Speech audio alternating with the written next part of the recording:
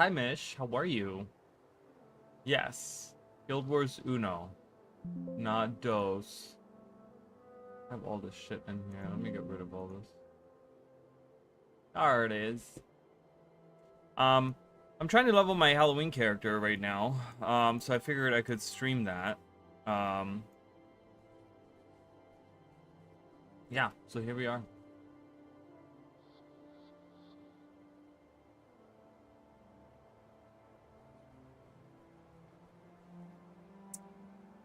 I wanted to look at something before I could start.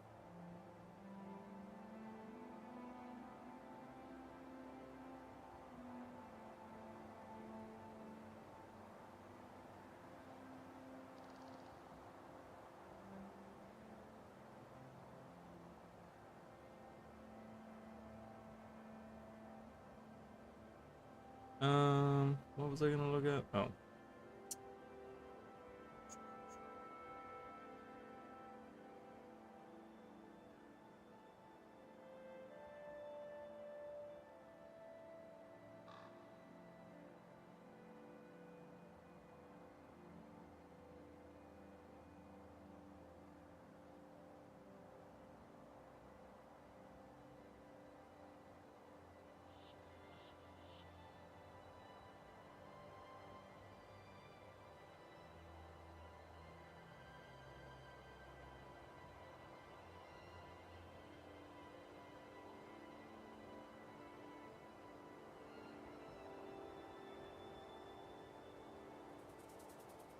Okay.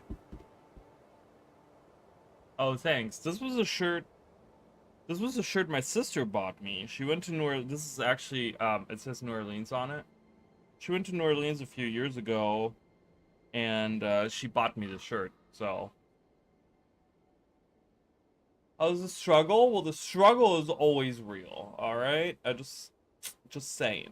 No, it's good. I enjoy it. I'm doing a blood mage. This is my Halloween themed character, so I'm doing a blood mage, and it's actually kind of interesting because I have a lot of there's a lot of like healing involved in blood magic, right? Like through life siphon and blood bond has been really interesting because I have a necro with me that has minions, right? And so his minions constantly get healed by blood bond, which is actually really good because it heals for 105 anytime they're around an enemy that I've hexed with that. So that's actually really good. I'm trying to do like a you know, a life siphony, but then also inflicting conditions. So once I'm able to add another couple people to the group, you know, once we're at 8 people, I actually have Gwen set up. So I have Gwen set up. I have her set up with all kinds of conditions because we have deep wound on here. We have cracked armor here. And then fragility is really, really good because they take damage anytime there's a new condition. Obviously, these characters aren't set up yet with any like runes or anything like that. So,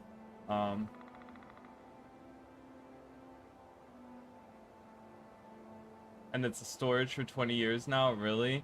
My very first character ever, like years and years and years ago, when the game first came out, when Prophecies first came out, I made a character on my cousin's account, and that was a Necro. On this account, my very first character was an Elementalist, a Water Elementalist, but my very first character that I ever created was a Necro on Guild Wars 2, so... But yeah, I wanted to do like a blood mage, like a vampire, kind of for Halloween and stuff. But next week I wanted to stream the, we're just gonna go on. I wanted to stream Halloween, and I wanted to play through this stuff first. Would join, but I'm trying to focus, catch up on Guild Wars 2 now, swap back. Yeah. Right now, just so you guys know, I can't obviously say anything. I can't give anything away from it. But I double checked, and it doesn't say that I'm not allowed to say that it's going on.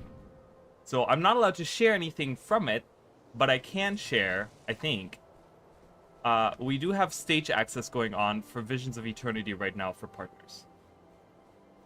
Need help with the mission? I'm always down to have someone with me. I don't care. I can go back in there. I hate these missions, by the way. So I always take help. If someone wants to join, I'm always down. So if anyone wants to join... Thank you so much, Lime and Coconut. I forgot how the song goes, but...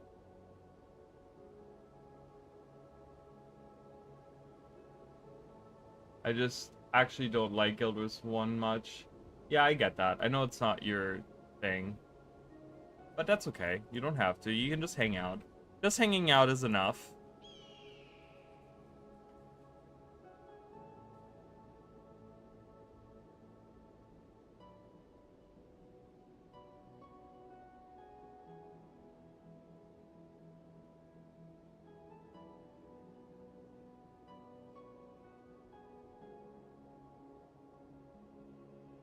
But yeah, so I got to see a little bit of Visions of Eternity. Oh, didn't even see that.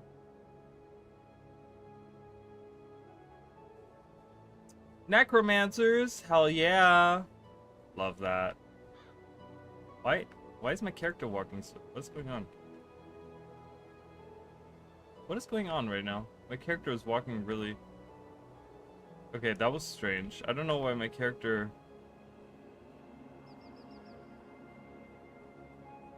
I feel like I'm like... disconnecting, but my connection is really good, so I don't know what's going on. Well, I'm ready whenever you are.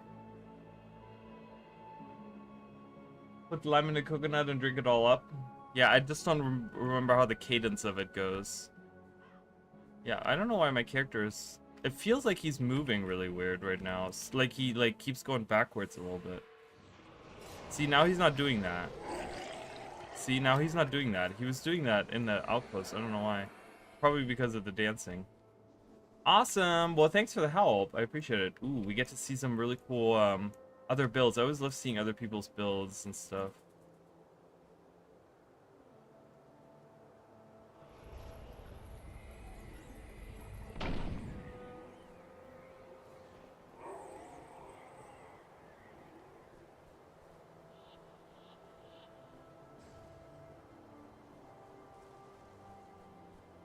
But yeah, I've seen a little bit of Visions of Eternity, and I think a lot of if your favorite partner isn't currently streaming, it's because they're playing Visions of Eternity.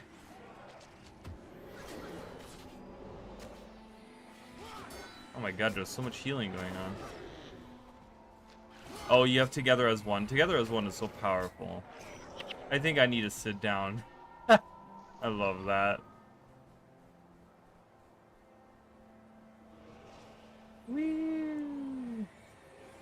Ooh, this is gonna go so fast.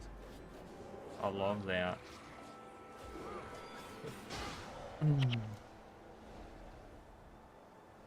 Alright, well, I got new headphones, just so you guys know as well. These are the new headphones. And I'm hoping these are like from... I didn't realize that until I actually got them, but these are the next generation of the ones that I had. And I didn't realize the ones that I actually had were actually kind of pricey. I don't know where I got them from. I don't remember paying that much for them. I don't know where I got them from. I have no idea. But the thing is that, like, I don't know. I just these were like way on sale. These were 90% off when I bought them, and I didn't realize like they were actually like kind of expensive. But so I'm hoping that they're better. So far they've been good. I tried them out earlier and I was like, okay, I don't have any connection issues. And that was one of the big things they advertised on it, that they have better connection, which is good, because that was my big issue with them. Ooh, I can always take that. I always take all the garbage. I love taking all the garbage. Go, everyone, attack.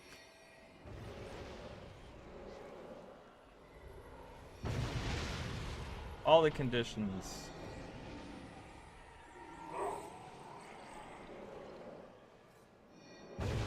Ow. Rude.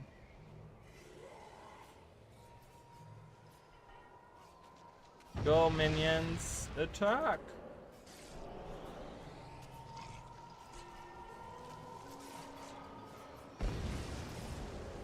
I keep using the same spell over and over, and I should really not do that.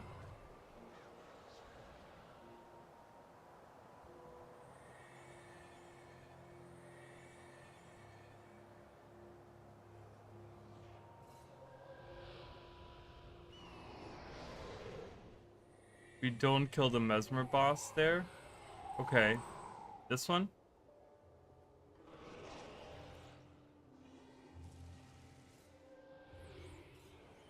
Yes, I can have him follow me. You need him to open the gate. Okay. Do I run past?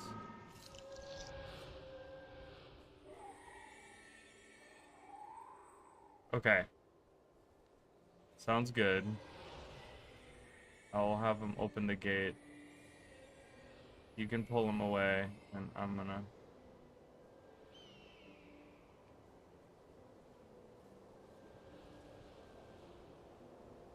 I'll come from this side. I come from this side. That's a cool bow. Oh, I didn't even realize there was a monster there. That's okay. We'll just go. We'll just go. We'll leave the monster. Goodbye.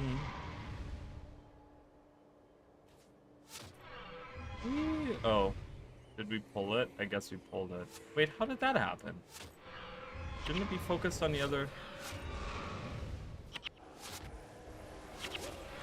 I'm about to die. No! I tried to not die. That didn't really work. I thought it was gone. If that was my fault, I'm sorry.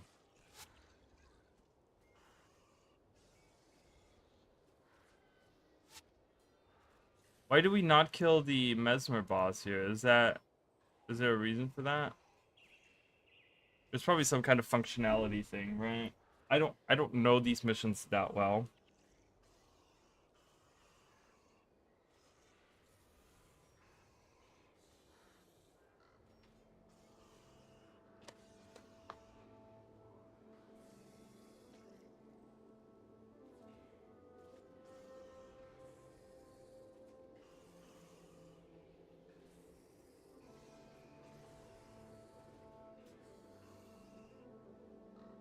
Oh, I forgot we were playing Guild Wars 1. I can actually look at what other people in my party are doing. I forgot that that was a thing.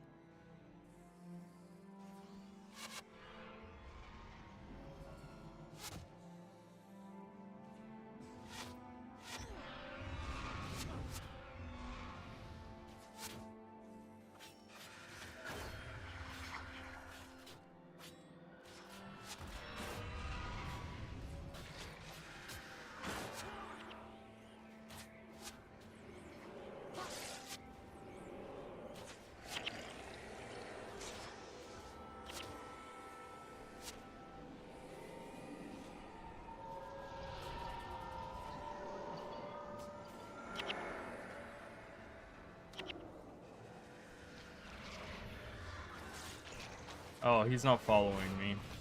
Hold on. I forgot to talk to him. Come on. Follow me.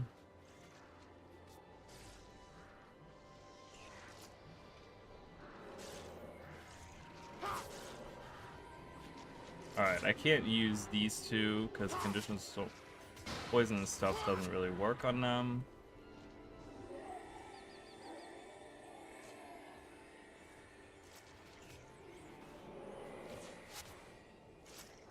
Oh, hello.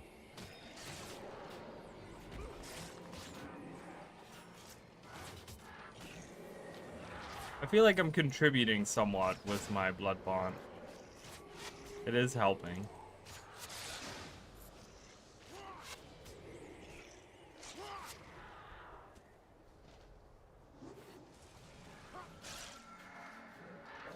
Unholy feast.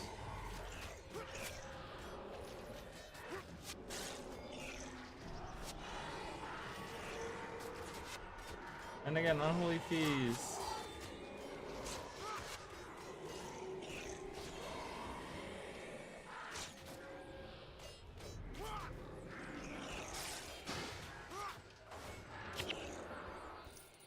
Oh, I want to collect all the things.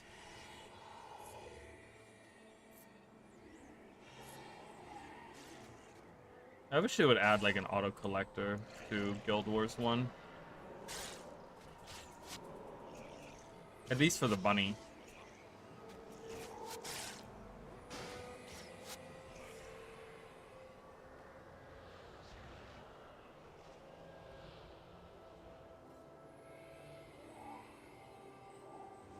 Do your ritual, mister.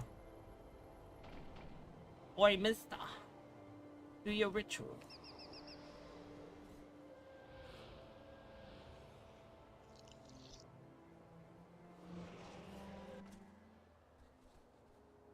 You can skip that. I don't care to watch that. Up ahead, inside the Temple of Ascension, is the throne of Palantir. Dude, who is the voice actor for this guy? Is that a famous voice actor? Down from the like, that is one deep and raspy granting their voice. favor to those who control the throne. But there is another spirit who sits upon that hallowed throne. The temple is well guarded. Get me inside so that we may supplant the usurper. He must be destroyed before I can retake the throne. Yeah, it's a little, it's a kind of the cadence of the voices like that too, right? Like it has the same kind of cadence to it. Now you have to talk to the hero. Now I have to talk to him? Hello. He will stay outside. He did stay outside. Oh, I see. So that he's not in danger? Is that how that works? So he stays out there and we don't have to worry about him? Oh, I never knew that. That's really cool. See, I never got into the nitty-gritty of it, right? Like,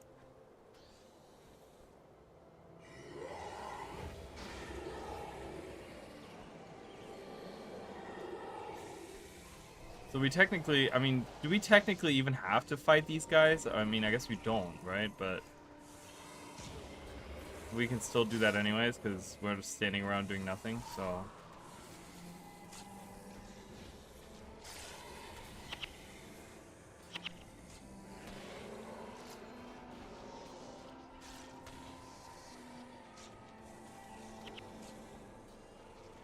Forgotten Seal. Ooh, trick or treat bag. Do want that. Oh, Forgotten Seal wasn't for me.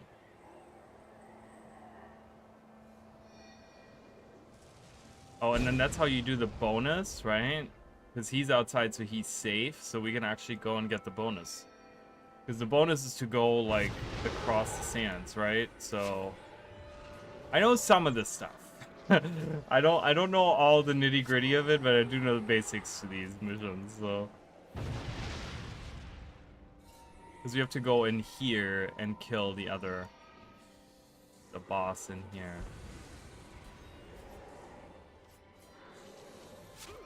A swarm of bees? Where did that come from?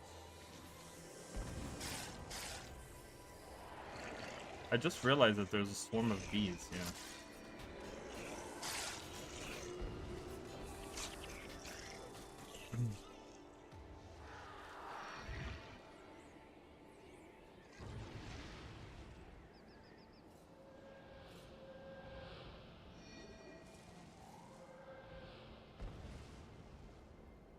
How do you name an American bee? I don't know. Is this a joke? Like, it sounds like it's set up for a joke. USB. I like that. That's pretty funny.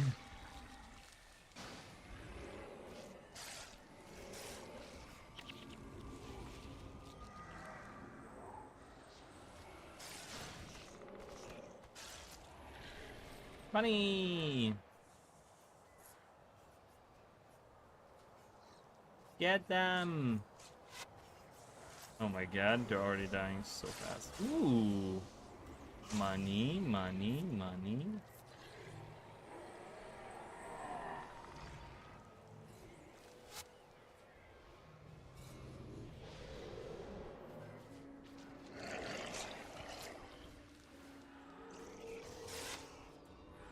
I have an enchantment stripper, but I only use that on people that have enchantment.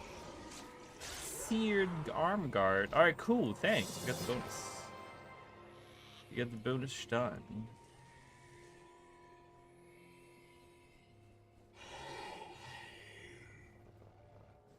European in my soup.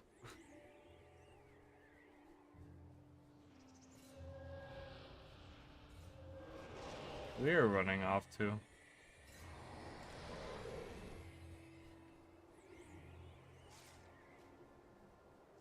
The swarm of bees is still following us. Oh, is that from like a summoning crystal?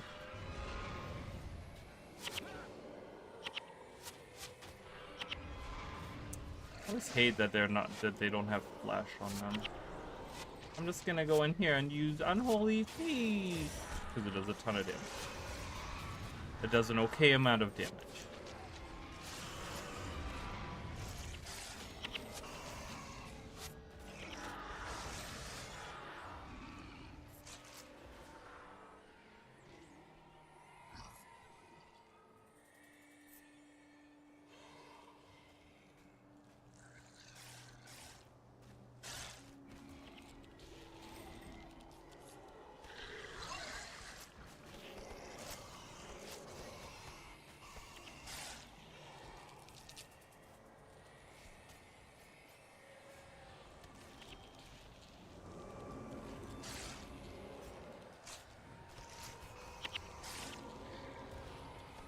Get out of here, Scarab.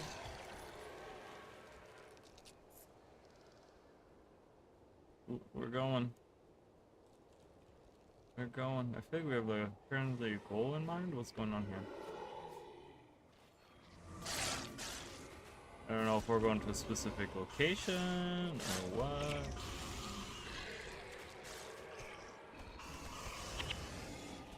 Oh, it's not mine. Yeah, I know.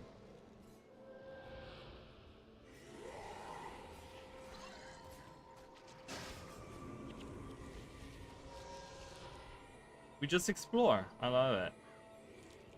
See, that's the thing. I was just thinking the other day. I'm like, I think ArenaNet did a really good job with like.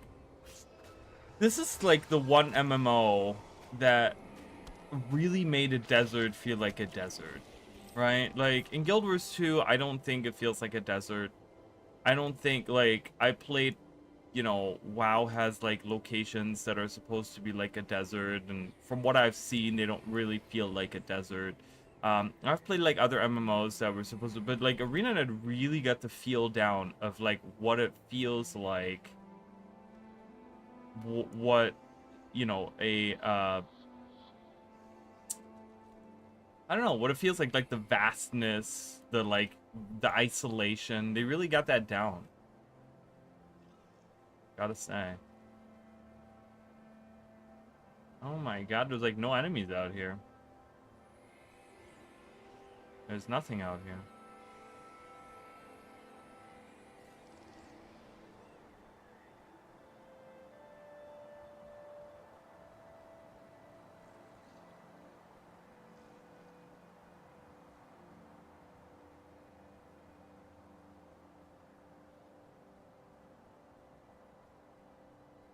We got a Giganticus Lipicus graveyard over here.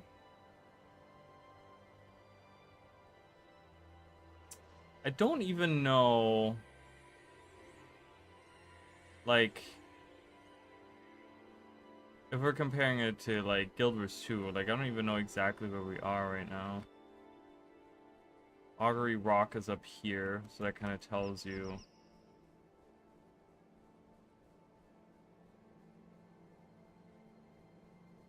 It's weird how yellow they are. Someone peed on them.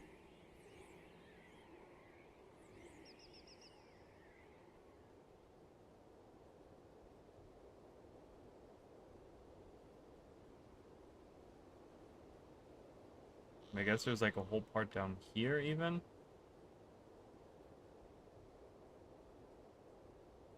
And it's also interesting, depending on like which area you go to, they really make it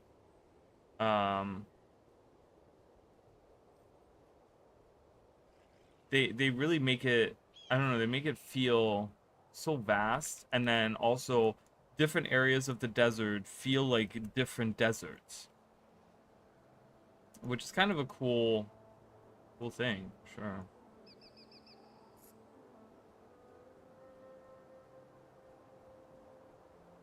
Just a time for one side, you need to do, there's three, you need to do it 3 times, there's 3 sides to it.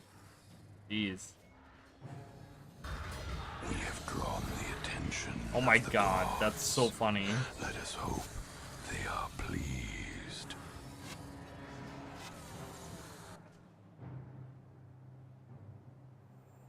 Awesome. Well, thank you. That was awesome. That was great.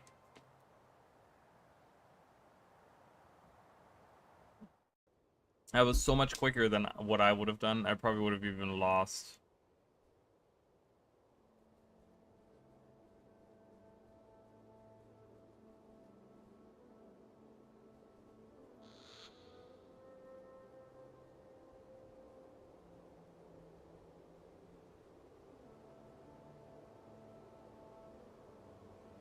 Alright, I'm gonna sell all these. Oh, I gotta identify these.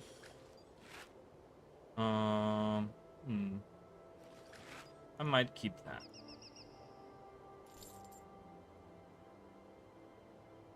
I have only done, that's the first one. I need to do the other 2. I just yesterday got to the desert, so I made it to Augury Rock, and then I walked like way down here. I went like the wrong way. I didn't realize I had to go up here and come down here, so I walked to like the arid sea and walk there. But yeah, I gotta do the other 2 because there's one like up here, and then there's one like here or whatever. I gotta do those.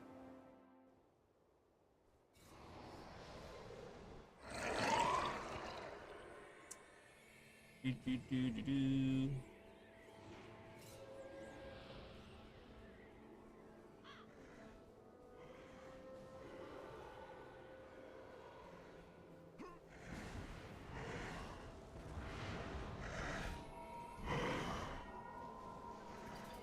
I'm the king of the world.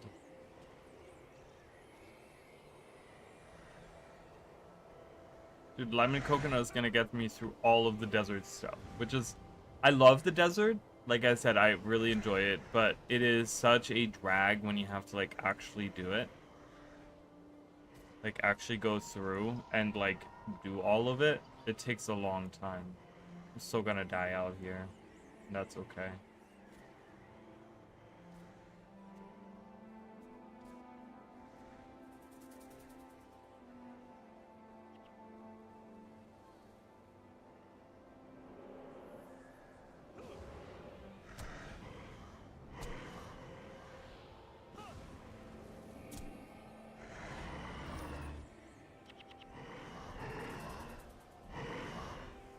We teleport.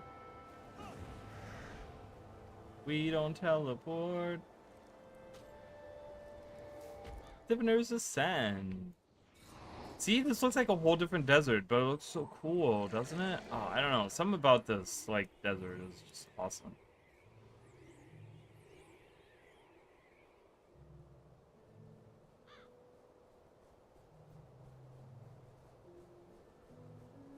Sand Drake. Which way? This way? See the old forgotten ruins. Uh-oh. Is that a... Are they using earthquake or what's happening? Usually when the screen shakes like that, it's a worm, sandworm.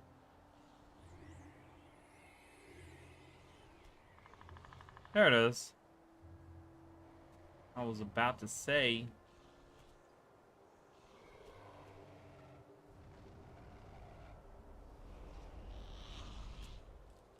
Yeah.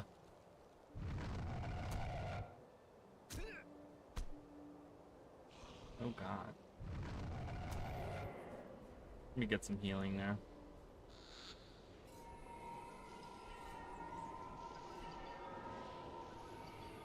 Yeah.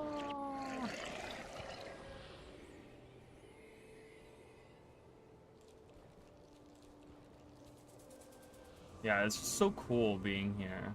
Like, look at how vast this looks. And it's just like one part of it, right? Such a cool desert.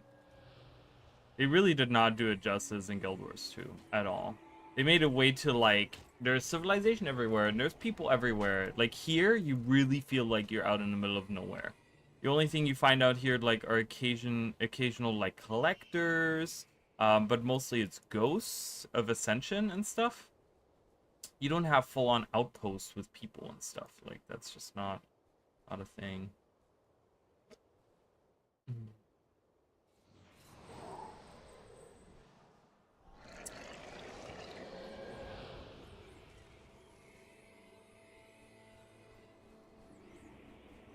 We, are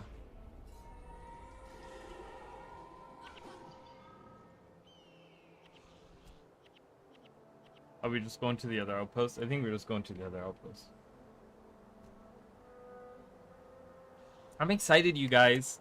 We're a week away from Visions of Eternity.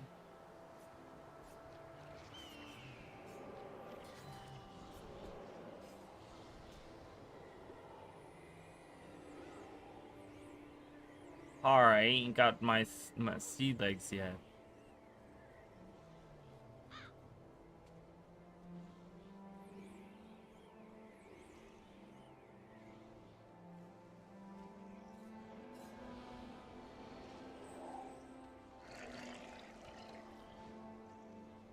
Is that not correct?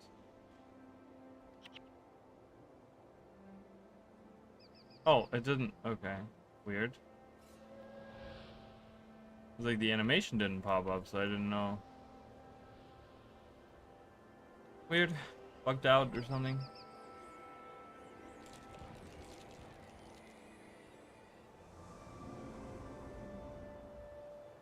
Oh god. Wait, what have we done?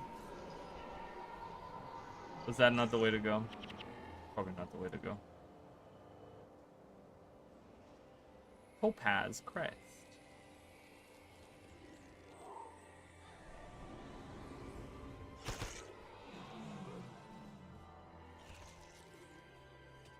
I love the reference to different, like, gemstones. So we have topaz, we have jade.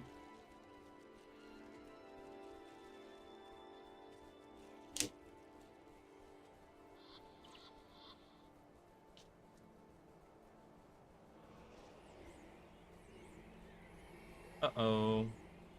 Oh my god. Sandrakes! Everywhere! Ah.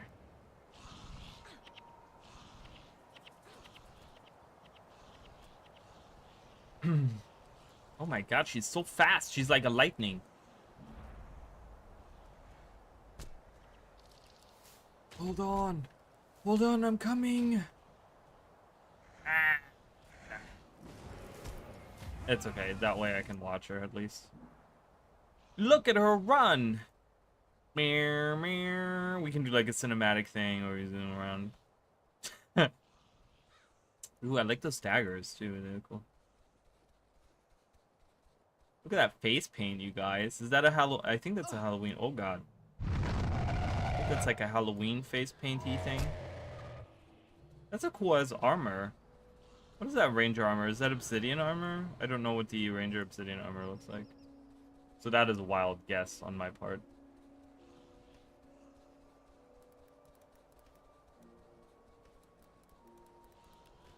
I gotta look that up. That looks like that's the studded leather armor or elite studded leather armor. What does the obsidian look like? Obsidian armor. Where is it? Hello? Hello here. Oh, there it is. Yeah, it's not. That's a cool armor. Yeah, that is nice. I like that armor combo. That's good. Skyward Reach. Yeah.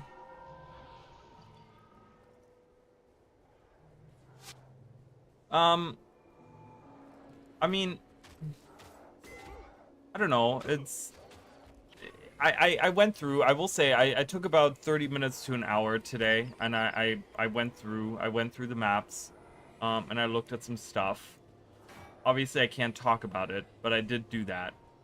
I tried out a couple of elite specs. I tried out. Can you guys kill me real quick, please? I tried out Conduit, Destiny's Gorge. I tried out Conduit and I tried out Paragon. I wanted to kind of go through. I wanted to see what the maps look like and feel like. And they look, yeah. So I mean I can't talk about it. So, but yeah, I didn't want to play through all of it because obviously I wanted to. Like, I didn't play any of the story. I just kind of warped right to the maps, and I hung out in the maps for a little bit. I actually spent most of my time underwater, believe it or not. That is not. I don't think that's a translatable. Also mirrored. But yeah, I don't know. I was kind of on the fence about it because obviously I like to do when I do my playthroughs of it, right? Like, because I do it the day of, right? And I hang out with you guys and I live stream it and you guys get my impressions on it and stuff. So obviously I won't have the same reaction now because I'll know about some of it. But nonetheless, I wanted to, I don't know, I just wanted to try it out and see how it even worked because I've never been a part of like something like that, like a stage access like that. So I wanted to see how that is and stuff. So, yeah, I can defeat him. Take this. Yes, I defeated one and I got all the experience. Oh my god, they're all coming for me now. This is gonna be bad. This is gonna be really, really bad. Oh my lord. Have mercy. I'm going to die. Okay, well, I can follow her now. They still need to implement this in Guild Wars 2. I don't know why this isn't implemented in Guild Wars 2. Like, why can I not follow other characters that are in my party? That's a cool staff. Look at that staff, you guys. That's a cool staff. I like that staff. She has all the cool shit. I want the cool shit.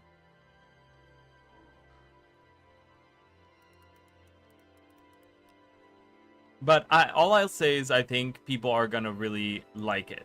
People are gonna like the I think people are gonna like the expansion.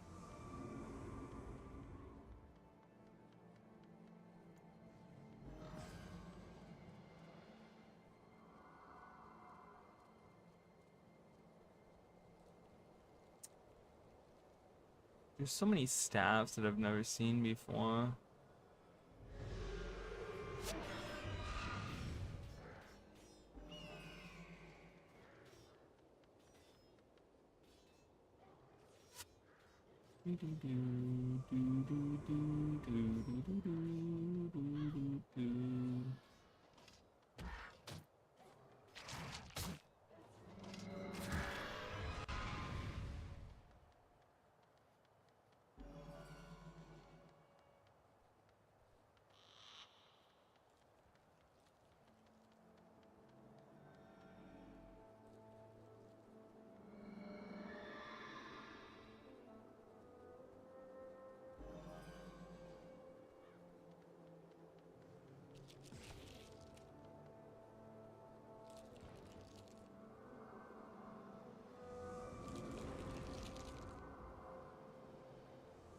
Optimistic out. Well, you know, and I think that's good, right? Like, I envy anyone that can be optimistic about anything like that. Like, I really do, you know? But I think, So that's what that staff is. It's the Will Crusher's staff.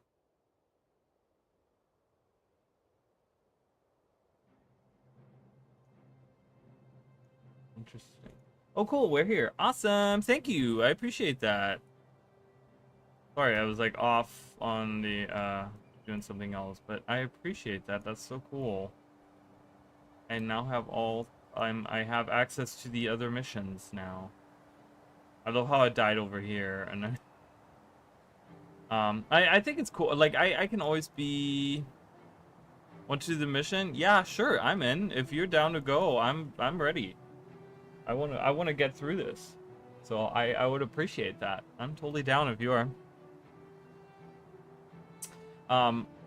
You know, and but I think genuinely I think you know, I'm very critical, and I'm very like, you know, obviously you guys know that I care about certain aspects of the expansion, right? Like I care more about the maps than all the other shit that comes with it, right? Like I care more about the content of the maps and that type of stuff than like, oh, what's the new feature that's getting added, or what are the elite specializations? Like, obviously I'm excited for the elite specializations, but to me, they're not that important, right?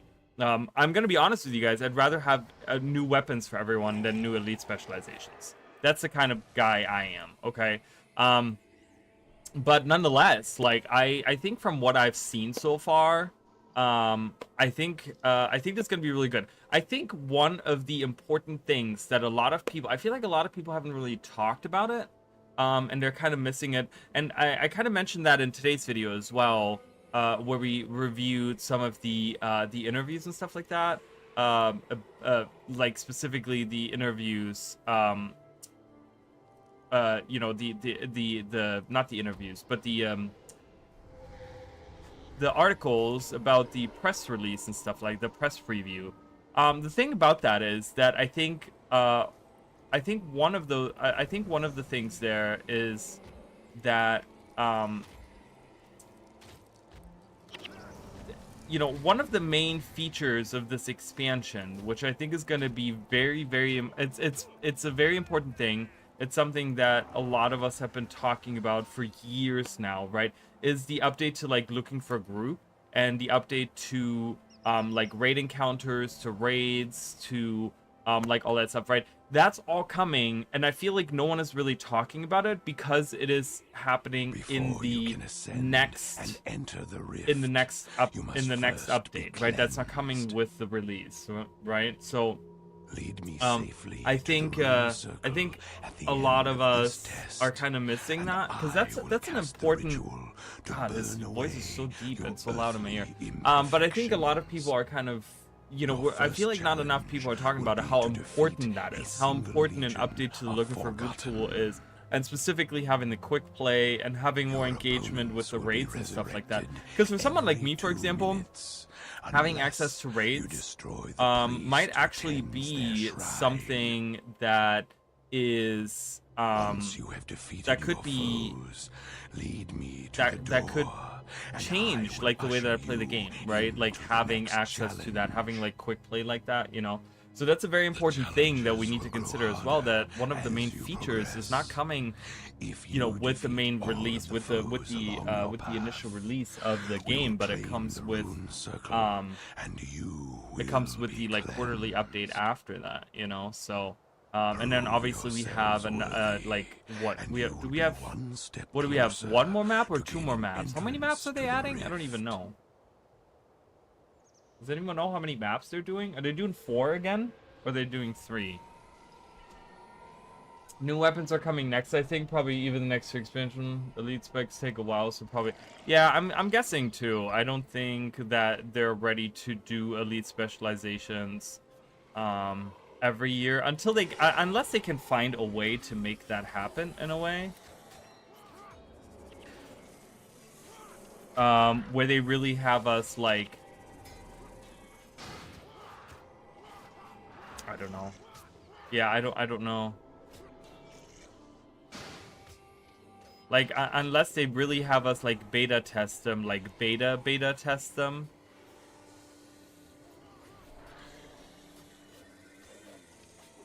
There's Goss Elish again. Let's kill him. Oh, we gotta kill the priest first. I don't know why. Oops, I don't know why I marked that. Get that priest. Get that priest. Get that priest. Kill him. Yes. Hiya. I love that you're using the skin there. You're using the Turai Asa skin. That is so funny. I just noticed that. To raid mostly the strike part of it, quick play and possibly raid if it truly is easier and more accessible. I think I mean if you're gonna be doing the quick play. Wait, NM is here? Why is the chat not up? Where's my chat box? There's my chat box. I didn't even see NM. NM is here? Where? Did I miss NM? Hi NM if you're here.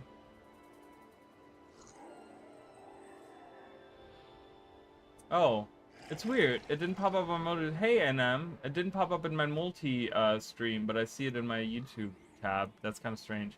Hi, how are you? How are you doing? I feel like it's been a minute, but then again, I feel like it's always been a minute, so I don't know. I'm gonna get the back line here. I'll try to do something. Try to be helpful in some way. Yeah.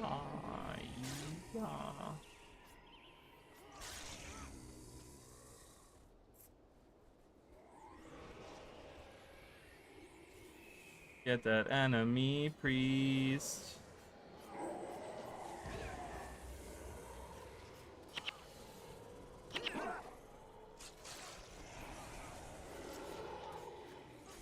Yeah, it's good. Welcome in.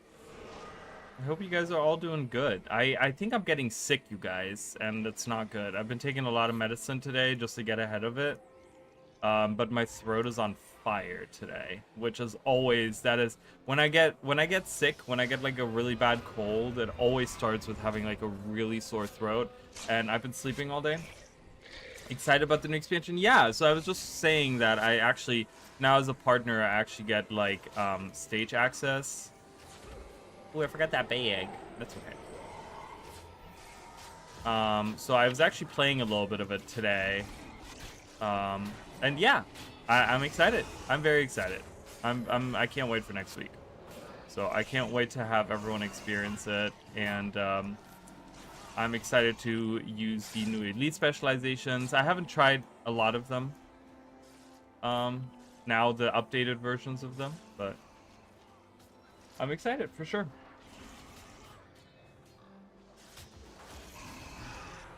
I think a lot of people are gonna be very I think a lot of us I think a lot of us that are like the lore people, I think those of us that are the lore aficionados, right?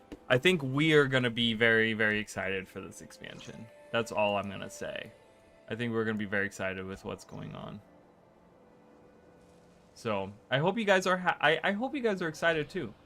I hope you guys are ready for it.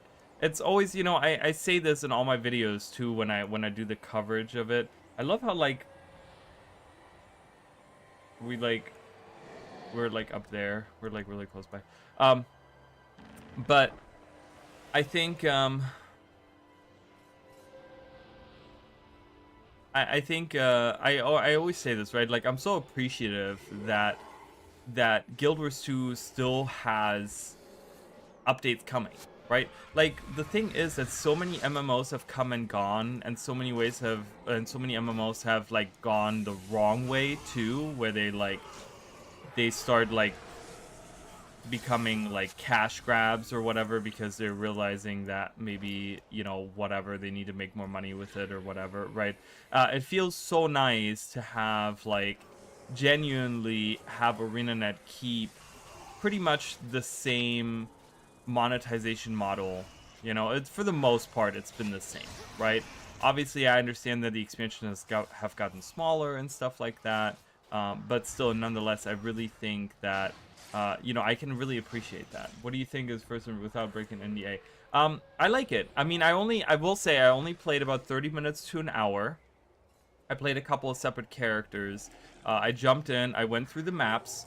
I just kind of hung out in the maps. I didn't do any story, I didn't do any events. I avoided all the events. I just kind of saw an event pop up and I didn't even read it. I just kind of went my way. The one thing that I did actually in one character was like I was looking for treasure on my mount.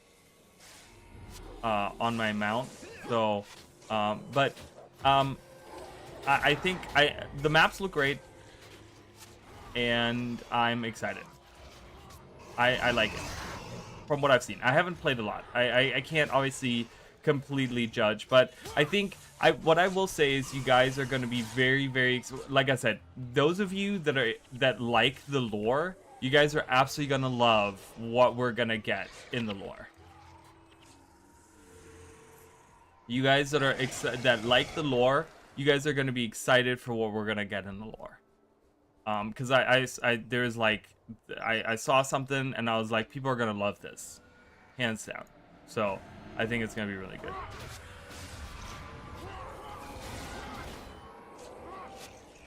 BDSM, sexy times, microtransaction, paytown. See, and kind of that thing, right? Like, that's why I talked about, like, Ion or Aeon or whatever, 2. Right, because it all looks like a Korean MMO with big tits and like anime girls with big tits, and that's like, to me, that's just like that's it, right? And I hate that. I absolutely hate that because it looks very generic. It looks like all the other MMOs. There's nothing unique about it.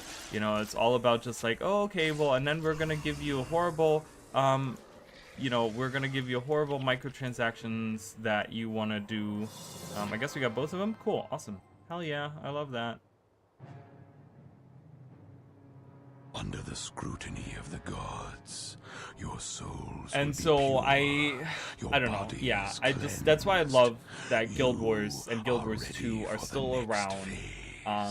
Yes, they have gone to the, you know, unfortunately Guild Wars 2 has gone the way of like, ooh, shiny, and this is sparkly, and we have all this stuff that doesn't really feel like, you know, an MMO anymore. Like the you know, seriousness,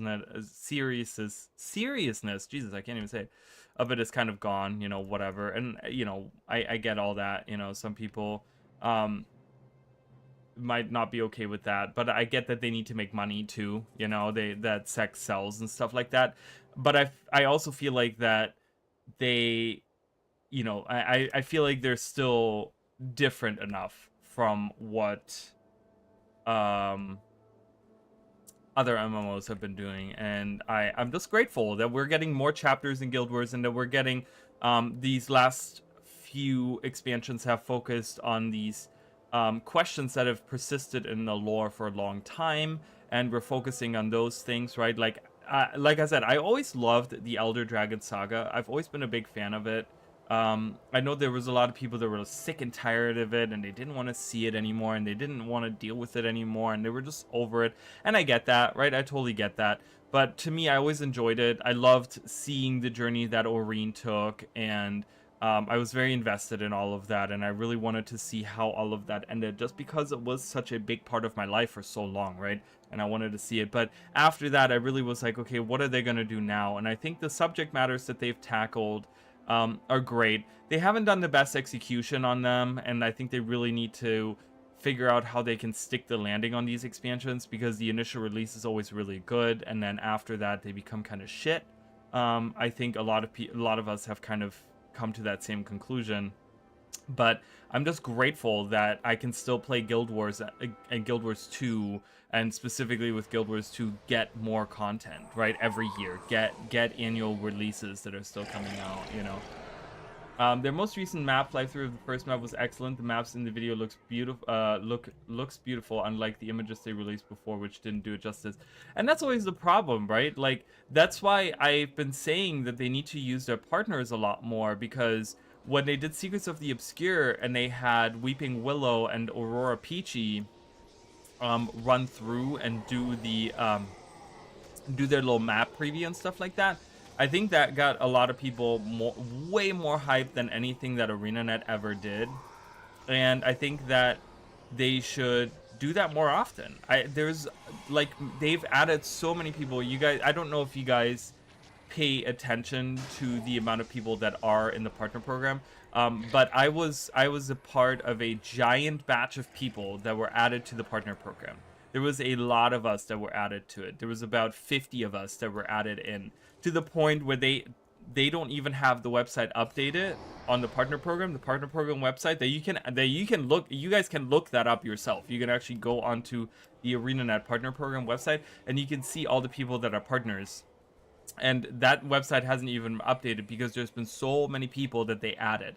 They added like 50 people to the partner program, right? So I'm thinking to myself, like, you add all these people to the partner program that would be willing, hands down, so easily, to go in and say, yeah, I would do a map walkthrough, or just kind of looking at it, or doing some kind of promo for it, right? And it's kind of a shame that ArenaNet hasn't been doing that, because I think it was some of the best marketing that they ever did for Guild Wars ever, right? I think that was some of the best marketing they ever did, and it was something that I talked about. I talked about it at the time, because it was actually very interesting, because at the time it was so funny. Chicken Noodle, the partner that I've been on his streams many times, and he's been on my stream many times and stuff, and we chat back and forth every so often. You know, he hasn't been very active in terms of like creating content and stuff, but back then he was, right? And we actually talked about it, how right before Secrets of the Obscure, right before they started doing all of those things, all that marketing, I talked about how they should do that. How I said, you know, I wasn't part of the partner program at the time, and I said, hey, you know, they really need to like utilize you guys more, right? You guys as partners, like, I know there's so many of you that would be willing to just jump in and do whatever they needed you to do, and you would make some beautiful videos out of it. And then they literally a month later were like, okay, here's Weeping Willow's like fly through of Skywatch Archipelago, and then here's Aurora Peachy running around in Skywatch Archipelago, and it got people so freaking hyped. Right? Like, people were like, oh my god, this is crazy. Like, people were analyzing the videos, people were looking at them, talking about it. They were beautiful videos, they were done really, really well. And they were awesome previews of it, right? And so it's funny, because I think, you know, that was like the best marketing they've ever done, and I applauded them for it, and then they moved away from that, and they haven't really been doing that. And I'm like, man, they really need to do that. Yeah, there's some people that I'm subbed to on YouTube that I didn't even know were into Guild Wars 2 who are partners now. I was like, yo, what? Yeah, there was a ton of us. Like I said, they literally added a ton of us into the partner program, to the point where, like, some people, I mean, there was even someone that kind of ridiculed that situation on my channel. Actually, there was someone, there was a German guy, he was partner in Blake Guild Wars 1 in stream and talk, it was so bad. Really? Interesting. Yeah, I don't know about that. But it's just interesting, because I had this person, I don't know if you guys saw that. I think one of you guys engaged with that person in the comments on one of my recent videos. It was so bad. He said you can't dodge in Guild Wars 1. Which is true, you can't, but, you know, who cares about that? It's a different game, it plays differently, so it's not a big deal. But, I don't know. I just sit there and I think, I mean, you can, in a sense of, like, you can walk out of things or whatever, right? Like, you know, there is its own kind of dodging, but it doesn't have like a, you know, it doesn't have a, I get where he's coming from, right? It doesn't have like a dodge button for it or whatever. Like, I don't know. That's a weird take. You can dodge all projectiles. I've done that before too. Yeah, you can kite the projectiles and stuff. There's its own kind of dodging, but it doesn't have like a proper dodging mechanic, right? So I guess that's what he was getting at, but that seems like a weird criticism of a game that never had that as a functionality really built into it, right? Like, Why is Guild Wars 2 not making me breakfast every day, right? Like, that's a weird criticism. I can't criticize a game for something that it doesn't have, and it doesn't necessarily need to have that, right? Like, obviously it's a dumb example, but I'm saying, like, it's kind of weird. So I don't know, but I just it sounds like he was like fishing for some kind of criticism, and that's what he came up with. So it's kind of sad, but whatever. But as I was saying, so in one of my recent videos, there was a person that was like very negative about it, where they were saying that they were mad that that's not Skywatch Archipelago, but Secrets of the Obscure. All those maps weren't like an overlay. They wanted a whole new map layer across the entirety of the world and have like these islands there, kind of like how Tears of the Kingdom did that for Zelda, right? Where you have like a whole layer in the sky, and I'm like, that is not even feasible. Like, and so they were saying, well, I hope it doesn't, I hope Visions of Eternity doesn't get shoved into a corner. And I'm like, it 100% will be. It will be shoved in some corner, because that's just how it works in this game. Like, expecting anything else is just stupid. And this is like completely out of the scope of what this game is, right? It's like, I get having a wish list of something that you want in the game, but having something that would never even happen, that we can all 100% say that'll never be part of the game. Oh my god, talk about getting interrupted. Holy bejesus Christ. Every single ability was interrupted there.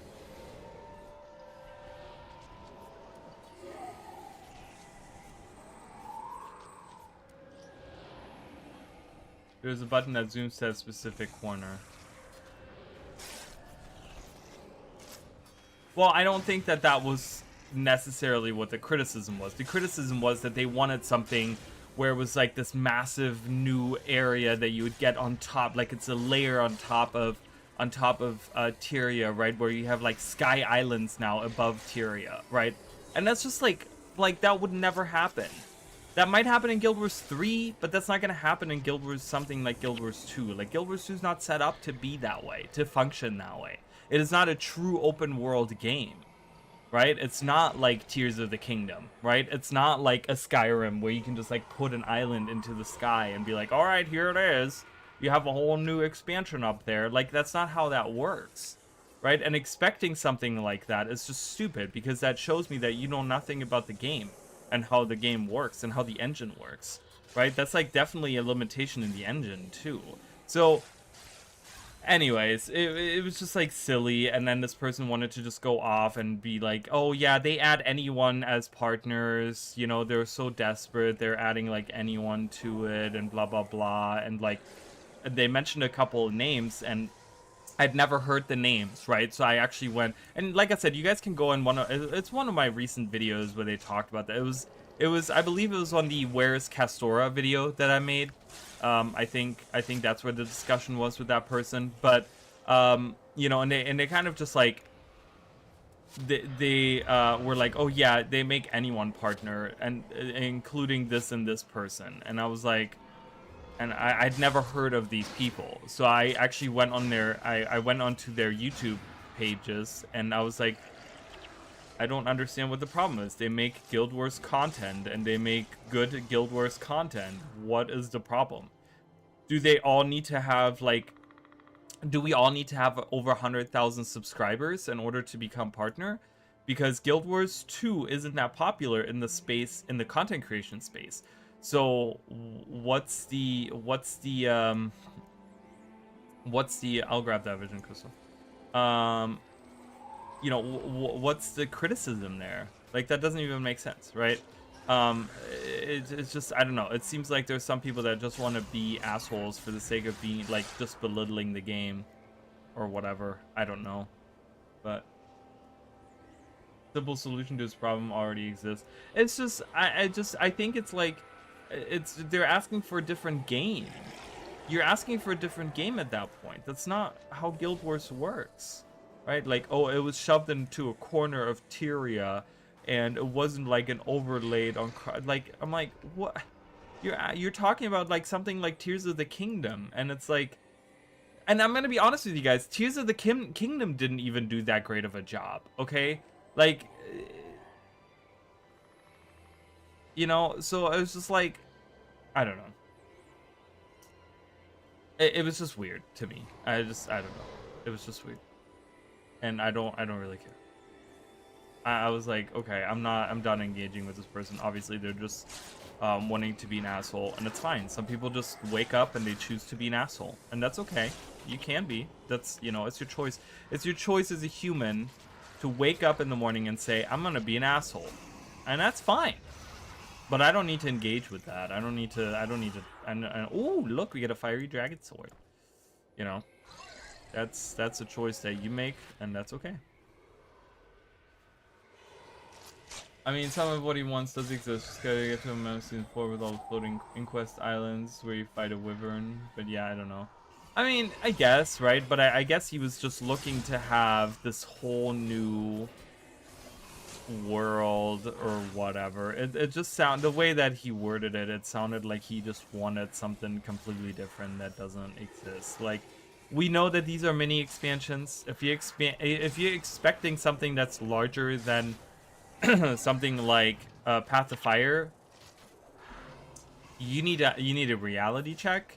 You need to figure your life out, because that is not at all like ArenaNet has been very clear about these mini expansions and what to expect from them, and that's something that I can really respect, right? We know what to expect from mini expansions. When they announced the mini expansions, they were straight up with all of us, and they said, hey, this is what they're gonna be like, right? This is what they're gonna look like. This is what they're gonna be like. This is what you guys can expect. And they've been very forward with that.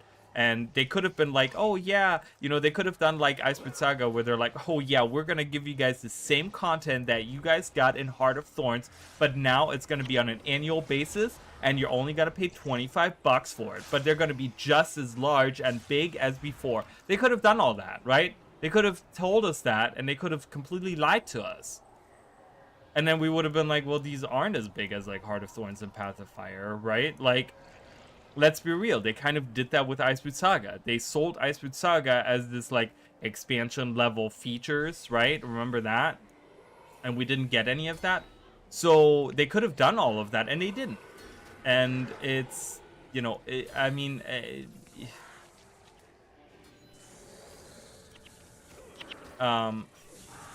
you know, they've been very upfront with that. So if you're asking for something completely different, then that's on you. That's not on someone else.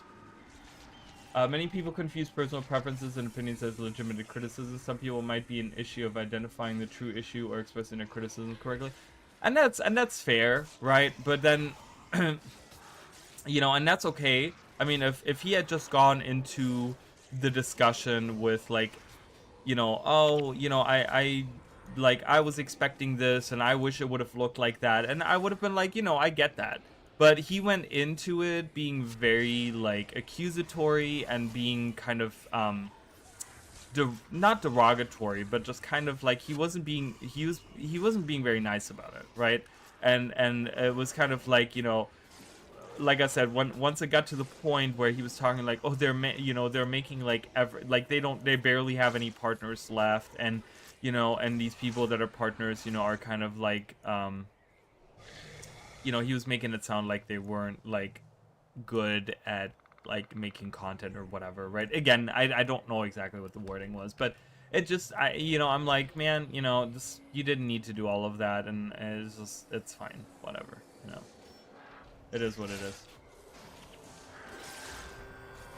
Heck yeah, we're level 19. We're getting some more soul reaping up in this bitch. Love it. Here, take this, Mr. Sage.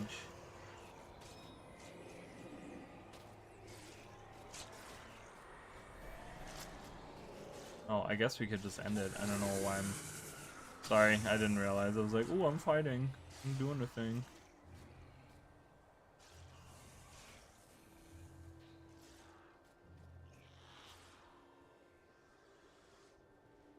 But yeah, you know, it's fine. It's just, and you're not gonna change those people, right? So that's why I'm not saying like, oh my god, like everyone bombard them. Like, I don't care, you know. I just, I just wanted to mention it and I want to talk about it, and I just think it's kind of silly that there's people that are like that. So it is what it is.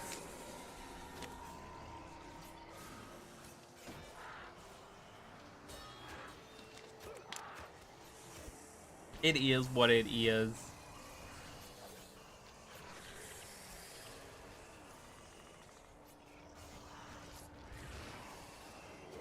It's like you know, and there's not enough money for me personally, and this is personally, again, I always talk about the whole content creator idea and influencer and the difference between the two. You know, I'm not an influencer. I'm not telling you guys how to feel at all. This is all how I personally feel about that. If you guys have other thoughts on that, and that's totally fine. I get it. I'm sure there's different thought process behind all of that, right? But like, one of the things to me personally is that I don't think I could give ArenaNet enough money to show appreciation. Do I just okay?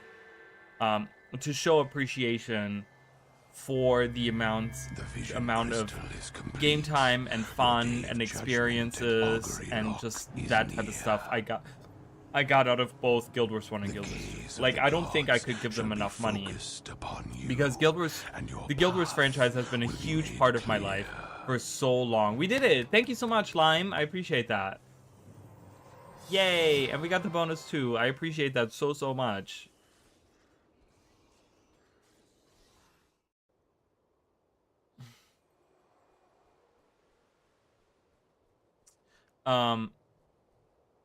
But you know, to me, it's like, yes, I can criticize the game, obviously, right? And I can do it on like a lot of different levels, and I can understand a lot of different things that have gone. Oh yeah, we're done with all of them, right? So now I gotta go. This is like a solo mission, right? Am I gonna be able to make this? I guess I am. I don't know. I haven't even looked at.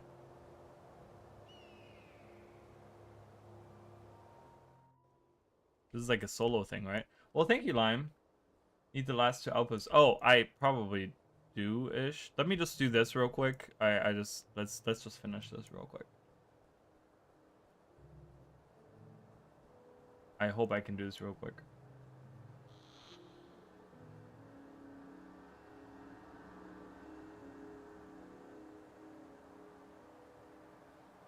Divine fire. Alright, we're just gonna open the mesa. Boom, go in. And defeat ourselves. Doppelganger! I hope I can defeat this guy.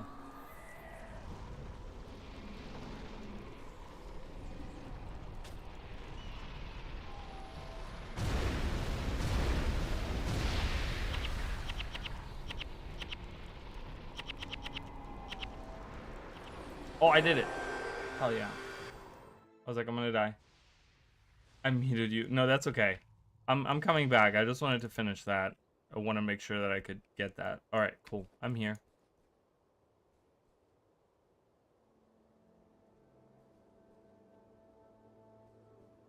I'm here. I still need to do, well, I need to do the extra. What I definitely need to do is get that extra the extra points, the extra attribute points. I need to do that quest for sure.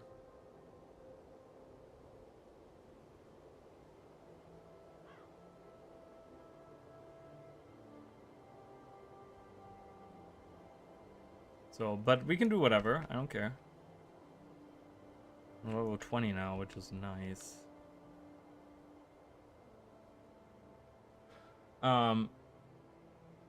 Where was I? Was I making a specific point? I don't remember.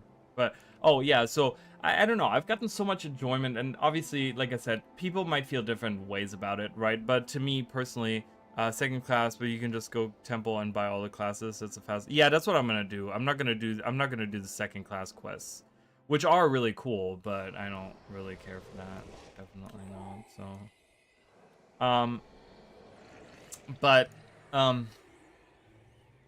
I think I've gotten so much enjoyment and so many experiences and so many memories out of that, out of this franchise, that, you know, like I said, you know, and it's all been like without a predatory monetization model, right? And I can really appreciate that, especially in today's day and age where, you know, you get nickel and dimed on everything. I mean, this is not just in gaming, but this is on like in everything. So I can really appreciate that, and I don't think there's enough money in the world that I could give ArenaNet to give back that part of it, right? Because I feel like I feel bad for some of the people that, you know, they might not have bad experiences with something like World of Warcraft, for example, right? But, you know, having to pay for like 20 plus years now of a subscription, like it's been, yeah, 20 plus years now of a subscription fee, right? That I've played WoW. Like, do you know how much money that is that you've been spending on that? And yeah, maybe you got a lot of experiences out of it. Maybe you say, well, there's not enough money that I could give back to Blizzard, but we know that Blizzard is a shitty company, right? Activision Blizzard is a shit company now. They used to not be, but they were back. They used to be amazing back then, right? But now they're a shit company. So, but how much money that is, right? And like I said, I don't know. I always felt like the subscription model was something that I never was huge about. Because I feel like it forced me to play the game.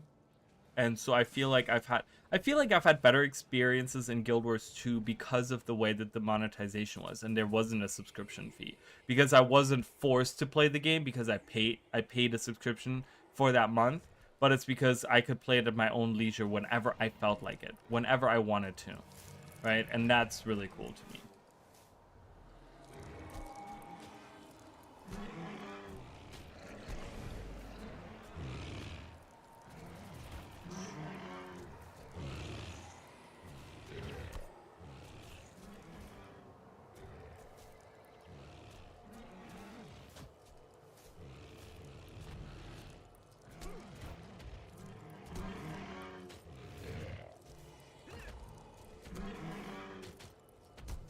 Oh, I'm just standing around, sorry. But anyways, suffice it to say, I'm very excited. Is that an outpost? That's an outpost down there, isn't it? I think that's an outpost down there.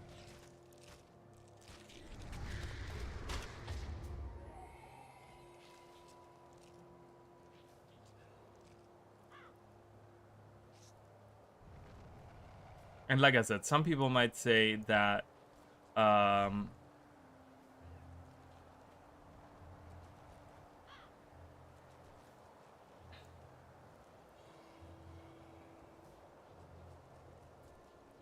it's not. Sorry, what do you mean? Oh, it's not this way, you mean? Yeah, because I remember that there's an outpost way down here. There's like one like over here. Somewhere right over there. That little thing right there. It's an outpost right there.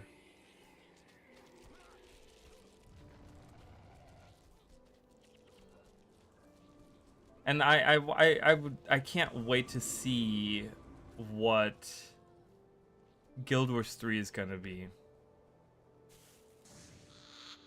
I don't know. I'm very excited for it.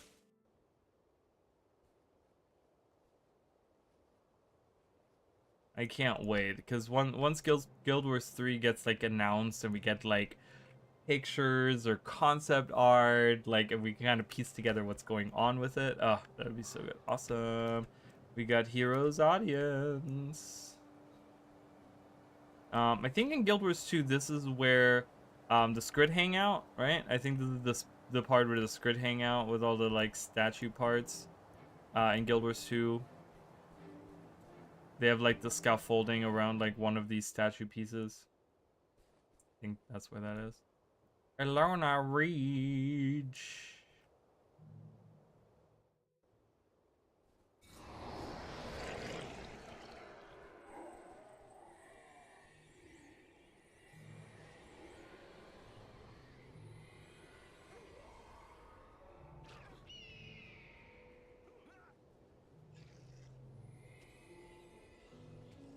I can run fast too. I got a cupcake. Go, go, go. I'm keeping up this time around.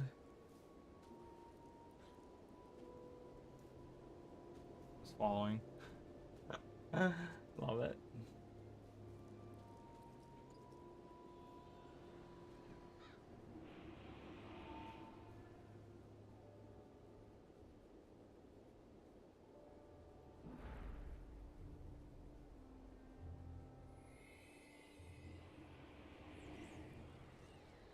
Nice purple 100%. That's cool. I never have luck with that stuff.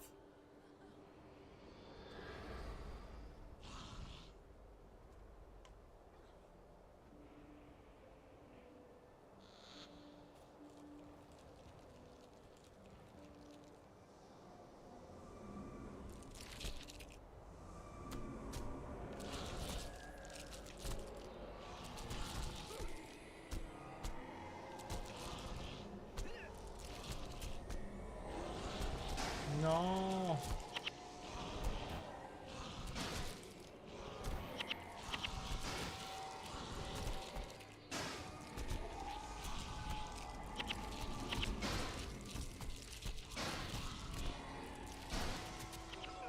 Oh, almost made it.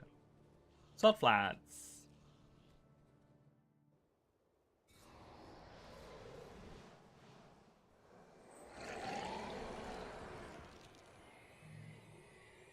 What's the cause of every franchise really? Negativity bias is a huge problem. Players overfixate on the negatives while overlooking all the positive experience they have in game. And you know, I think you're right, but it's also, I think, in this day and age as well, with like, you know, social media, and like I said, influencers are trying to grow their like viewer base and stuff, and what better way than to talk shit about something, right? Like, that stuff sells. Like that is, you know, that stuff, you know, that makes the money. Like, you know, they get more people watching that way, and it's, you know, it sucks. Guess we gotta go around, yeah. Oh, I'm supposed to talk to this guy right here for one of the quests. I can do that. Cool, awesome.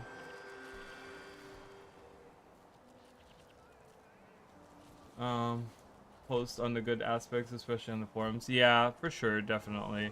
But yeah, I mean, I think it's the fault of like that's the thing. I think that's one of the reasons why my channel hasn't grown as much, because I don't focus on the negatives, and I don't sit out here and I just talk shit about you know, the game and the company and the things and the blah blah blah blah blah, right? Like, I don't think you know, I don't make like clickbait titles for my videos and thumbnails that are clickbaity and stuff. Like, I don't do any of that stuff. I try to be very genuine on my opinions. I try to be very grounded on all of it, and that doesn't, the reception isn't there. Like, people don't like that, right? They want that, they want that bandwagon, like, yeah, let's talk shit about this stuff, we can all do it together, you know? And like, I don't know. And then obviously there's the like, there's like a jealousy part of it too, because it's like, you know, if Guild Wars 2 is doing good in the MMO space, then that means that takes away from other MMOs like WoW and, you know, New World and ESO and Final Fantasy 14 or whatever, right? And it's always like, well, my game is better, right? You always want to play, you want to play the better game, right? You don't want to play the game that isn't as well received, right? Like, some people obviously don't care about that and they play whatever they want to, but many people, they want to play the cool thing, right? And it's like, oh, but if Guild Wars 2 is the cool thing and I'm not playing that, then I'm not playing the cool thing, right? Like, so I don't know. Yay, here it is. Awesome. Thank you. Ooh, look, we have another character named Tirza, after one of the developers. Awesome. Thank you. I do love this. These little pools with the craggy cacti things. Yeah, drama gives you cheap and fast thrills, but there's value in aspirational content. It takes more time to be appreciated because it's more subtle by nature. Yeah, I mean, I guess it's true, and I think in the long run, those types of things persist more, right? Like you said, like in the moment, being a negative. Do you know ZOS, the first guild in Guild Wars? Um, I guess I do. I don't know. I have heard that. I've heard ZOS before, but I don't know. Beyond that, I can't claim that I know too much.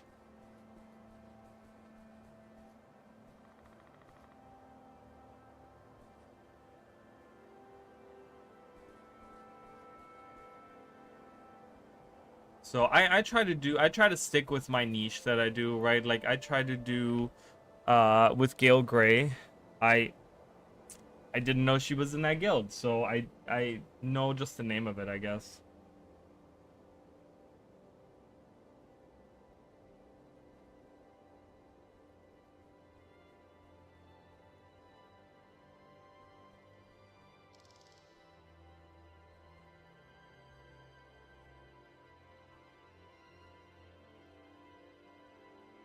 Now they're all turned around again. When it was botted his into. Oh really? That's crazy.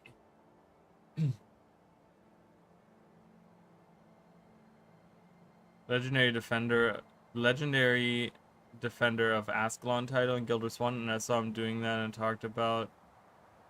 talked about it in ZOS. Zos.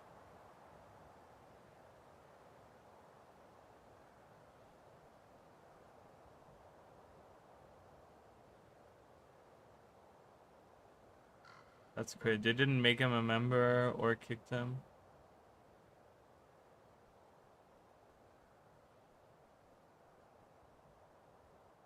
Yeah, I don't know. There's like a lot of weird things.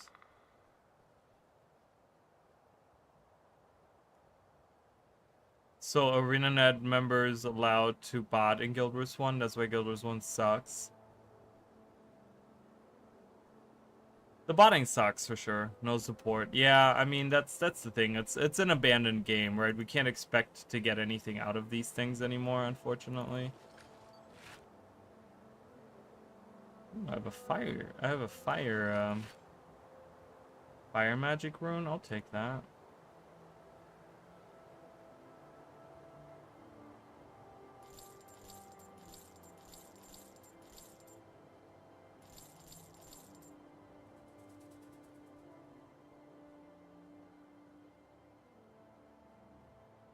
Yeah, I wouldn't play it for PvP 100%. I would not do that at all.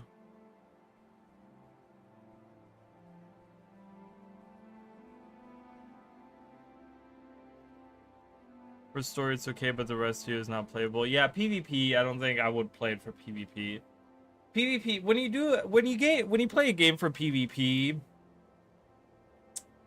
or anything like that, I think it needs to be.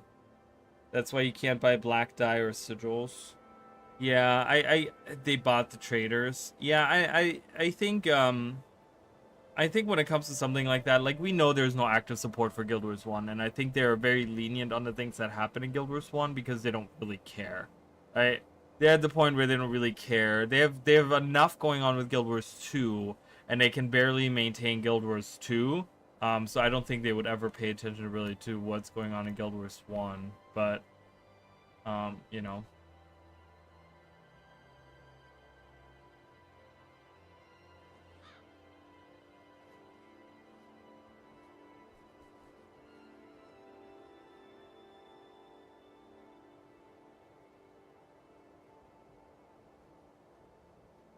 It's like when you have something like a live service game like this, you know, you need to have constant, like they don't have the manpower to continuously doing stuff. So they have to prioritize, right? And they cannot put their effort towards a game that's 20 years old that's not making the money anymore, right?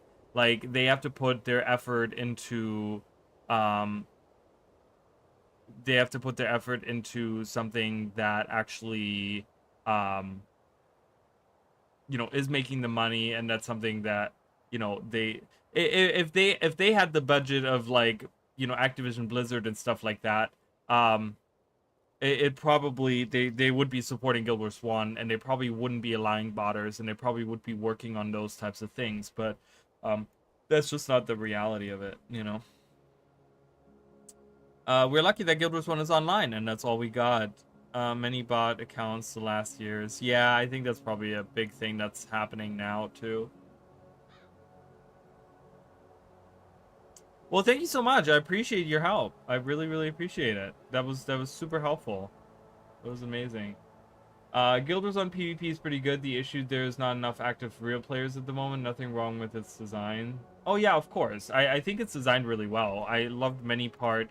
Thank you. Have a good night. I don't know if you're still watching the stream or not, but thank you, Lime. I really appreciate all that. We did all of that in like an hour, which is like crazy, and we got all the bonuses on everything. So that's great. I love that very much. So thank you for that. Thank you for that very much. Talcora, Donkoro. I'm leveling all my non-level 20 characters. And we can add.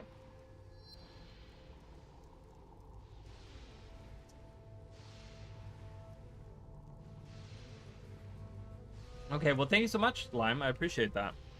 Let me take a quick break. I gotta grab something to drink real quick. I'll be right back, you guys.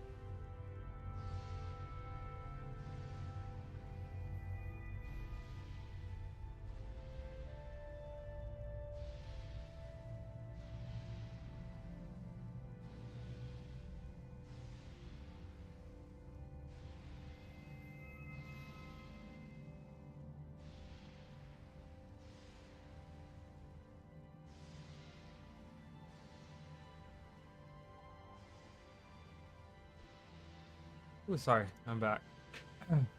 I would go to Temple and buy all the classes. Well, I might do that at some point. I don't know.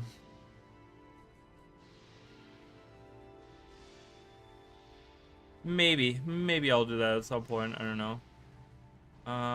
We're just gonna do this. Enter the mission.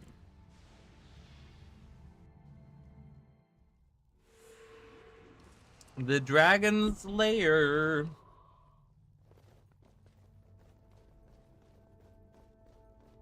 I can't use this anymore now. What a shame.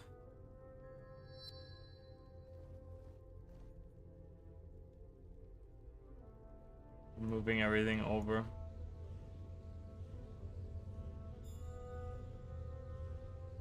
Oh, I was gonna put that on my friend here. Boom, get him some extra fire magic, make that stronger. Maybe get him some energy. Boom. Great. He'll love that.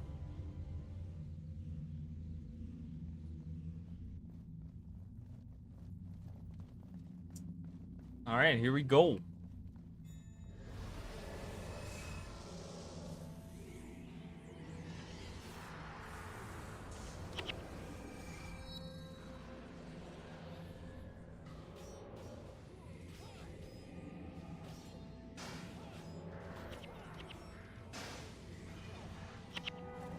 I can't wait.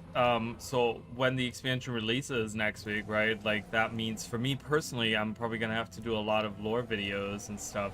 What is it that you guys would like to see me make? Specifically considering, like, I don't know.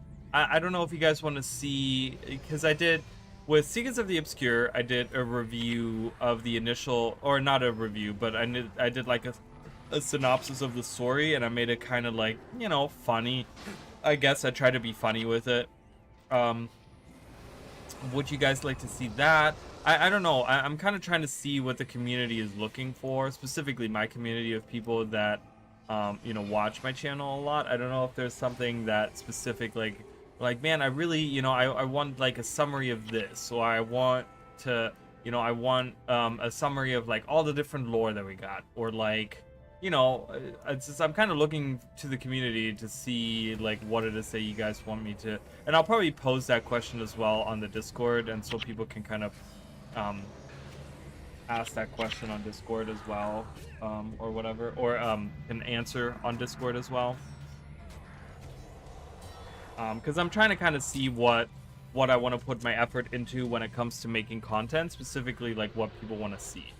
Obviously, I'm not gonna do something like, oh, review all the elite specializations and make a list of like how strong each one is. Like, God knows, I don't know.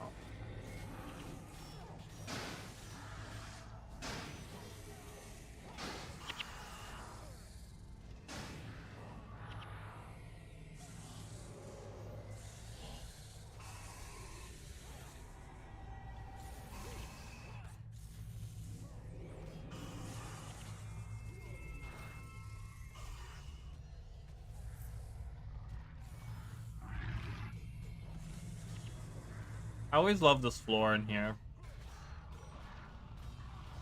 That looks so cool.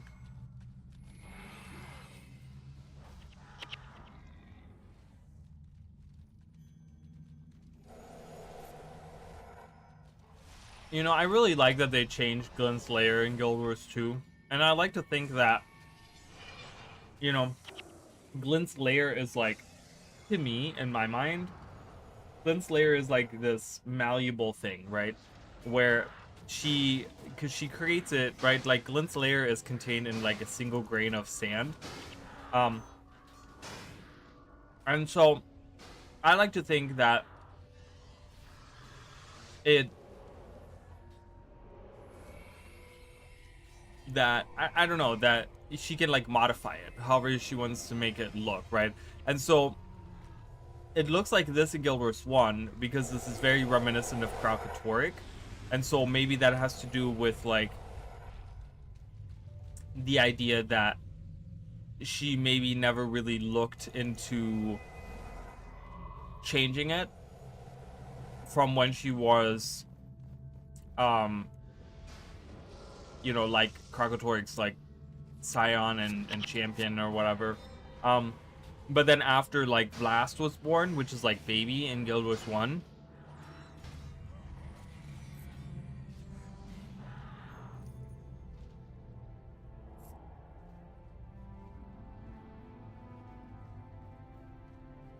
I don't even remember where I need to go. This way? I don't remember. I don't know which way I gotta go. I think this way.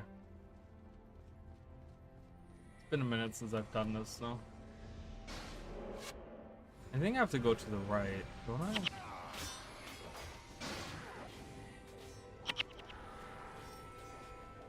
They did nice things in the first Guild Wars Prophecies.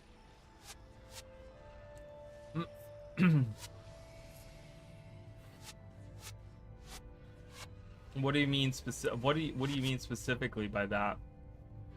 Oh my god, everyone's like kind of just running around here. Trying to get to these guys over there.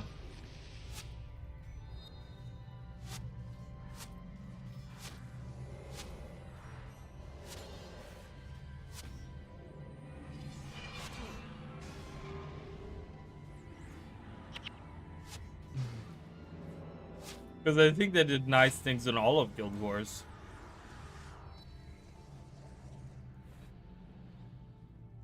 Oh, that was the right way. I can go down here.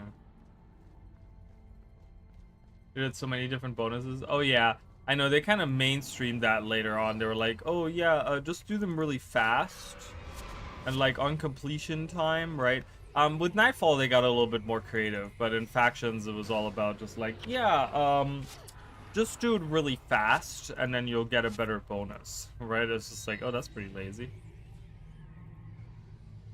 From pre-steering to post, Kryta, the jungle.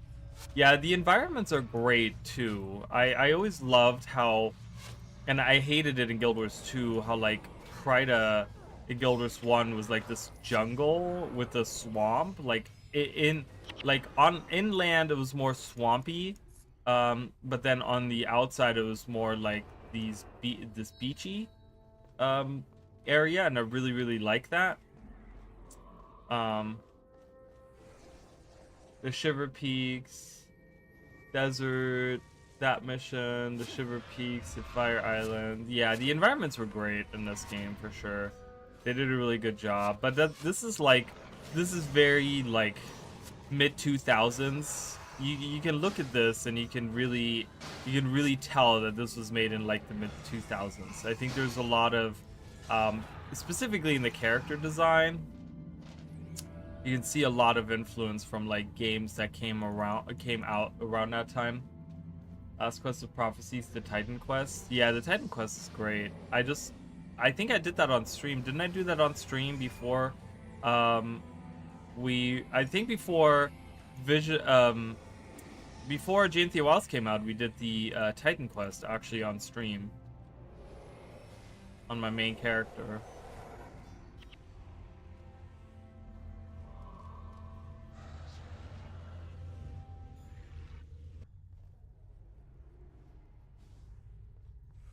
Crystal Spider. The Titans look so nice. I mean, do they? I don't know. They look a bit ugly to me. They're not I don't think they're the best designed classes, but or creatures in Guild Wars, but yeah. Ooh. Where are you going? Oh, great. Now we have a flesh golem on the other side of that. Great. Alright, let's attack these spiders, please. No flesh. No flesh is really freaking annoying. I'm just gonna say it.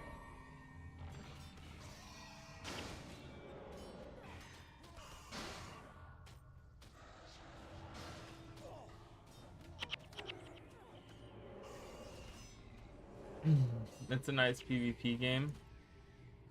I never really played much Guild Wars 1 PvP. I played some of it, but I didn't really play. I played a lot of Jade Quarry. Jade Quarry was like my go-to. I remember there was like a few months before Guild Wars 1 came out, or before Guild Wars 2 came out. I was doing Jade Quarry like every day. Oh my god, it was crazy. I was working on my Hall of Monuments, you know? And I needed some PvP stuff for that.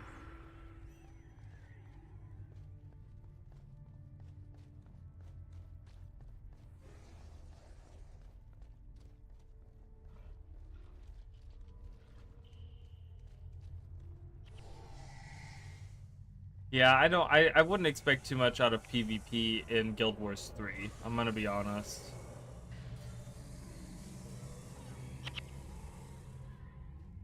I know that I'm, you know, and this is just my opinion, and I know that a lot of people don't share it, but I kind of wish they don't have PvP in Guild Wars 3. Because obviously, the reason I said, hello, what are you guys doing? Why are you just standing there? Did he break? He broke. I don't know what's happening there. What's going on? Why? I don't understand.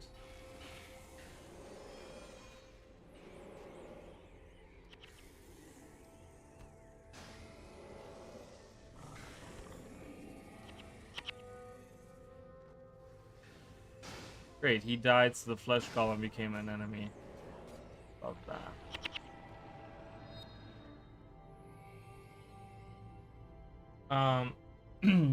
Yeah, I wish Guild Wars 3 didn't even have PvP. They obviously can't support PvP. And to say that they do, I think is unfair to the PvP player base, right?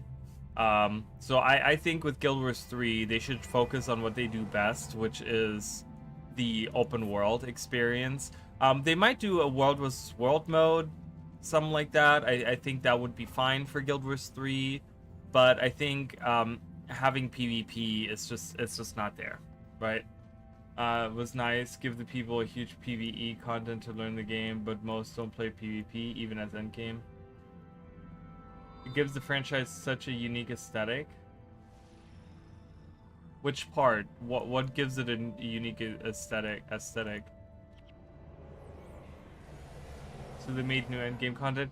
Yeah, I think well, you know, and Guild Wars 1, yeah, was indeed designed as like a PvP game originally, right? And then the PvE part was added later. But I think now, as like times have changed, right? And I think they moved on from PvP.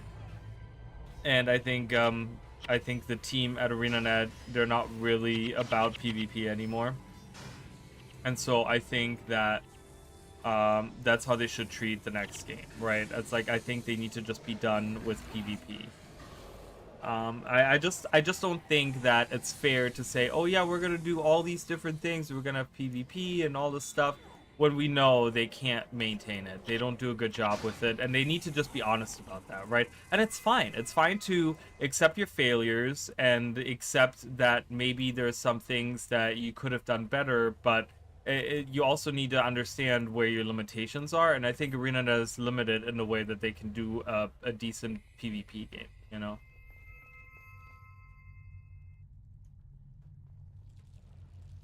Oh god, it's always so disorienting.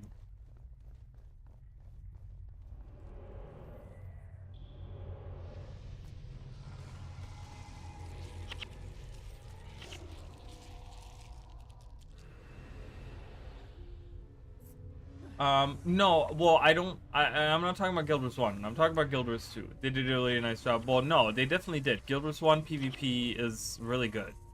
Guild Wars 1 PvP, the way that it's designed and the way that they did it is really, really good.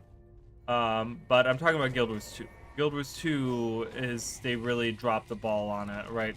I think at the beginning it was fine, but then, you know, it's you know, when you have a game mode like that, you have to update it constantly, and you constantly do balance to it, and you constantly have to add some kind of content to it, right? Like, that is something that keeps League of Legends alive even today, is because they have new content coming out to it, right? They have like new things coming to it. They have constantly updates, constantly balance going on, right? And something that is, I think, Guild Wars 2 wasn't made for PvP. It wasn't made for PvP, but I think it's wasted resources to put PvP in it, to put 2 extra PvP modes in it. One recently, as of August, they put a new PvP mode in Guild Wars 2, but then they're not supporting it, right? One of the things that I talked about with the push beta, for example, when push was coming out, was like, okay, well, they're telling us what they're doing with push up until the release of it. I said, what's the game plan for afterwards? And we still haven't gotten a game plan for afterwards. I can guarantee you guys right now, we have not gotten a game plan at all for push. Push is going to be forgotten game mode again. Like, it's going to be like regular PvP, and they're not doing anything with it, and it's, you know, it is what it is, like that. And that's just, but that's, you know, that's why I think it's wasted resources. Why create a game mode and why add to the game mode, and then just shortly thereafter, like, abandon it, right? That's wasted resources. That's resources you could have spent into Janthia Wilds that it really needed, because Janthia Wilds, you know, was kind of, by the end of it, a crap. The last couple of releases were kind of shit, and they could have made those better, right? So I think they need to realize that, and I think for Guild Wars 3, they really need to realize that maybe PvP isn't up ArenaNet's alley anymore. and that there is way more PvP options out there that people would rather play than Guild Wars, right? And so just leave that. Don't even make it. Don't even add PvP. Maybe add something like dueling, or like have dueling arenas in like guild halls and stuff like that. I think stuff like that is fine. World versus world, I think that's fine. They could probably do something like that, like a large scale PvP. But having specific, we have 3 PvP modes now, and two of them are gonna be. I mean, all 3 of them have really kind of been abandoned, right?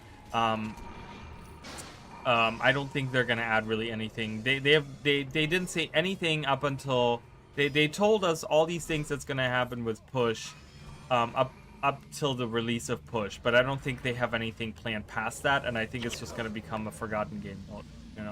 So I was referring to the previous comments about the game's art direction. The previous message didn't get delivered, it seems. It might have. I don't know. Something is going on with my multi-stream right now.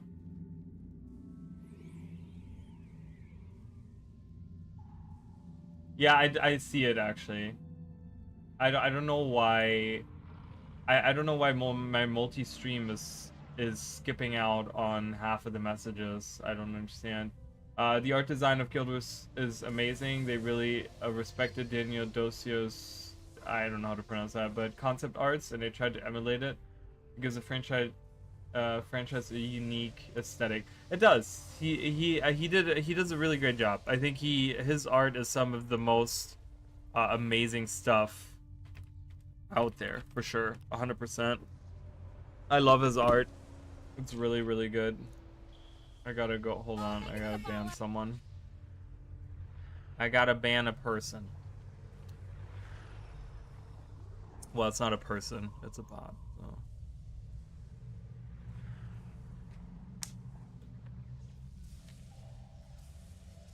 I do not want to buy. I do not want to buy viewers, okay? It's not happening. I'm not gonna do that. I'm desperate, but I'm not that desperate, alright? Oh my god, it's hailing. Ah, Maelstrom.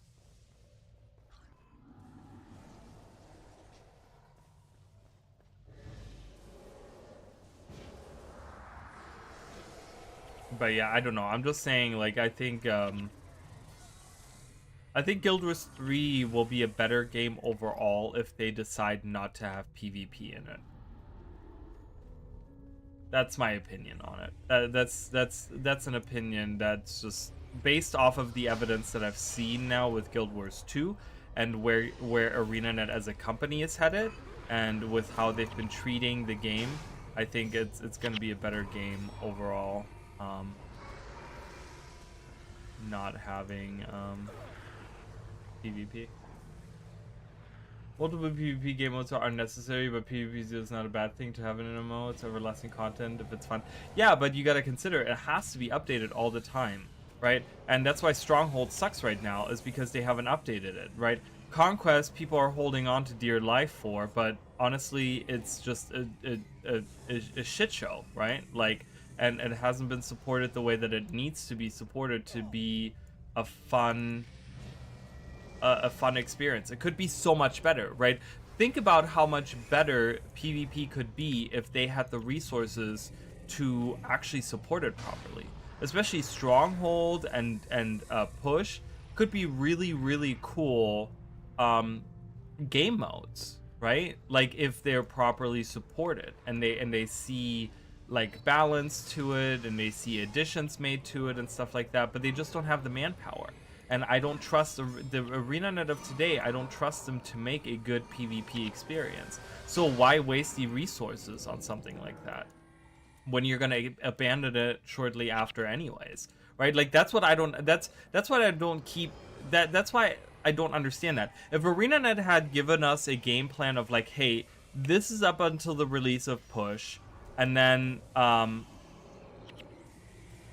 you know, this is what it's gonna be like past that point. This is what we have planned for, like, we have another map planned, we have another this planned, we have another that planned. Like, they have all these plans for it, then I would have been like, okay, they're putting some resources into it, and I think it's gonna be good. But they literally had cut off until, okay, this is the release of Push, and they have nothing past that point. And I just think, like, okay, well, it's gonna be just like Stronghold, where it's just gonna be forgotten, maybe, or whatever. People might still play it because it's very accessible, right? And I think it's a lot easier in that sense than Conquest is, right? Because it's like a team-based combat style and stuff like that. So it might be, but it's not gonna get a lot of resources put towards it, right? And Conquest hasn't seen a lot of resources put towards it either. And to me, it's just like, okay, well, what's the point in having all of this, wasting all the resources, adding all this stuff in if you're not going to support it, if you're not going to actively have a PvP team? Like, I remember back in the day, they had like a PvP team. If you guys remember, there was a PvP development team back in the day when Guild Wars 2 first came out, right? They had like an active team that was just specifically, they don't have that anymore. That's long gone. That's like end of season 1 that shit was gone. Like that wasn't even a thing anymore, you know? I feel like, I'm not sure exactly when, but so that Bloom article about Visions of Video, do you agree on meeting new races, or is that NDA?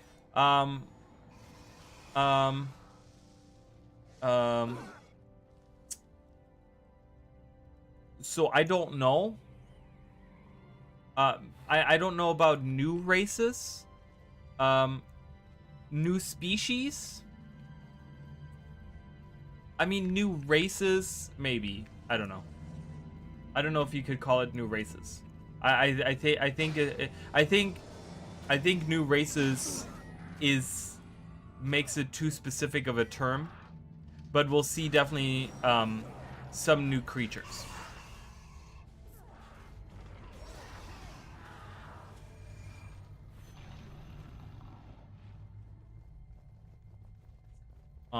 But like I said, I didn't really play that much. I didn't do events, I didn't do story, I didn't do any of that, so I don't even know. I have no clue how, like, there could be something in there that we do meet new races, and I have no idea. From what I've seen, I wouldn't expect new races in the sense of Char or something, you know, like Sylvari 2.0 or anything like that. I would say don't pay the bad people, give them a low income, and that's it. If you have bad people work for a mod, you don't need, it's cheap. Yeah, balance is the key for PvP, and stimulating build crafting is the basis of it. So events like no elite specializations or no downside are vital if only Arena had unlimited resources. And that's the thing, if Arena had the resources, I'm sure they would have a PvP team, right? Like if they had the resources, like I said, of like Square Enix or Activision Blizzard, right? Like they would probably have really, really cool game modes, but they just don't, right?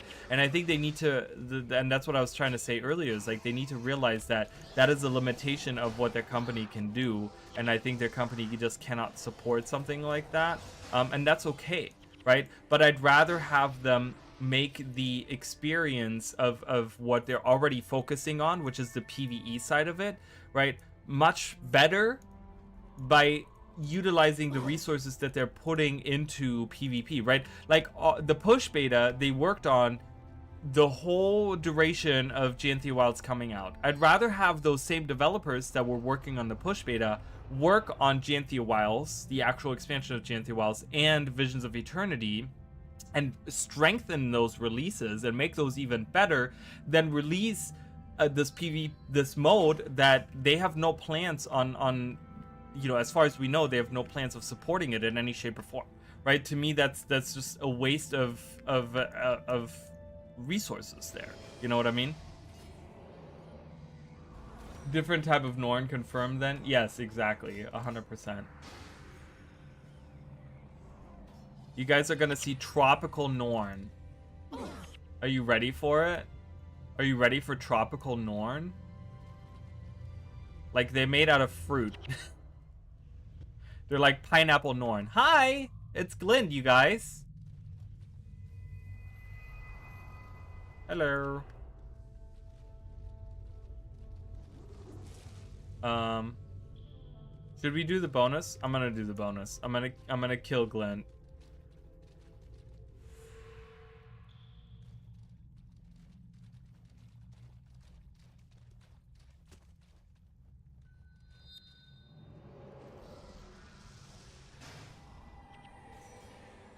Level 31, Jesus.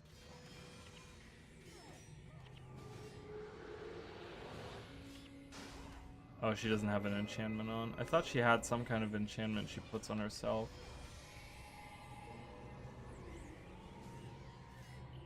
Oh my god, look at the energy. I'm overcast as hell.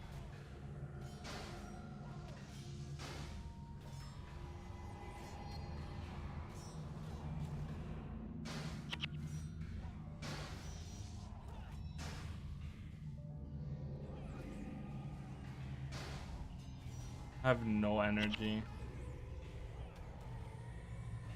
No one has any energy. No one has energy.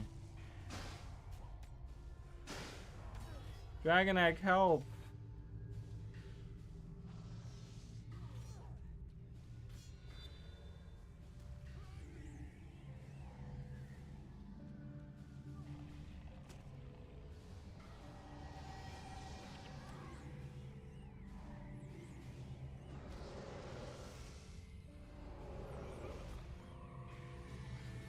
Can't believe 20 days already in by since my birthday. Fucking time goes by. Yeah, I know. I can't believe I can't believe we're like a week away from having the release of Guild Wars 2 Visions of Eternity. Like it's crazy to me.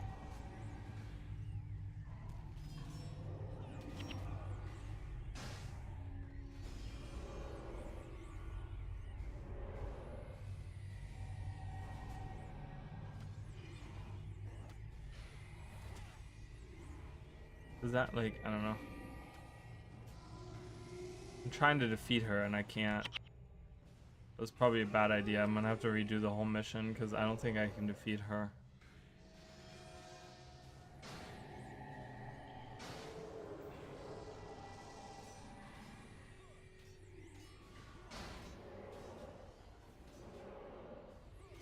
I mean, I got her to like halfway, but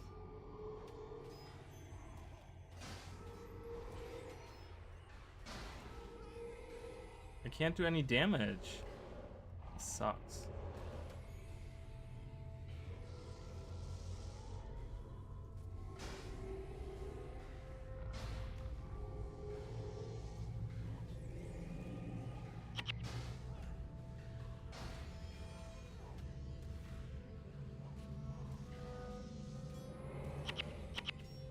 She doesn't have any enchantments on her.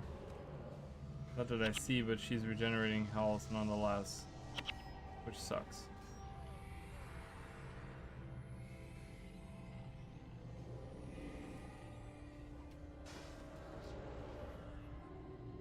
I'm just gonna keep hammering her with this. Oh my god, she's cleansing everything off of her. Stop that. Okay, that's doing 0. I'm just gonna do...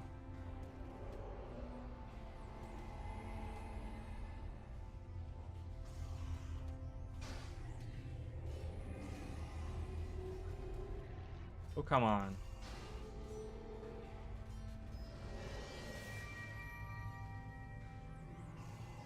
We can do it. I believe.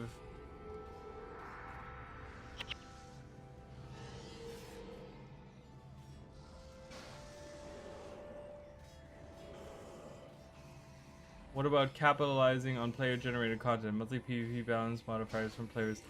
The problem is it has to be regulated, right? Like, you have to have regulations and stuff like that. And again, that takes resources. You know, you can't just, like, player-generated content, yeah, but then you gotta make sure that everyone's playing by the rules.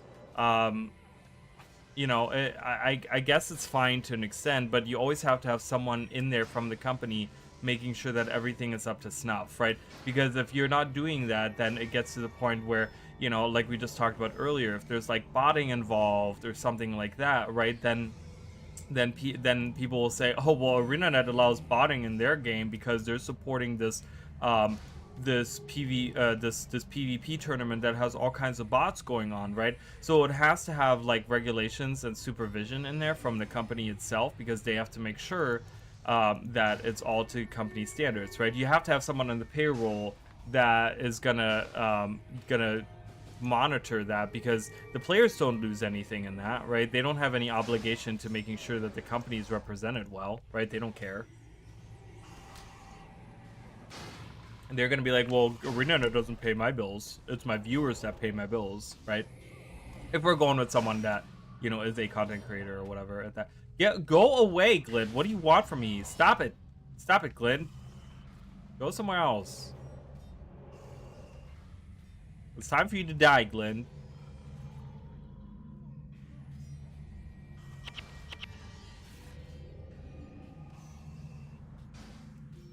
I cannot get to keep her poisoned. It's crazy.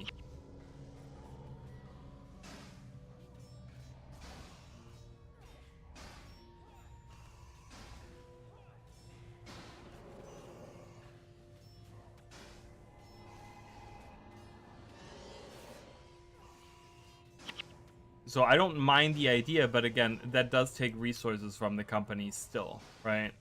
Like, that still needs to be, and it needs to be organized, so there has to be some kind of organization, because you can't have all of that stuff, because we don't know when certain things are gonna happen, right? We don't know, like, when ArenaNet is gonna say, oh, we're gonna do a bonus event for this, and we're gonna do this is coming out then, and this is coming out then, right? So if you plan these tournaments months in advance, and this is like contradicting with something that's happening with the player base that they're doing, right? Oh, we did it. Yay, we killed Glenn. Yeah, die, Glenn. We're changing. I'm taking this dragon egg. It's mine. I'm taking the dragon egg. Oreen is coming with me. Goodbye. Oreen is coming with me. We're leaving.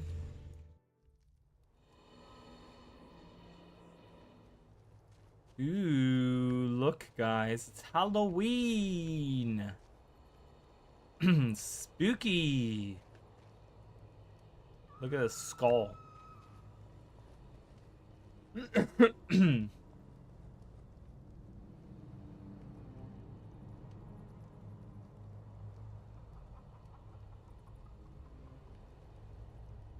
Alright, let me go back to the desert, actually, and do my extra, I want my extra points.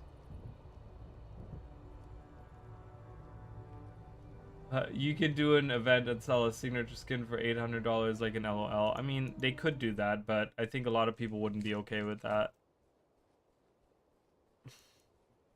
That's not... ArenaNet, for the most part, isn't a very scummy company.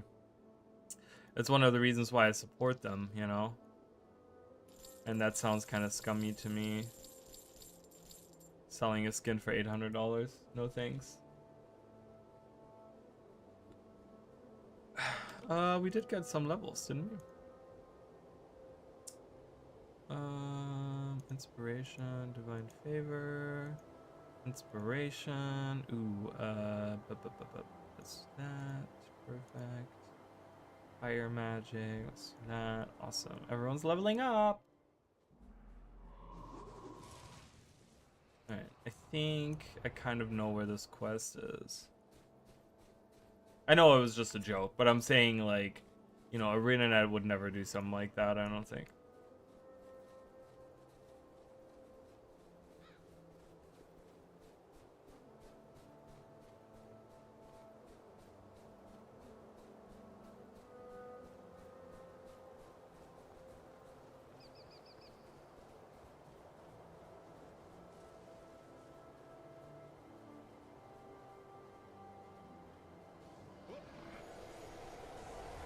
I love string cheese. It's delicious.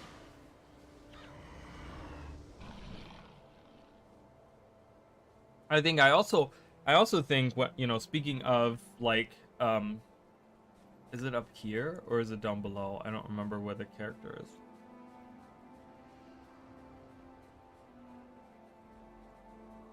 Is that character not up here? They're not. Where are they again? Maybe they're up here? Oh, I think they're like down here. Aren't they? Where are they? I remember, I think it's like somewhere over here. I'm going by memory of like years ago now.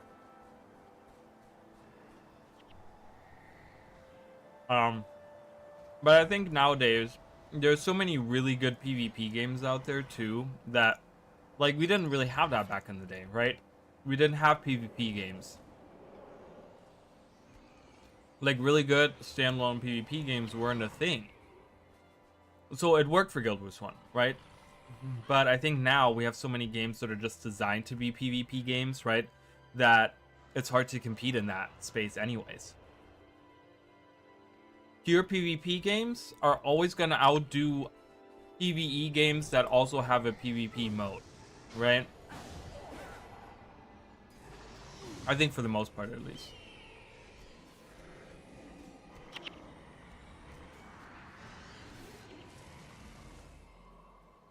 Features and content. What are the top 5 most things you're most excited about? Well, obviously the maps.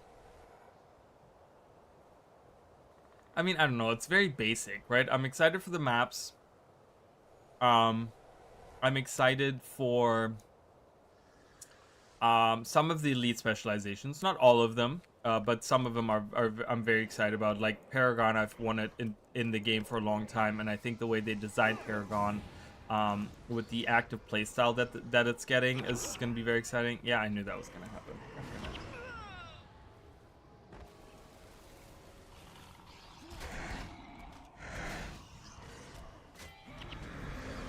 Oh, hell yeah. Oh. Until the core came back to life and then died. Yeah, get him. Get him, Koss. It's nice to have a tank on in the group. That's why I took him with me.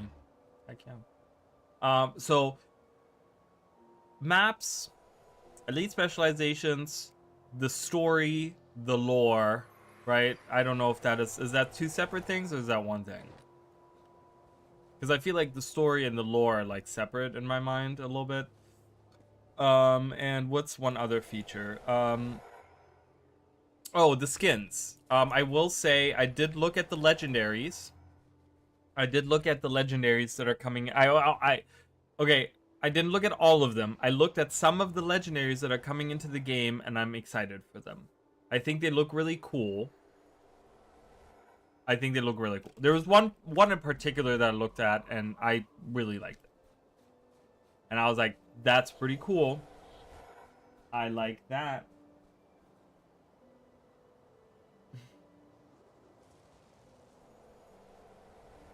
Sorry, I gotta respond to this.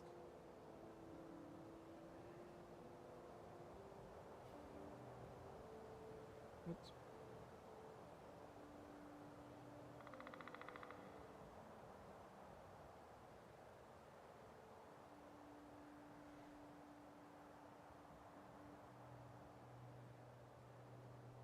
So maybe those are probably gonna be my top 5. I don't know. I feel like, so if we combine story and lore, which I guess you could do that, right? So you could say the maps, the elite specializations, and these are not in any particular order, but maps, story and lore, some of the elite specializations, some of the legendary stuff that I saw, and oh god, now I lost. There was another thing that I had where oh, and the looking for group, the quick play for raids and stuff. I'm excited for that. I think I don't know if that's gonna speak to me. I don't know if that's something that I'm gonna use all the time, but I think that is gonna be, it's gonna help with the engagement in a way for raids and raid encounters. I think, like I said, I think ArenaNet is working on the wrong end of things, and I think there's a better way to make this a thing, like to, you know, I don't know, to have players engage on it. I think they're working on the wrong end of things, but nonetheless, I think that it's overall gonna bring some people at least into raiding and raid encounters, and I think that it's gonna do some good for the community as a whole, and making the players better players, which is always good, you know. I think they get more enjoyment out of it. I think you get more enjoyment out of a game if you're good at it than a game that you're bad at, because you're frustratingly, like you're dying all the time and you don't maybe understand how your class really works. I know there is a freaking. Do I have to accept a quest somewhere? Oh no, there it is. Okay, you're looking for Saris. I'm like, where's Saris? If we can make it without dying.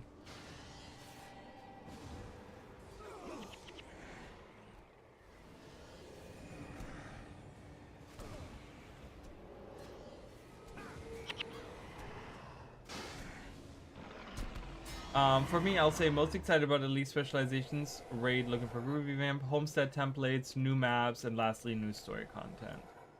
Okay, fair enough. I like that. I'm not a Homestead person. I couldn't care less about the templates, honestly. I think for the Homesteaders, it's a great feature to be added, 100%. I think that's gonna be great, but I don't care. Finally, just did most of the open world content for incursions on my old account. Now I just need to do 75 or so quick plays to get the gloves. Okay. Okay. I apparently don't have the quest, so I did all this. Wait, who gives me that quest then? Who gives me the quest to do this? Where do I get this quest? Is it you? I don't see an exclamation point. Is it someone out here? No. Who gives me the quest for that?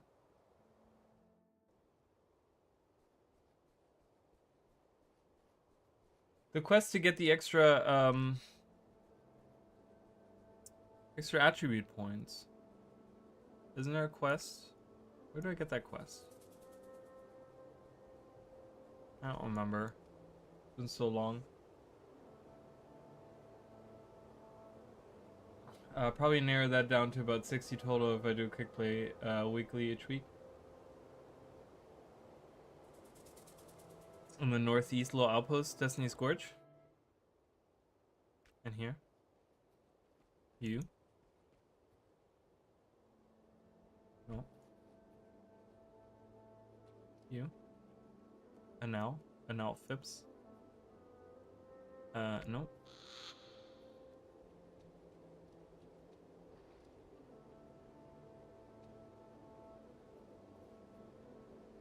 Yeah, there it is.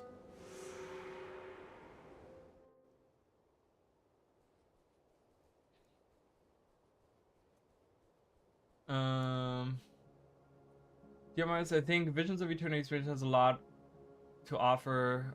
I'll enjoy, be happy with elite specs, armors, new homestead, the story, skimmer mastery, underwater exploration. Yeah, I mean, you know, the underwater part of it I really like as well. I like the new the aqua breather. I'm gonna be working on that for sure, definitely. Neither, but I think with templates, people who decorate will go crazy and might potentially have some really fun player-generated content.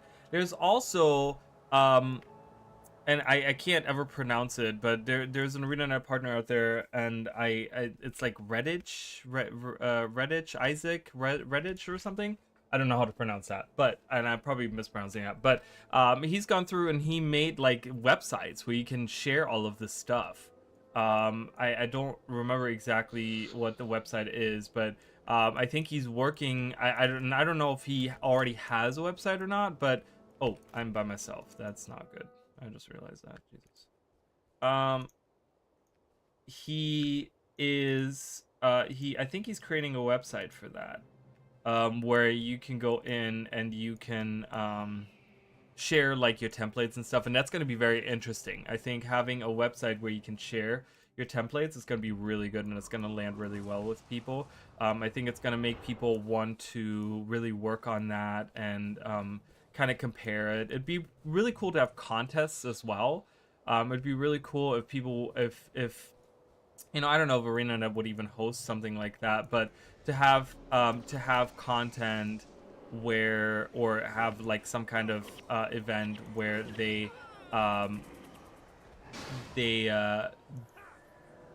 where they you know, have like these contests about like who has the coolest looking homestead themed after something, right? Like Halloween one or Winter's Day one or Super Adventure one, like any of the festivals, right? Or they could do like char themed one, or they could do like you know, different racial ones, or they could have like you know, whatever, right? You can have all these different ideas, you know, like more general, like a summer themed one or something, right? So that'd be really cool. um I love jumping puzzles and a lot of fun. You have to buy the classes first. Do I? You need the classes later for the attribute quest in Draknar. Oh, okay. Hold on. Sorry, I'm trying to catch up to what all you guys have been saying. I love jumping puzzles, and I had a lot of fun with Janthi while I was trying out some of the jumping puzzles that players build. That will be a big part of it as well, right? Like, who can design the coolest jumping puzzle in their homestead? That would be great contest. I would love that contest. I hate Hydras so much. I find this part of the map really hard quest-wise. I was so lost back then, didn't know what to do in the desert. Yeah, I just, you know, up until now, it was always like they had this like, okay, talk to this NPC that's right in front of you, and he's gonna give you the quest that you gotta go. But then once you get to the desert, you're kind of just like, no, you have no guidance. And I think they did that on purpose, right? Because in the story, you're kind of away from the people that have been guiding you through it, and you're kind of here like on your own, and you have to you know, have to figure it out, right? You have to figure out what you're gonna do now, right? Because your friends are all like either killed or captive or whatever, and you're just out in this like foreign land far away from where you were, and you now have to like figure it out on your own, right? Up until now, you always had someone to guide you, right? You had at first you had Rurik guide you, and then you had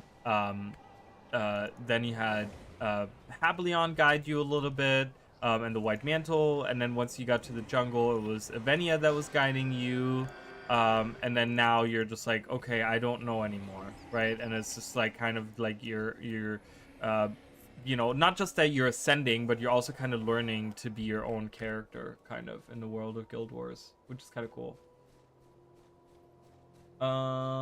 Okay, you need to buy the classes. That's fine. For the next one in Draknar's Forge. That's fine, I can do that. Not much of a decorator, but back when Wildstar existed and when I played that, I really think I did a good job with my home in that game. It was fantastic. I loved hanging out in there. And I think a lot of people are gonna get to that point. I want to get to that point, but the problem is that I think everything is like so expensive. And I'm trying to like work on my legendaries. Like I'm trying to build out my legendary armory. It's really time. For the longest time, for like a better part of a decade, I did not work on legendaries at all. Like I had a couple of legendaries and I kind of just like I left it there, right? But then now I think since End of Dragons, I think since like the release of End of Dragons, I've really focused on like building up more of my legendary armory, and getting as many legendaries as I can, especially when they announced the legendary armory, right? That to me was like a big part of like, you know what, now I want to work on my legendaries. For me, that was like a clear sign of like, now I want to work on my legendaries because now I can use them on different characters and they're easily accessible and like all this stuff, right? And I think so right now I don't really have the money to work on my homesteading like that, you know. I really don't, and I really don't want to. Like I have no interest in it.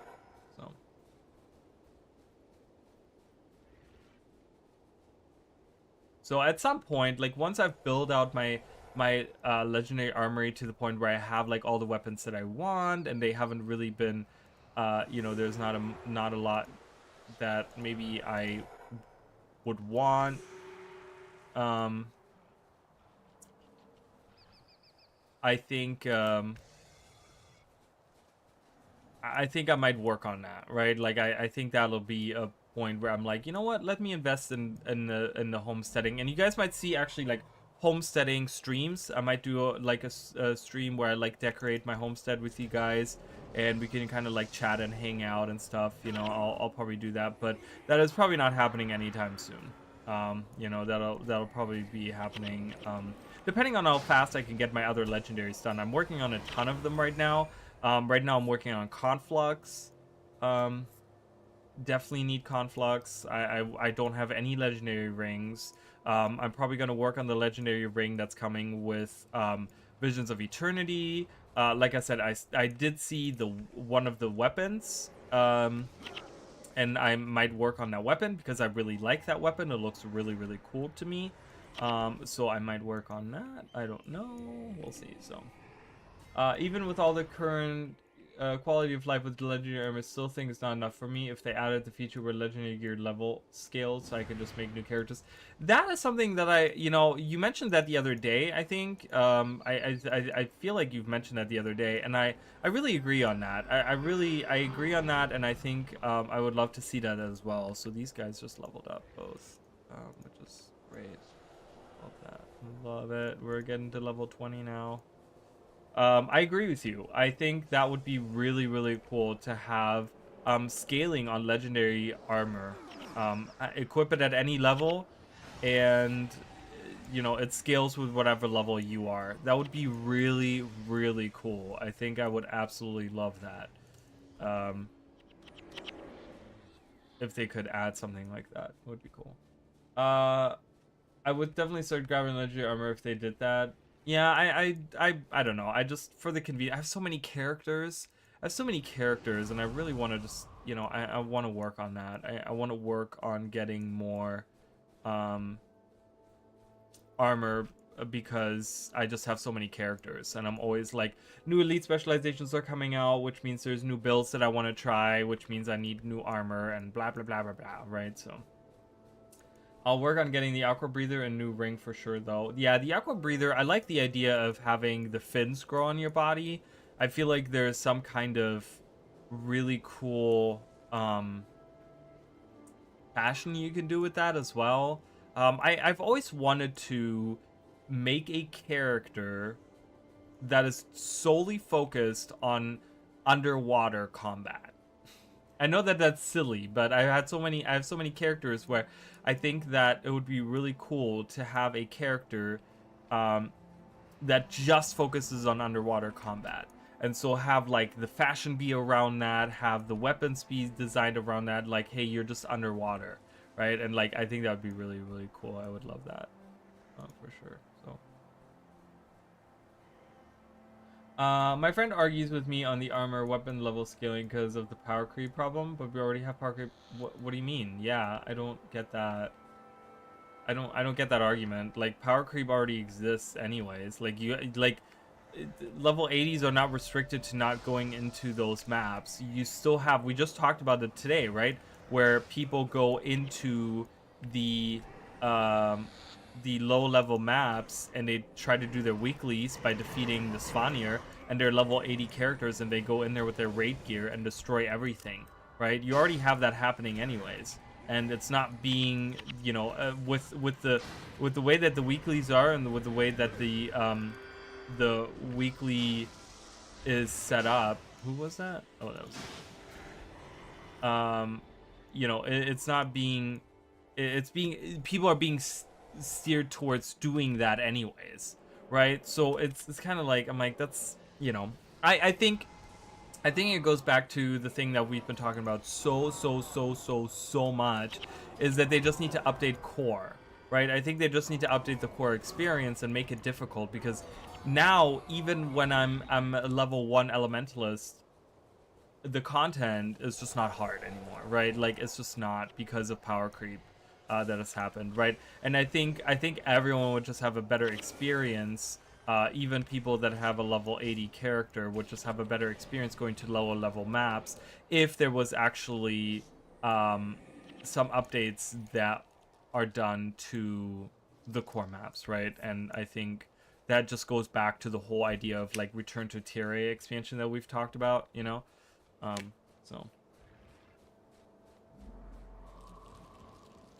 yeah, I remember you mentioning that about the guy that kind of was like trying to go ahead of you, like you were out killing him, and then he was trying to out kill you, and I was just like, you know, petty. I remember, I don't know if I responded to that, but I did read it on the Discord. So, speaking of, let me just take a minute here and talk about some of my stuff.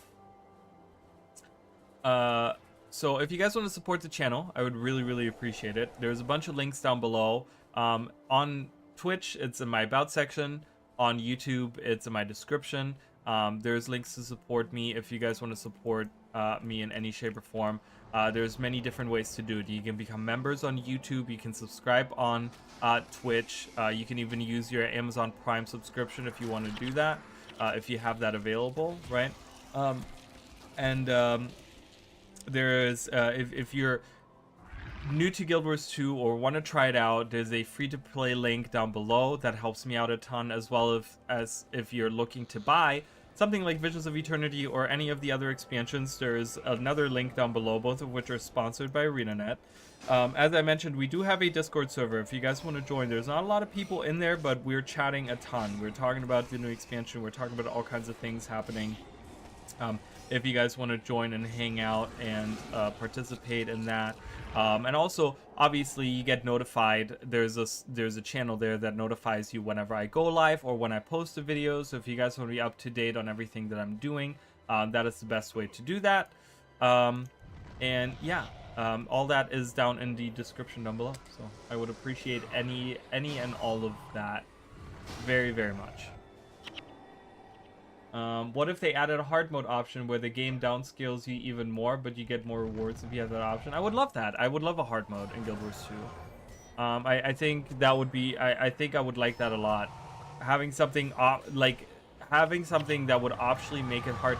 Like, you guys know, I still have the Survivor challenge mode that I'm trying to, like, make happen, and that I'm trying to play through, and I'm trying to, like, sit down and you know, kind of make a thing.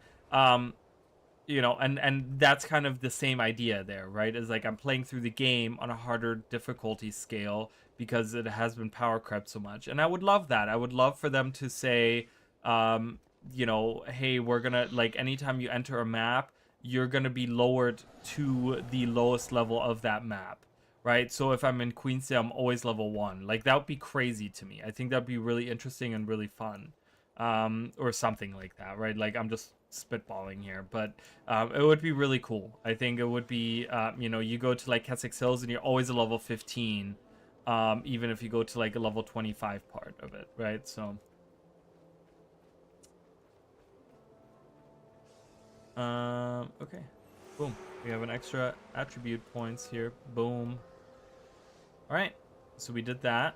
Awesome. I didn't read the text. I could not care less right now. This is not what this is about. If you guys want to see any of that stuff, you can watch my playthrough that I did. So here I gotta go through and get the other, because she's the other one that gives me, that has a quest, right? I have one more string cheese thing that I'm gonna eat right now. So if you guys are into that kind of thing, you're welcome. If you're not, I'm sorry.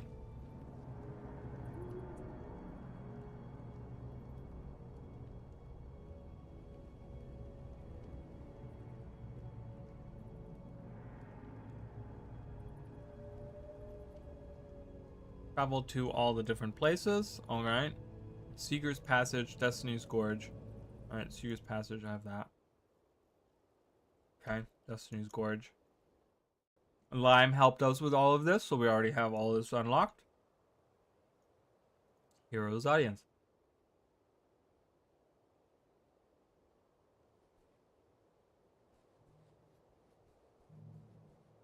And here we could like do little quests to become different classes too.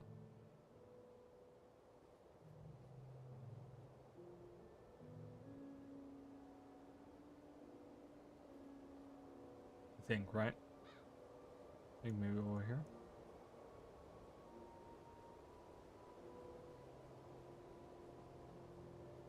Snacked on some mini Chips Ahoy. Delicious. I have some cookies. I just got some. I never buy cookies, but I got some cookies the other day. Like the Keebler. Is that what they're called? Keebler, the little elf guy.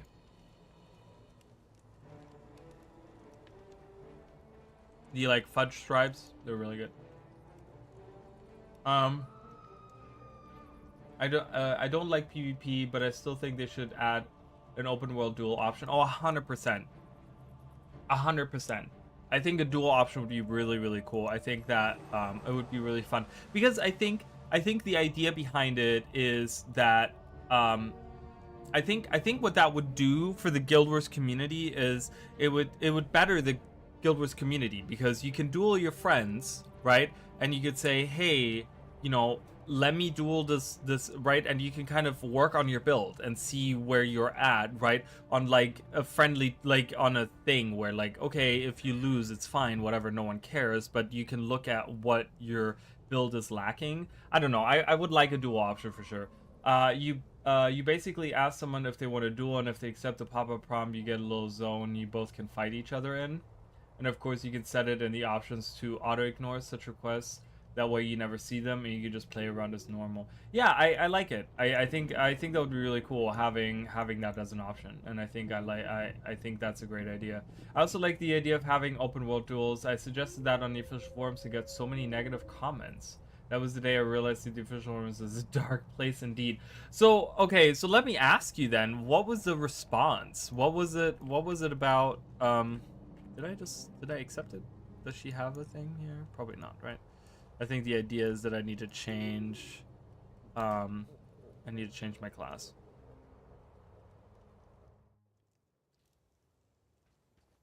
Right, I think that's what I gotta do. Look at all these people playing. I love this. What does he? Oh, Zaishin Guide. Oh, okay. Look at that, $100,000 tournament series trophy. Oh man, guys, look at all these like old ass trophies. That's so cool. Like $100,000. That's a lot of money, man. It has all the people here. Monthly champions. 2007. 2009. 2006. So cool.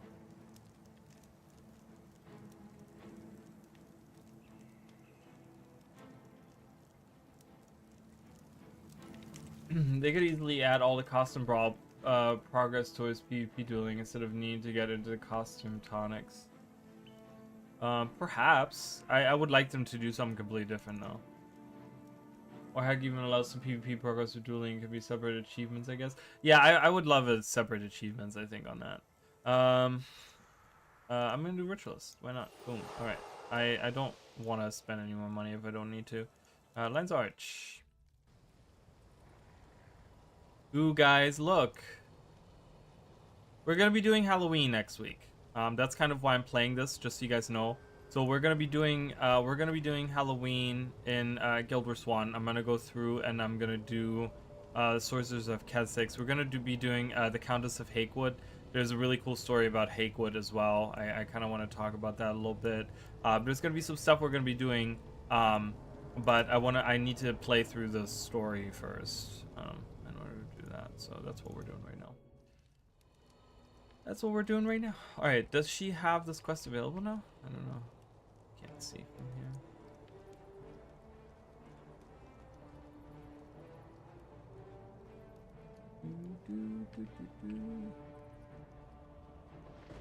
Oh. How's it work? Okay, now she has that quest. Got it. Alright, attribute. Yeah, Frozen Forest. Alright, so we gotta make our way to Frozen Forest. We're gonna add Gwen. And we're gonna add Ogden.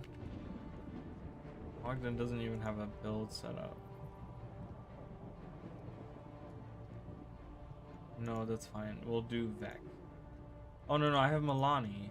I need okay, there we go. I had Milani set up. She's my healer. I'm doing a weird healing thing. I don't know. You can judge me, it's fine.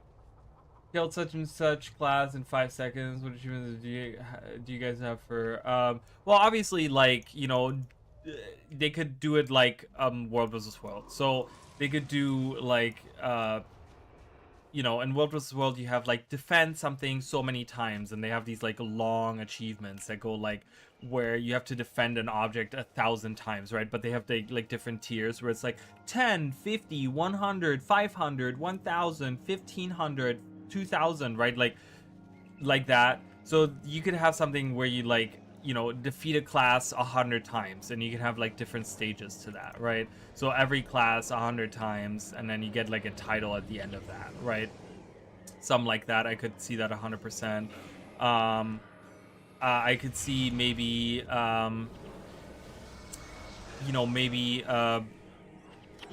maybe duel without using your healing skill more than 3 times or something like that, right? Like kind of really showing that you're like really, really good. You know, they could have something crazy like that. I don't know, there's a lot of really cool things they could do for dueling. Each class can have a specific achievement, like Guardians would have survived a duel for 5 minutes because of how tanky they are with Aegis. Something like that, right? They could have like, I don't know, there's so many different things. There's so many different things they could do. They could even have like specific to elite specializations where you have like, oh, well, you know, defeated enemies using this elite specialization active or something, right? They could have that, you know, using this elite, not just specific classes, but having specific elite specializations. I'm gonna go north. Most comments were irrational. People traumatizing PvP, and they think by having duels would invite toxicity on the open world, despite saying duels should be under an invitation system. But that's, yeah, that's so freaking stupid. Obviously, they would be under invitation, and like Mish said, they would obviously have the option to auto decline immediately, right? And so, and that should be automatically activated on any account.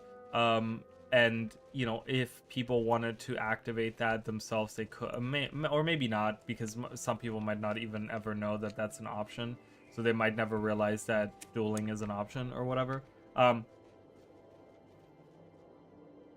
But yeah, 100% have an option where you can auto decline it, and obviously it wouldn't be like an open world PvE thing, right, where you can just like battle each other and you have specific zones where that happens. No, that's not good. That's not good.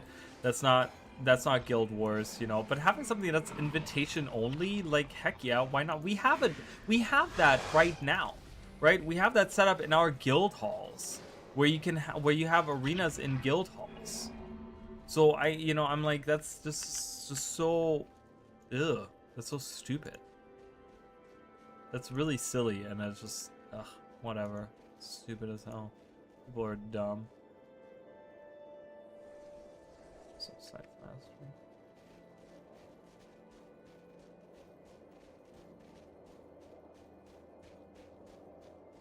Or something.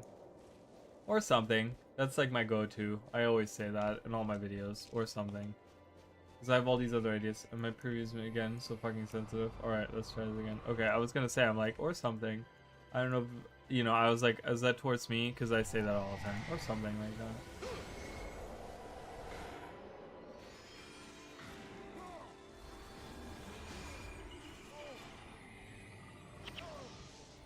Or just have an option to never get dual invites. That was the last time I said anything. Well, but that's what Mish was saying, right? Like, have an option that auto declines them immediately. Like, that you don't even see them coming. They just automatically get declined. Or you don't even, right? Because you would have to right click, right? And like, you would have to right click the character, and then you have to, like, you know, the pop-up menu comes, and then you would have to like click, you know, invite to duel or something, right? And just have it like that option is grayed out. That you can't even click that on a person when they have that option enabled. When they have that option enabled where they say they, you know, don't want to duel, then that option is grayed out and you can't actually even invite them even if you try to, you know. So I don't know. I think it's a great idea. I think it would be really cool. I think it would be fun. I think a lot of people would do that. I think it would be really cool to have, like, while you're waiting on like a world boss. I don't know how I feel about having it be where you get teleported to another place, like an instance thing. I don't think I would like that very much, because that sounds really tedious in the world of Guild Wars, like having to load into a space and then loading back out of it. But the idea nonetheless is not bad at all.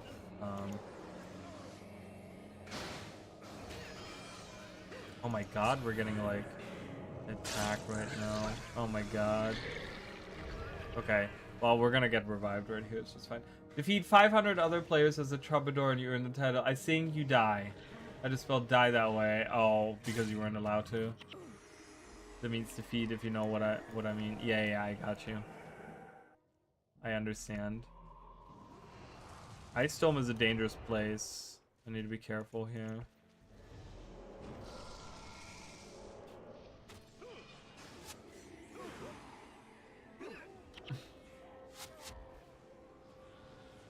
Yeah, I mean, they definitely, there's a ton of stuff they could do for it. But I think overall it's a great idea. And I think, like I said, I think they could even have it where you could even have... How do you guys feel about this? Okay, so let's take that thought process. Okay, let's say we're getting rid of PvP. Okay, but instead we're adding dueling, but you also can duel with different groups. So you could have like a 5v5 duel against someone. Like where you have a group of 5, you can make a group. You make it not a squad, but like a regular group, right? And you have 5 people in your group, and you can have up to 5 people in your group fight against each other. How do you guys feel about that? And they all have to be like, you know, they all obviously have to like agree to be a part of the group and be okay with PvP, and they could have like options in there where you could have like, you know, I only allow duels that are 1v1 duels, or yes, I allow larger, you know, bigger groups or something, but having like duels of like 5v5 or something, I don't know. And those could be like, you have to teleport to like an arena or something like that. Like an instance or something, but you could have like fighting each other like that. I don't know. Like as an option in there as well. My idea was that it would spawn a circle around you while you duel, and you have enemies. If you have enemies or events nearby, it would give you an error message until it's clear. I like that. That's a good idea. I like that. There's plenty of open room in a lot of maps, specifically even the core maps and stuff, where there's room to kind of do that. So I like that idea.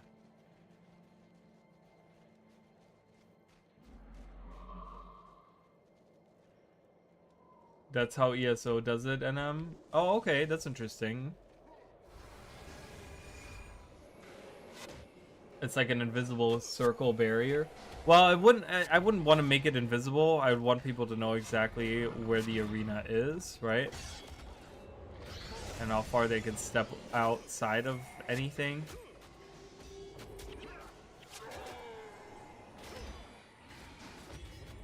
You know, because Guild Wars 2 is a very, like, positional MMO, and it's really about, like, okay, positioning is very important.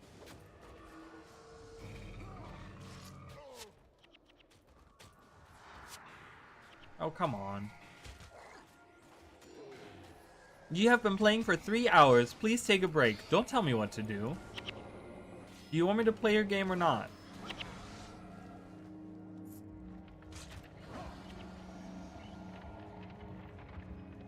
Ugh, I hate Ice Dome so much.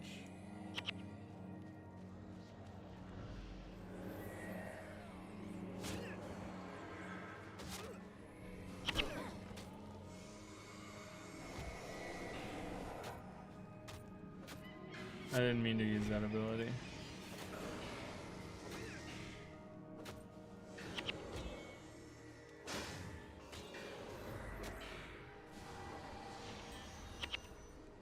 Oh, he died.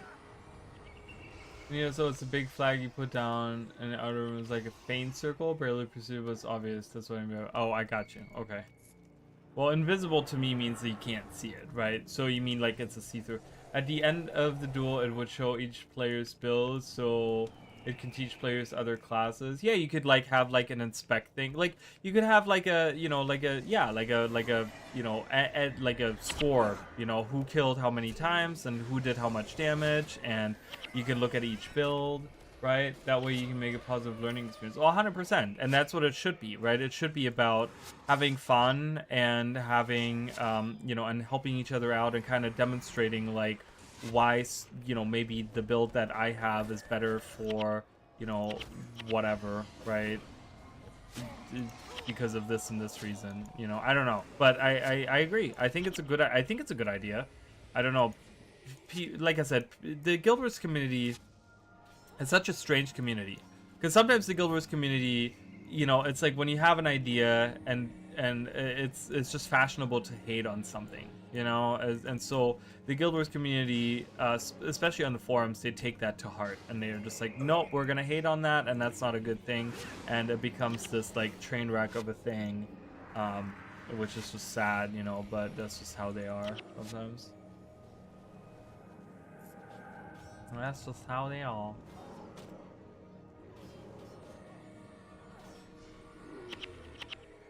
Yeah, so I guess the way that ESO does it sounds like that's exactly what Guild Wars could do, ArenaNet. But as you guys know, ArenaNet is all about, when they implement something, they're all about innovating the wheel. They want to do the best thing that they can do, and they don't want to just copy and paste someone else. So if they do something like that, they'd probably find a way to make it unique.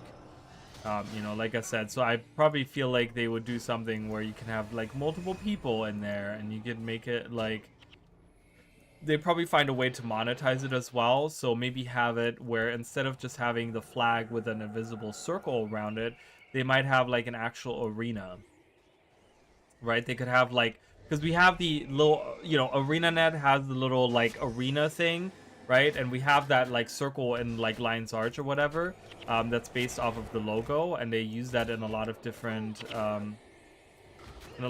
places. So they could have something like that, but they could also have it like where they monetize the way that duels work, where you can have different dueling arenas based on different themes, right? They could have like a Halloween arena where it's like all tombstones around. That's the barrier around, is like all tombstones, and the flag in the middle is like a giant like Mad King's Thorn or something. I don't know, you know, whatever. Find a way to monetize it and make it like really, really cool. You know, and whoever is the one that's inviting to the duel is the one that's the setup that pops out, right? Like something like that. I don't know, you know. Like ArenaNet would definitely find a way to kind of make it unique. Also, after most duels that I've lost in ESO, the other players have revived me. Oh, that's kind of cool. I think ArenaNet would make it that you automatically get revived once you get out of the duel, that you wouldn't need someone to revive you, but yeah. Yeah, it tells you ESO has a great system. If it's not broken, don't fix it. Just copy it and bring it to Guild Wars 2. But that's not what ArenaNet does. While I agree with that sentiment, that's not what ArenaNet does ever, you know? They don't just like copy from other games blatantly like that. When it's something that they want to implement, they always try to innovate it and make it unique to the world of Guild Wars, which is kind of cool and works out in a lot of different ways, you know. But yeah, open world 5v5 would be quite interesting, where we choose places to fight. Could have epic cool fights in so many of the maps that currently exist. Imagine fighting your friends at the volcano edge in Draconis Mons. Yeah, something like that, right? Where you get like a weird instance on like one of the open world map, and you get kind of like a cutout of it, and you kind of can battle there or something. I don't know. That would be kind of cool. I would love to see something like that instead of having PvP, right? Like I would just like have it be the PvE setup. It's not even going to be PvP stats or anything like that. Because that's also the question of it, right? Like, is it PvP stats or is it going to be PvE stats?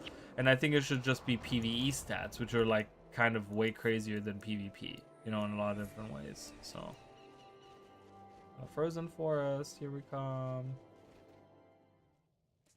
I don't know. They would have to like sit down and figure it out. Obviously, we're just spitballing here, so. Frozen Forest explorable area. Oh my god, there's so many people. Look at that. 75,000 enemies.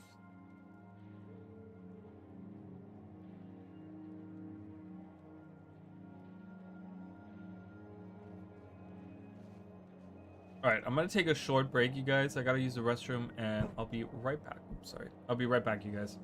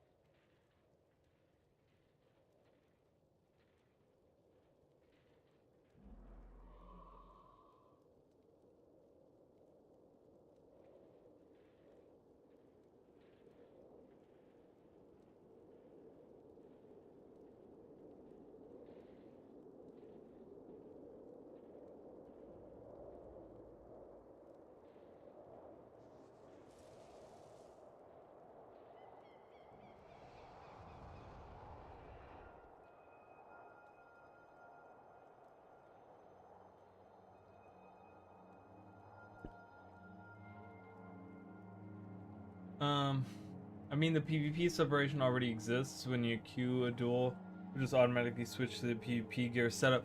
Yeah, but I see issues with that, right? Like, I see problems with that where I think some people might, you know, they might not necessarily like understand that part of it or care about having a proper PvP build, or you know, because they're just PvE players, right? Like that's the thing. They don't want to play PvP. That's why they're not in PvP. And if they wanted to play PvP, they would go into the PvP mode that exists in the game, right? So I could see some issues with that, where I think they would have to make it about PvE, right?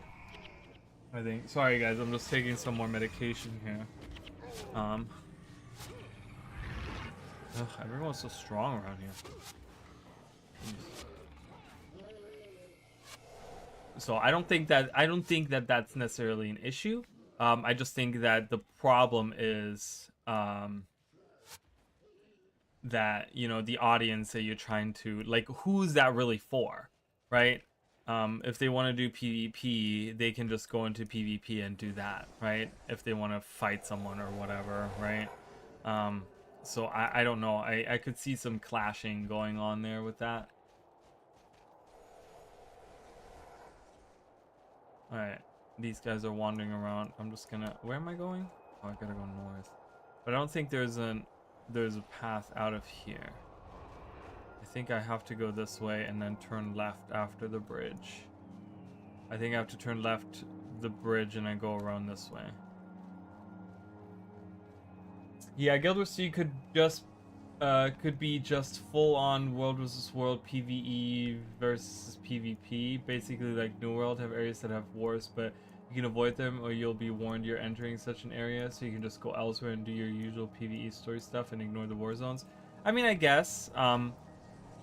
I don't know how the Guild Wars community would feel about that, because like I said, I think ArenaNet has kind of shifted away from doing PvP focused stuff. Ooh. I need to figure out my healing stuff.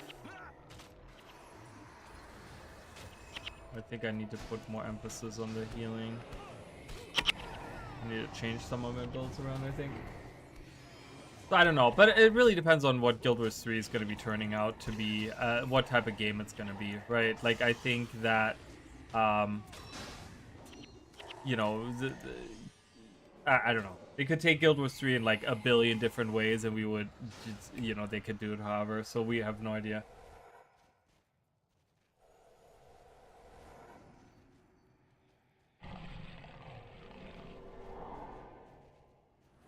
Put like way too much water in this.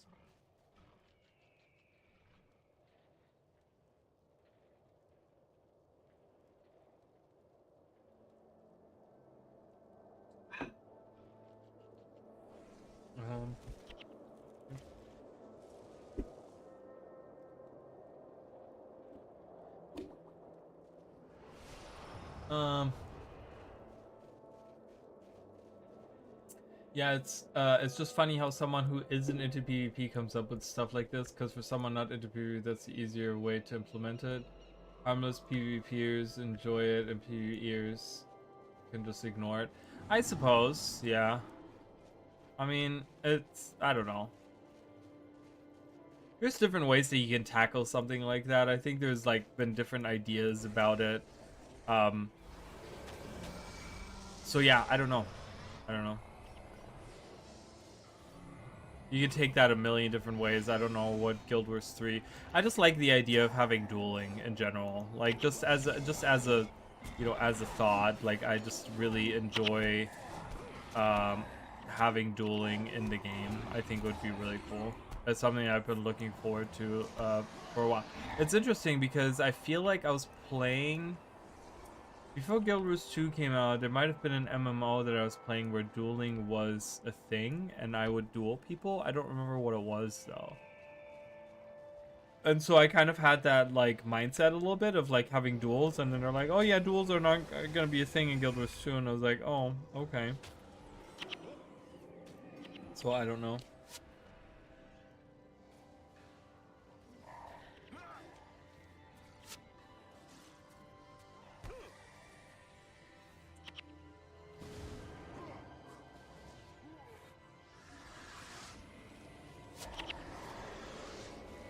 Like NM said earlier, if it ain't broken, don't fix it. WoW has done open world PvP that way, and it's never bothered me whenever I did play World of Warcraft.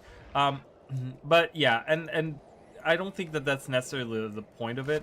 The point just is that ArenaNet has this innate thing where they can't just like copy someone else's system. They have to make their own version of whatever, and they have to innovate on it. They cannot just like take something from another game and have it copied exactly like that, have it function exactly like that, and just have people play that, right? Like they, excuse me, sir, I can't kill you when you're that far away, so go minions, do your thing. Okay, whatever, I'm leaving. Okay. Right, that's just like ArenaNet. Like ArenaNet is always like, they always have to innovate, they always have to do something like that. And I just don't think that adding something that's just like other games is what Guild Wars and ArenaNet is all about, right? They're always like, yeah, we're doing mounts, but we're gonna do them completely different. You know, yeah, we're doing raids and we're doing whatever, but we're doing them different, you know?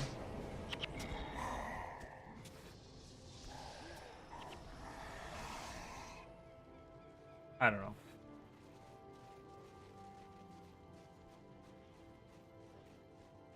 Lineage 2 had dueling, but it was a bit more trolling. I mean, many other MMOs have had dueling, and, you know, I'm sure many of them were kind of crap and people didn't engage with it because it was shit, right? So, look at a good one. But ArenaNet is all about innovating, so look at a good system and innovate on that. I mean, I would love to see, like, WoW has their little, like, pet fighting, right? Like, and I kind of want to see that as well, where you have, like, these minis that fight or whatever, right? And, like, that is, to me, what, something like, Polymach would be like, right? Like, the way that WoW has it set up with their little mini battle, and I love that. I love that little combat. I did that for a few months. When Legion, what was it called? The World of Warcraft expansion, Legion or something. When that came out, I played for a few months, and that was actually a really good expansion. I had a really good time with it. But I remember back then I like did a bunch of the pet battling and stuff. And that was super fun. Dated a guy in Lineage 2 back in the day where our relationship started with him grieving me and then feeling bad about it, that I was having issues with him doing that when I was trying to do quests. Maybe 4 months, but it's quite a memory. Jesus. Yeah, that sounds horrible. I'm so off of the dating thing as well, for me personally. I've been single for such a long time, and I'm at not at all. I just not at all. I don't care. I don't care for it. I don't care for people. I like being single, and I like being with myself. All games need a Pokemon type battle system. Damn it, and Arena has the perfect setup for it with minis. 100%, and they already have it in the lore. They could just make it really, really cool. They could like Polymach and Guild Wars. In Guild Wars would be really freaking good. In Guild Wars 2. The way I suggested it to fit into ArenaNet's design is as a mastery, disguise it as a visuals mastery and call it sparring. It would function as a duel, but with ArenaNet's flair. And I could see that. I think that would be interesting to kind of put a little bit of like an in-game twist on it. Does no one have... I don't think anyone has a revival. Do they? Does she not have? She does. Can you revive me, please? No energy. Why does she not have any energy? I gotta look at her energy usage. She's not even a good character at all, so. That was years ago. I ain't into dating at all anymore either. Not afraid to admit I'm a proud 40-year-old virgin as well. Fuck it. Yeah, why not? Fuck it, right? Who cares?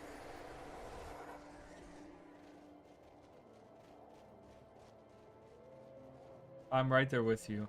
Alright, I'm gonna go into the Copper Hammer Mines. And then come back out. Because then that way, I don't care about Gwen being dead. But this is where the quest starts. You have to, like, escort her, but I'm gonna go in here. And then that way I have this outpost unlocked. And so now I can get right out, and she's gonna be right out here.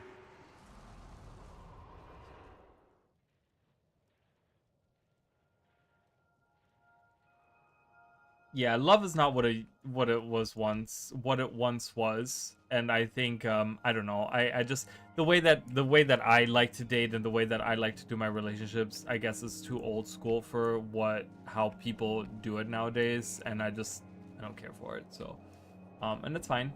You know, it's okay. You know, sometimes that's just how it is, right? I like that model, by the way. She has like a pipe in her mouth.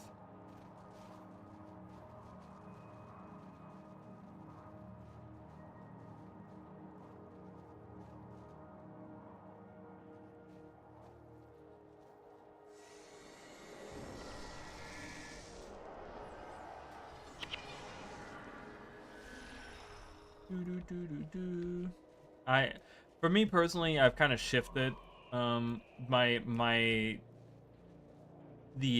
importance that my priorities in life.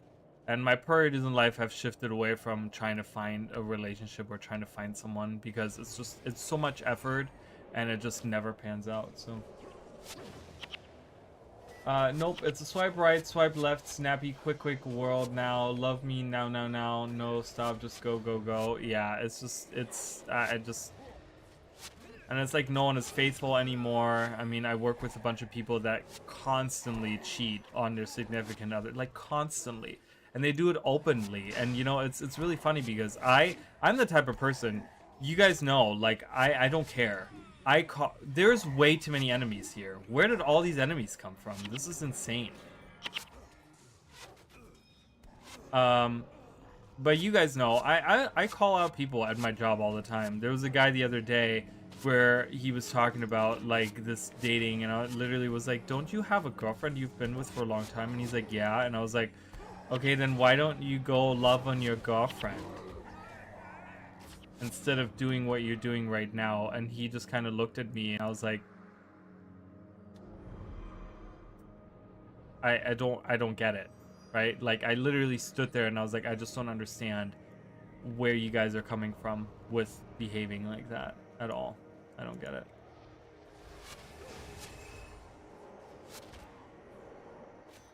But anyways, and I just think it's a waste of time. It's a waste of time and money.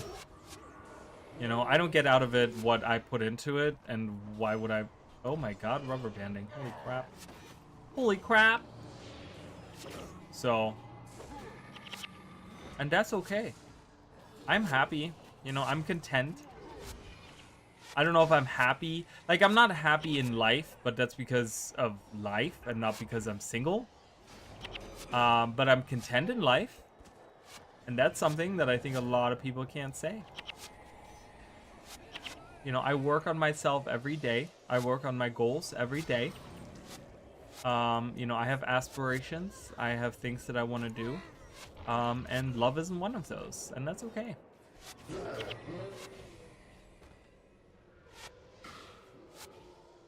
Commitment is a scary concept. To other people, it isn't to me. If I really like a person, but that's the thing, right?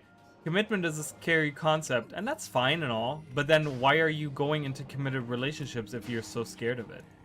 Right? That's the thought process that I don't understand. If you do not fully want to be with that person, then why are you in a committed relationship with that person? And why are you doing these things like cheating on that person if you're in a committed relationship? Clearly you're not looking for a committed relationship, so just don't be in a committed relationship. I have no one that can revive on this group, so I'm just gonna have to die again.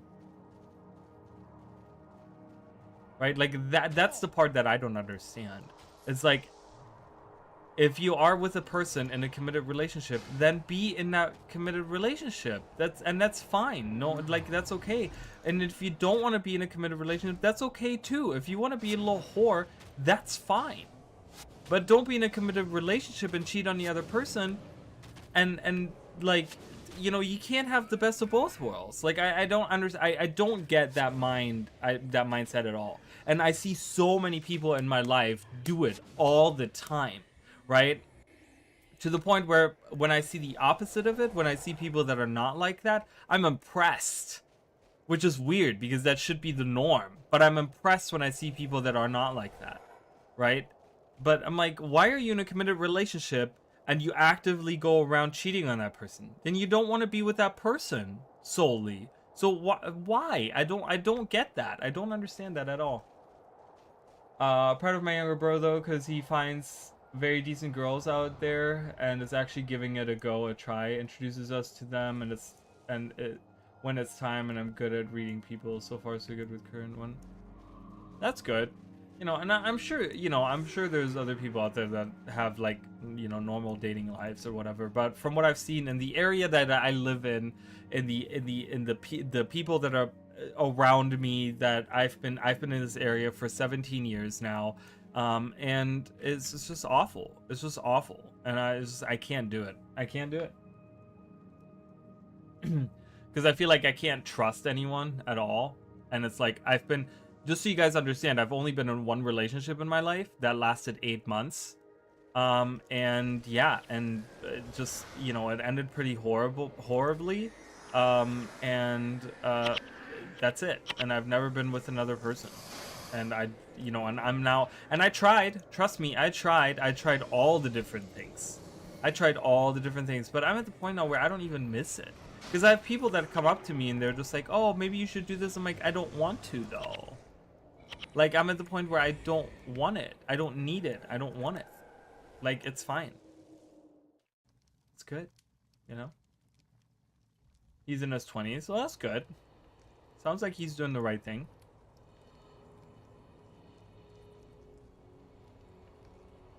And, you know, I think our generation specifically are not worthy of trust, at least 80% of them.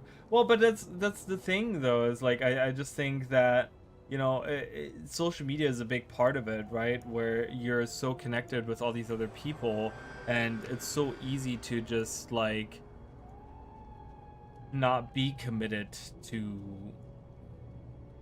another person or whatever. I don't know. It's just, I don't know. The whole situation is just weird. No offense to other people. Yeah, no, I know. It's just, to me, the whole situation is just, it's rough, you know. It's rough out there, and I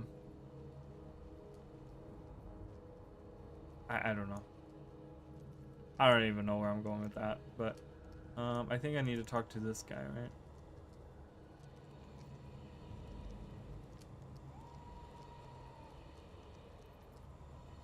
Yeah. That's the main quest. That is not the main quest. What is the main quest? This guy? Is he the main quest? What is the main quest? So yeah, and it is what it is. I don't care. I also, I'm gonna be honest with you guys. When I was in the in the relationship too, I was so committed to that relationship, and I did everything for that for the other person, and I you know, not just like physically, but emotionally, spiritually, and financially too. Like, I mean, to the point where, you know, wait, there's no, is there, what's the main quest here? Is there no main quest? This must be the main quest then, but it doesn't say main quest. It's fine.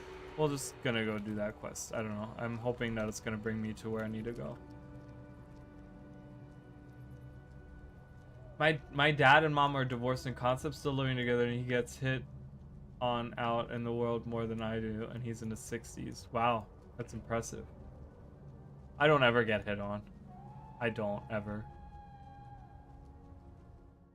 And that's fine. I don't like getting hit on anyways.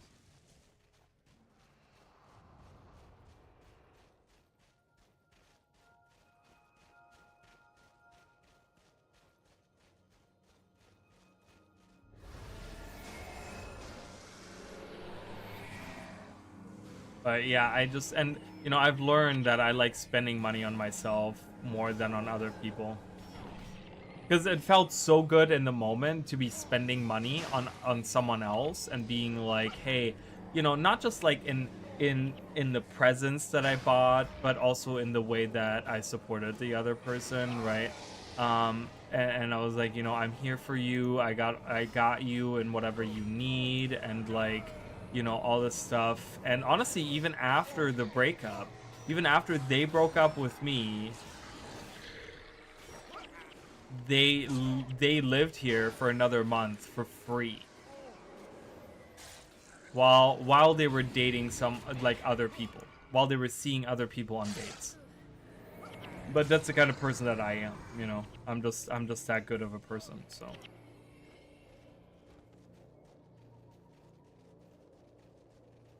I like to flirt, makes people feel good, but if they take it the wrong way, I quickly shut them down. I don't even do that. I don't even flirt. I tell people how much I hate them all the time. Like, I'm at the point where I just want to tell people that I'm asexual, so they'll just leave me alone. Like, that's honestly, it's kind of sad, but that's where I'm at right now. There's a way to do it to not send the wrong message or come off like a creepazoid. Well, the thing is that a lot of people, the problem is you never know how people take something like that. You can't control how people take certain things, right? And there's a lot of people that mistake friendliness for flirting. So I just, you know, I'm nice, don't get me wrong, but I don't try to get to the point where I give off the wrong impression at all. I never do that. I like to be very platonic with people, and so that's where it is.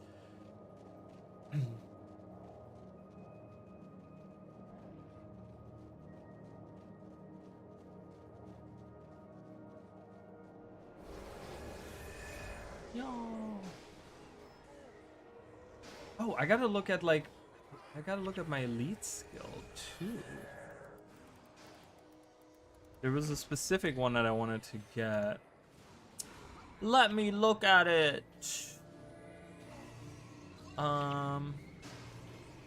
Prophecy, no. By campaign.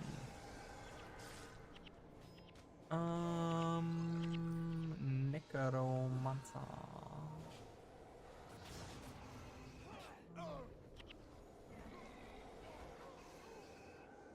Was it life transfer?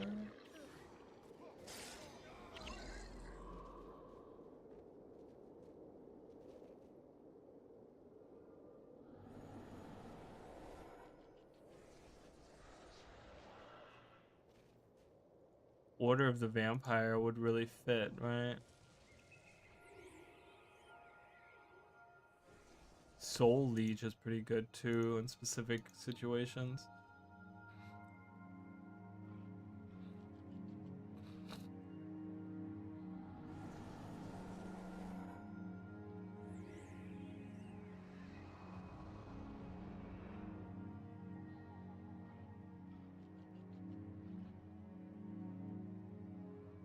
When it comes to commitment, I'm committed to Guild Wars 2. Irina, let me marry my main character. Come on. That's really fine. I mean, you could do that. I don't think anyone would be opposed to that. I think I'm going to do life transfer. Life transfer is cheap. And I guess that's like a stronger version of the life siphon skill. It's like the AoE version of life siphon. And let's see where we can get that. Oh, we can get that in the Iron Mines of Moladoon. Theodore the Baneful. Alright, cool. So in the next mission, I think. ESO has marriage, so me and my friend got our characters married. 5% experience boost, we play together. Too bad we both don't play anymore. That's funny. You can marry your character. You can make your own ceremony. You can do that. You're allowed to do that. You can do whatever you want. Listen, there's people that write fan fiction about their character, alright?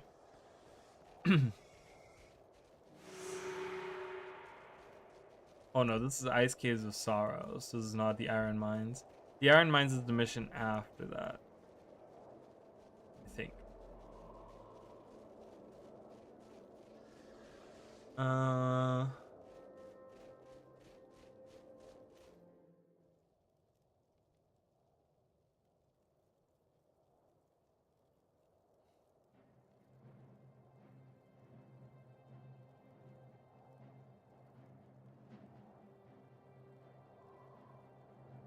Okay. So not in this mission, but the next one. But we're actually, what I'm gonna do. Do I have a capture signet? I do not. I'm gonna go get a capture signet just so I have it ready. There was a game I remember where marriage was a big deal and actually gave you massive benefits. Oh, really? Called Conquer Online. Sounds like, that sounds pretty silly, I think.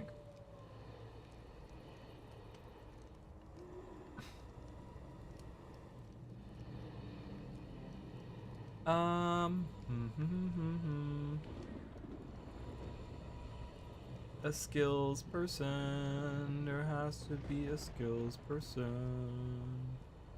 Skills person. There is a skills person.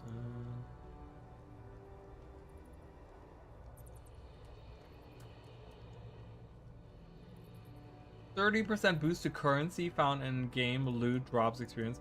That's crazy. That just invites people to be untruthful about that and just like, oh yeah, we're just gonna marry each other just so we have the bonuses, right? Like two random dudes that are like totally straight and they're not even like, they don't even care about each other like that, you know, but they're just like, well, I want to be better in the game, you know. I gotta look at Talcora's build too. Ooh. We got some Mersant here. We're gonna avoid those bad boys.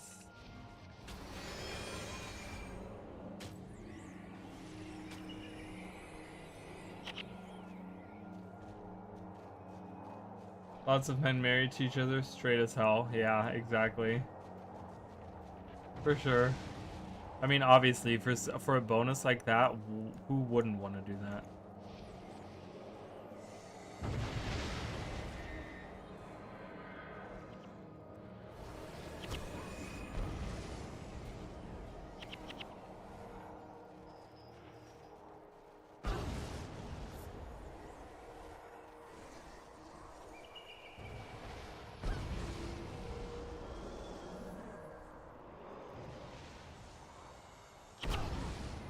Oh boy, that came at the same time. That is not good at all.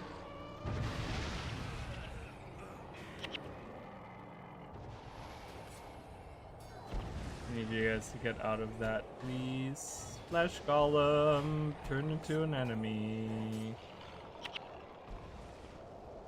Someone revived on Coral, please.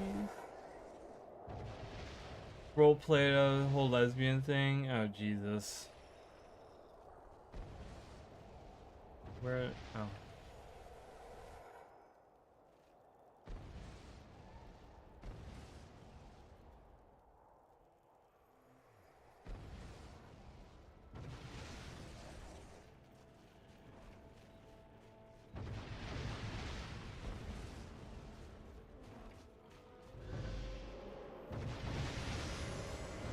Let me through.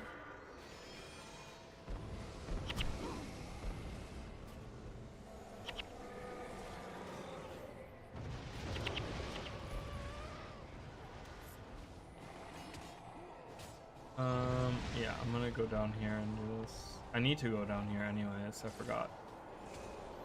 For the mission, I need to go down here anyways. Formac Iron Curse.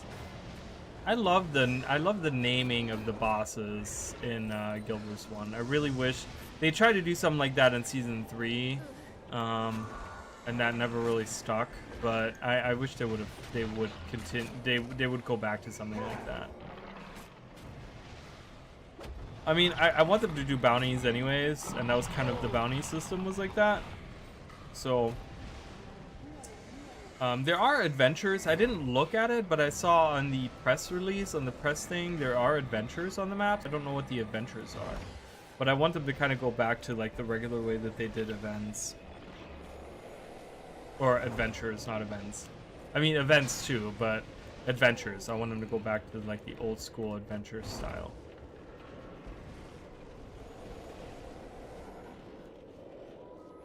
Interesting old school style. A ARP MMO though, simple skill animations, you were allowed to jump. I'll look for pics. Interesting. I love how you said, and you were allowed to jump.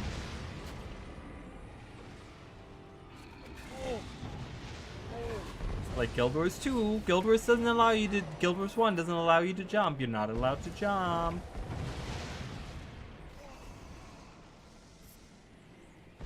Don't be doing the jumpies. Alright, let's free the Dolyak. I made a short about this, you guys.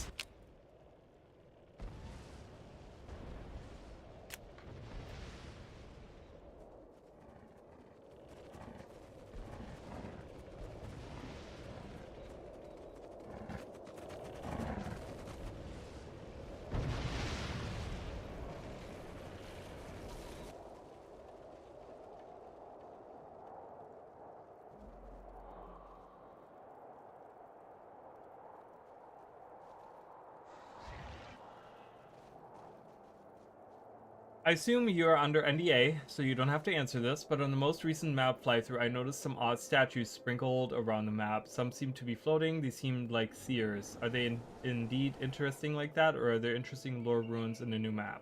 So, I don't know what those are. I actually, in the video that I recorded today, I noted them as well. I was like, oh, I saw 2 of them. I don't know if there's more, but I saw 2 in the flythrough of the video. And I didn't actually check them out. I'm gonna be honest with you. When I went into the map today, when I played what I played today, I didn't even look for them. So I don't know if there's any lore significance to them.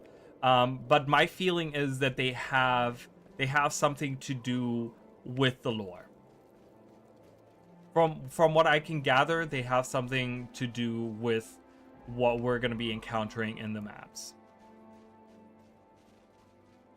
I don't know in what shape or form, but it fits in with what I saw, is what I'll say.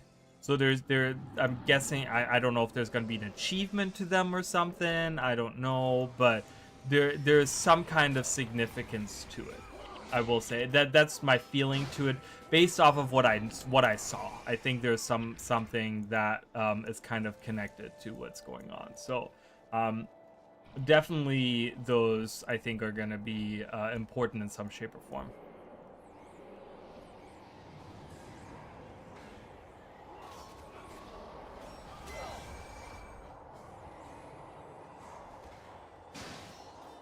I'm very excited. For those of you that are interested in the lore, you guys are absolutely going to love at least part of it, at least part of what's coming with Visions of Eternity. There's some really cool stuff, and there was even it's very interesting because the little bits that I saw actually hinted at what's happening on the 3rd map.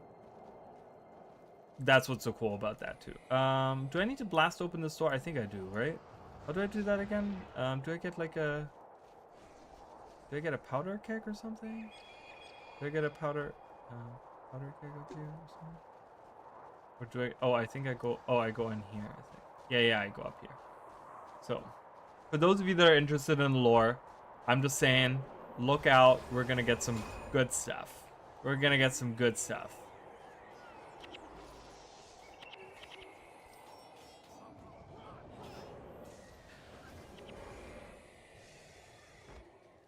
Oh wow, they did a nice job. They killed everything.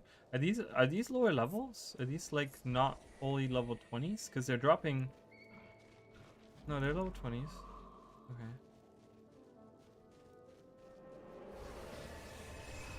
I gotta kill the priest first. Eh.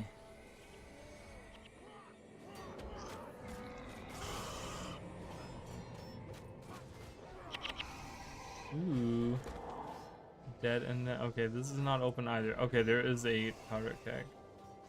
I'm not doing the bonus, by the way. If you guys are thinking I'm not doing the bonus. I'm just trying to get through the story. I'm just running through the story here.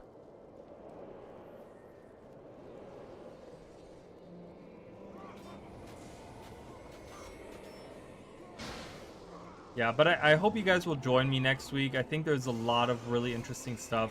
I will be streaming the expansion, just so you guys know. For those of you that are unaware as well, I will mention all of my live streams are available on the live tab on YouTube. Okay, if you go to my YouTube channel, if you are on Twitch or, you know, on YouTube or whatever, in my live tab, you will see all of my past live streams. They're all on YouTube. Okay. So you guys can definitely watch all of the, if you miss my playthroughs, my playthroughs of the new maps, of the new content and stuff, they will be on that live tab. You can watch them there. But I will definitely be streaming them. I will be live on Tuesday. We'll be doing the same thing that we've always been doing. So the way that I play through them is I play through the first map on day 1. Do the story up until they want me to go to map 2, and then I stop there and I do map completion for that map, and we'll talk about everything that's been happening up until now. And then the next day we finish up the story, we do map completion for that map, and we do, you know, whatever meta event or achievements we can do, or whatever, you know, talk about the lore and talk about whatever, right? Like whatever is there, we'll talk, we'll look at it, we'll discuss, right? But it'll be stretched over 2 days. That's usually how I do it. So if you guys want to join me, I'd really appreciate it. And I'd love to have all of you guys here for that. It'll be heavily lore focused, and I will be taking my time with it. I don't want to rush through it. I know a lot of people kind of just jump in and I want to get through the story. I don't have an identification kit. Oops, I need to buy one. I ran out and I didn't even realize it. I know a lot of people like rush through the story and then are like, oh, this is already done. Like, yeah, I'm gonna get through it in 2 days because they don't give us that much story, you know, and which is fine, right? But I think that I don't know. I think that it'll be it'll be nice to kind of take my time with it and sit there. And we're gonna theorize a little bit, and I'll probably be making videos about whatever theories I have or whatever we wanna you know, whatever we might discuss. You know, I'll be making videos. I want to time travel and or interest miss shit. All I can say. Okay, I don't know how far they're going with that. Like I said, I didn't play any, because that sounds like story stuff. If we're doing something like that, right? That would be like, and I don't know what the story is. I have no clue. I did not do a single story step. They literally had the maps unlocked, and I went to the maps. That's what I did. I just teleported to the maps. I went in there, ran around the maps. That's what I did. I didn't do. I saw 2 story characters, where I was like, oh, that person's here. Oh, that person's here. I saw 2 of them. I was like, oh, all right, we got these guys in the story or whatever, right? But other than that, I know nothing. Okay, we don't have any spectral. We don't have any spectral infusion, agony infusion, or whatever. So this might be kind of tough, but we're doing pretty good. We got it. Gotta opt out as well because I don't even have Visions of Eternity on this account I'm using now that I switched to the old one. Anyone want to purchase it for me? Yeah, definitely not. Not that I don't love you, but I don't have the money to buy other people expansions right now. Oh, I gotta blast it open. That's what you get. I told you not to make another account. And you're like, nah, it's fine. I'm gonna make a new account. Well, that's what you get. Guess you're gonna have to watch my playthrough of it and vicariously live through me. You'll get it. I mean, you know, it's not even, you know, it's only like 2 maps, but the maps are beautiful. I will say that. I just, from what I've seen, the map, I didn't even, like I said, I didn't even see a lot of it. I didn't at all. But from what I've seen, it looks, oh god, it's okay. These guys we can defeat. I'm just gonna defeat them real quick.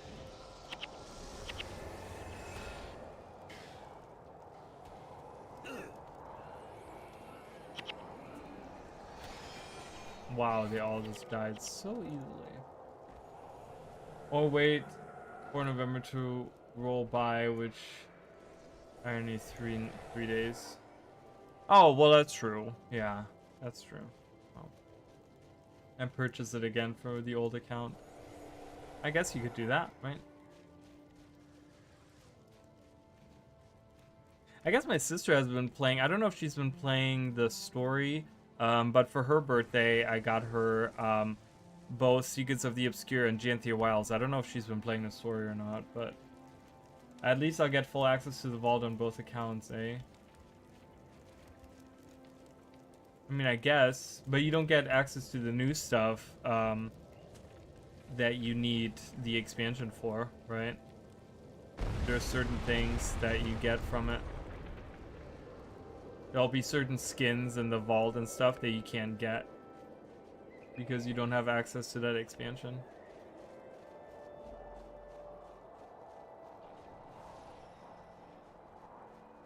This right here, by the way, just so you guys know, this was the day, this was the first elite that I ever got.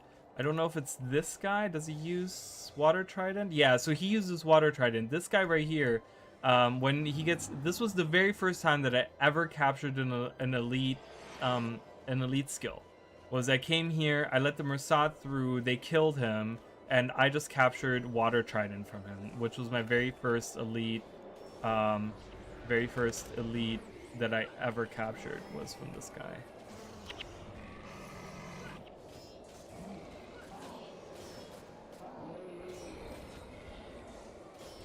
Uh-oh, the Mersat are coming. Hurry up, everyone. Hurry up.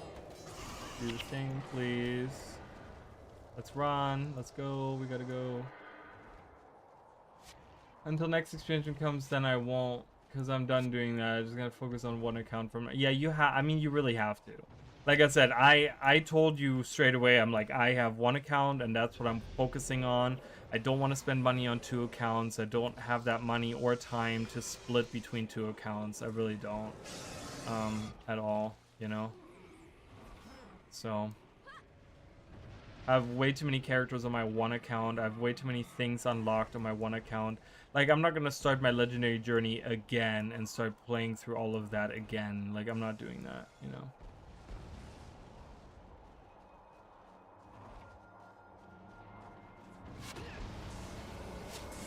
Yeah, and if you are bored, you can go to that second account, right, and make money off of it or whatever. Do your dailies, do your weeklies, you know, whatever money you get there, you send to your first account. I mean, you can do that, obviously. Which I guess is fine, you know, but...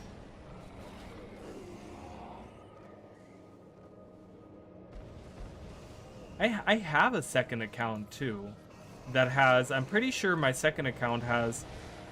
That is when Guild Wars was still pay. You had to pay for the base game. I'm pretty sure it has the base game paid. Like, I have an account that has the paid base game. Just doesn't have any of the expansions. I'm pretty sure there's somewhere a second account out there. I'm weird and focus too much on the achievements thing when there's no achievements to go for every expansion. And I'm sure there's achievements that you haven't done on your old account yet, right? Like, I'm sure you don't have all the achievements unlocked on your old account. So there's still other achievements that you could work towards. If that is your focus, if that's something that you want to focus on, right? Ah, we're gonna get hit. Run.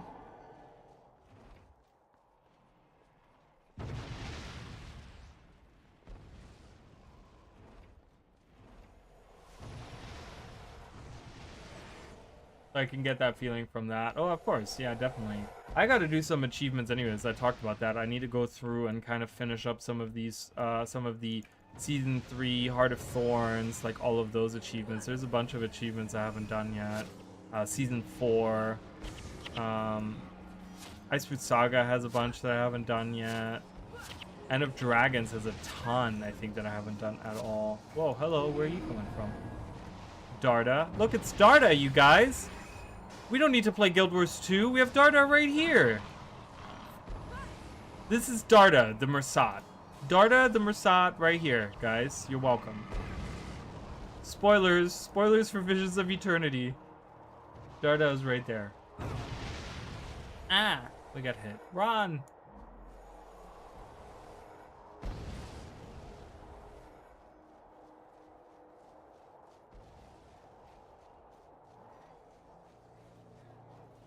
And I want to reach 29,000 at the very least on my old account because I want the purple Zenith staff skin or whatever it's called. Yeah, those. I have some of those skins. They're pretty nice. I like those. Yeah, I think I said I wanted to help or get those. Yes, I do remember that as well. Which I will do at some point, but I think right now I'm just focused on Visions of Eternity. And so we'll do that. I'll still help. I appreciate that. Thank you. Yeah, I'll need help on a bunch of those for sure. So, alright, let's go on this ice ship here.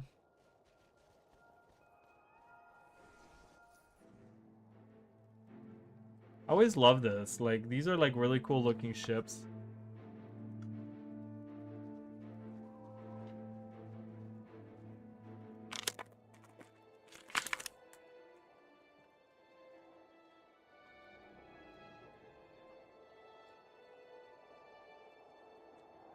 I can't believe Saedra is gone.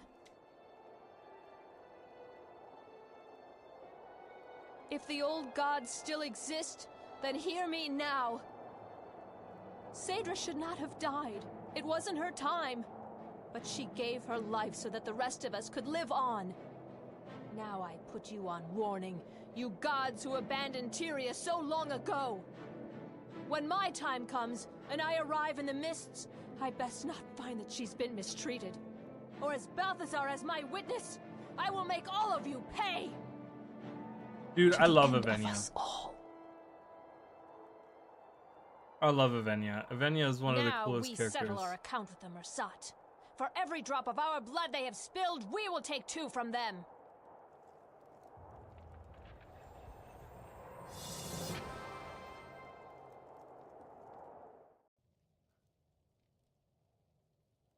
Also gonna stop referring to it as my old account. It's just my account I play on now. Yeah. You can say my first account and my second account. Your first account is the one that you're playing now. Alright, so we're now in the Iron Mines. Alright. Avenia is so cool, man. I really love her a lot. As a character. I needed to get an identification kit. I can't translate that. I mean, these symbols are like, this is N? No. S. This is kind of like the S in New Crichton. If this was turned around, this would be a P. What is that? That would be an O. Wait, can we translate this? If we just P-O... What did I say? S? P-O-S... P-O-S-P... Is that an H?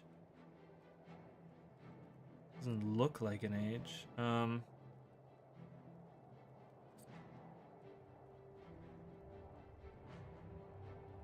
don't know what that would be. That could be a G-ish? Or a C. That could be a C.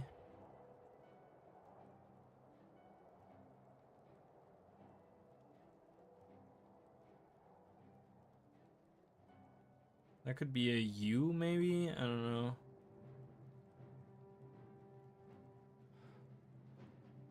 Yeah, switch language to bonk bonk.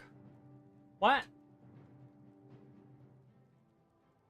Excited to utilize Meteorologist once I get my main. I think I started that I shared that I obtained that because of the second account and I mailed it to my first. I don't remember that, but I'm happy for you.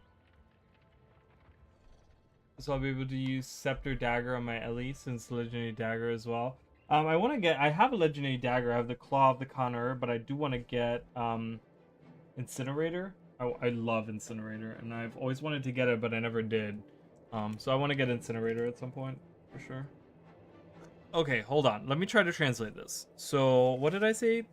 First one was? P?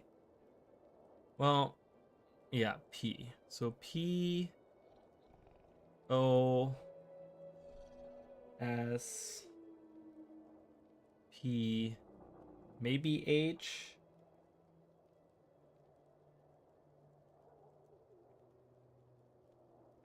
That could be a G, or I'm trying to figure out what this lowercase e is supposed to be. Could be, if we mirror it, it could be an F as well.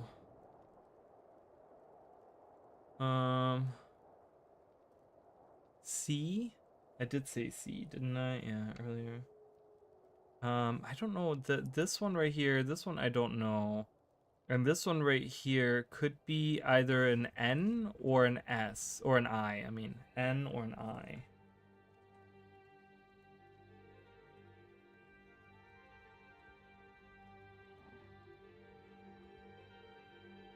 I have to get a legendary Orine pistol. I want to get more legendary Orine weapons, but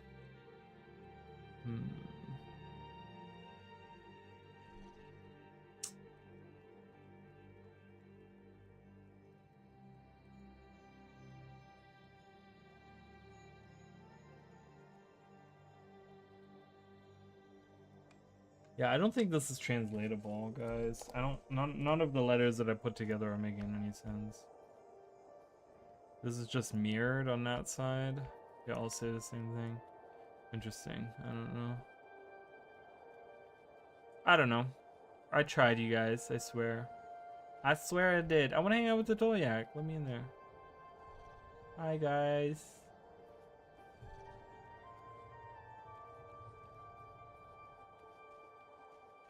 Do. Alright, well, we'll enter the mission. I gotta get my legendary. Translation stream. Oh god, no. There's not enough to translate for a whole stream. And I've already done and now I would be doing myself a disservice because I'm doing the shorts. Do you know you can switch to bonk bonk? I don't know what that means. I don't know that because I don't know what that means. What is bonk bonk?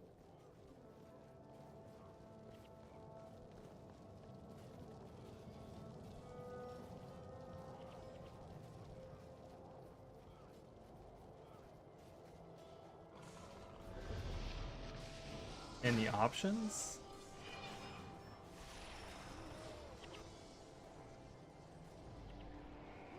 Bork bork. Bork bork bork.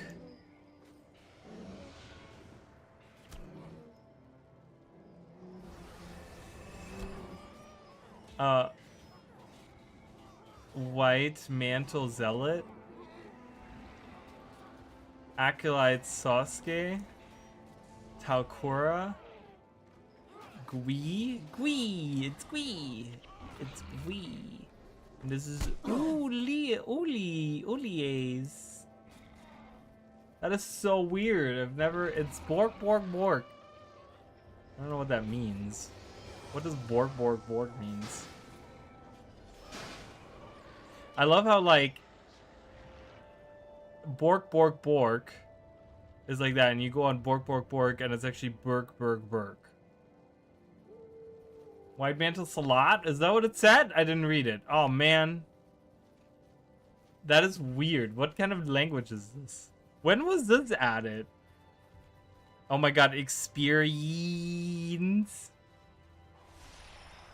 It's a retool list. Retool a list.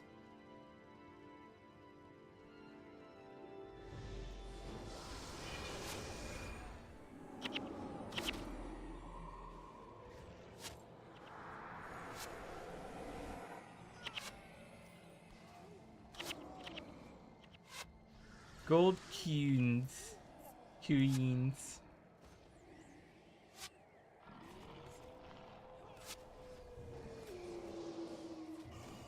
That's crazy. That's giving me a headache. Alright, I'm putting it back to English. I could do German. I mean, German I can read. I can definitely read that.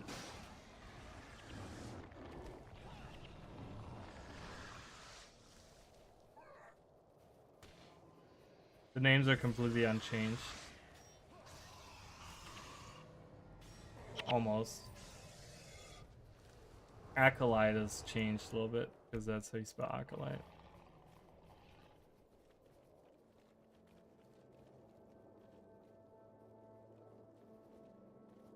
I'm going the wrong way. It was another April Fool's option that they just made permanent because why the fuck not? Yeah, I love it. Why not, right? I'm gonna go down here.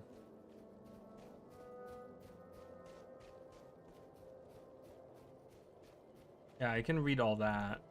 I'm gonna put it back to English. But yeah, translation stream, I mean, I would be doing myself a disservice if I do a translation stream because I'm doing shorts. So I'd be taken away from my shorts, you know? So I don't know, maybe I'll make a video where I compile all the different things that I've translated, you know, at some point in time. But right now, I actually recorded audio for I have a couple of shorts that I want to get out this week. I don't know when I'm gonna get them out, but there's a Did You Know that I recorded audio for. I haven't recorded video, and then audio for a translation stream actually, not translation stream for a Guild Wars 2 translated episode, and it's gonna be a Halloween themed one. So I have a Halloween themed translation thing coming. So.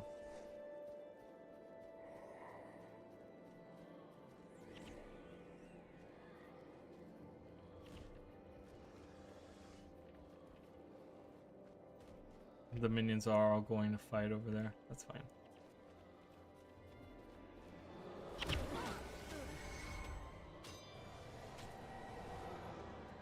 Alright, so let me pose this question. Speaking of weapons being added, what are some weapons that you guys would like to see added to your favorite profession? And how would you like it to function? I want to hear from you guys. I want to hear from you guys what you think. What, like, in Guild Wars 2, what weapons would you guys like to see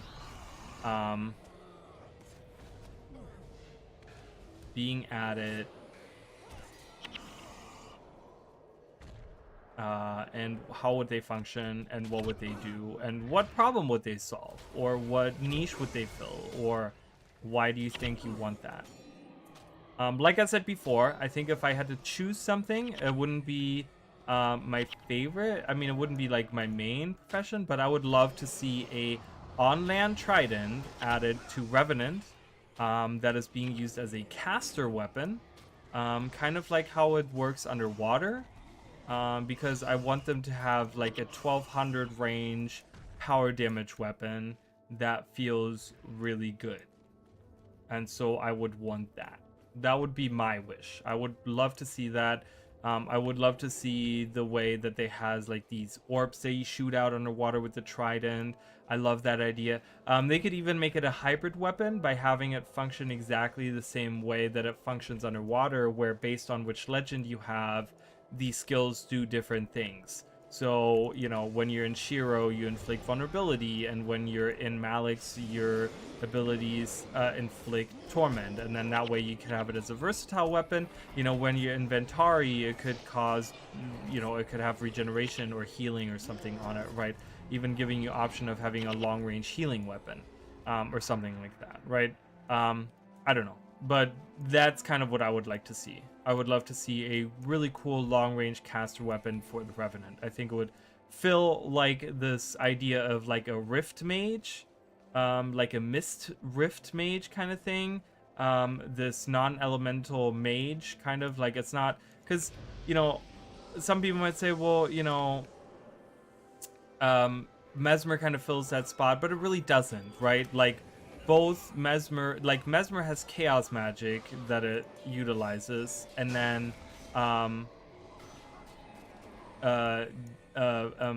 you know, Elementalist obviously has elemental magic, and a Necromancer has like shadow magic and stuff like that, right? Like necrotic powers, you know. But I would love to see something that's like almost like that doesn't really have like an element attached to it. And you know, having a long range, like another long range option beside Hammer, because Hammer is kind of stupid and I hate it. Still, even now after all the updates, would be really cool. So that's my reasoning. Scepter for Ranger, more burn to go with the torch. I like it. That's actually a great idea. Trident for Revenant on land that does damage based on your legend. Perfection. I mean, that would be like, I would hands down swap to a, probably, if done correctly, I would probably switch to a Revenant as my main character. Because that is always, that's something that I've really wanted. Like, yes, I've talked about, like, I wanted a Shadow Mage and stuff. But if I really wanted something in Guild Wars 2, that is how I would want, like, I would want that. Main and offhand daggers for Guardian. Give Guardian access to poison and or torment.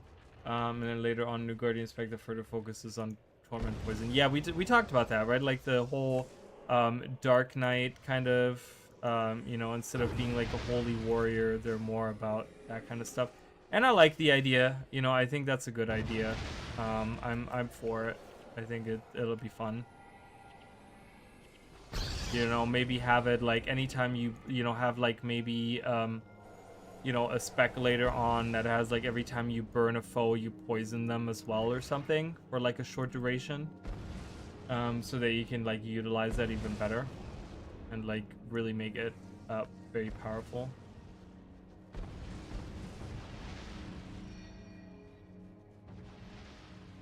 Slownack Copper Bark.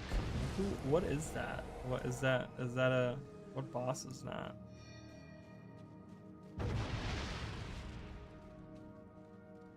Oh, okay. It's a guy. It's a guy. Go, go, go, go, go. Attack, everyone.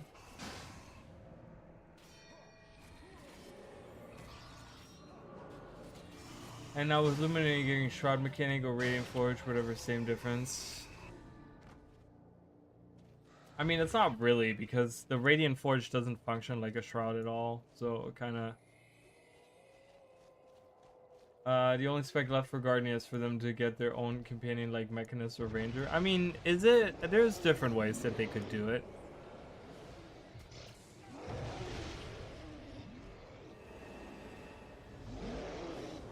There's other options. That's not the only option that's available to Guardian. There's plenty other things that they could do.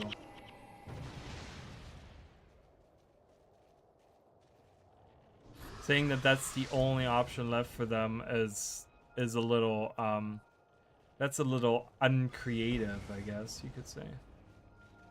Because I'm sure they could come up with plenty of different things.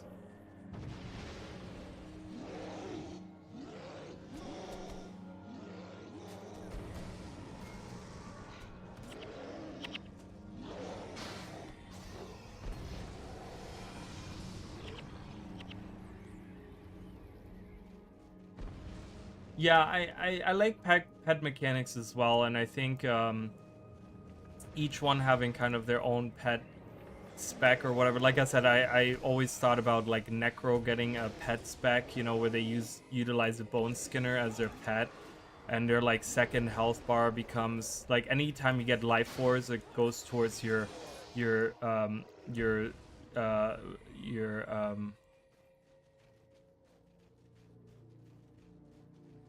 pet, right? The what oh my god, I just totally lost the word, the name.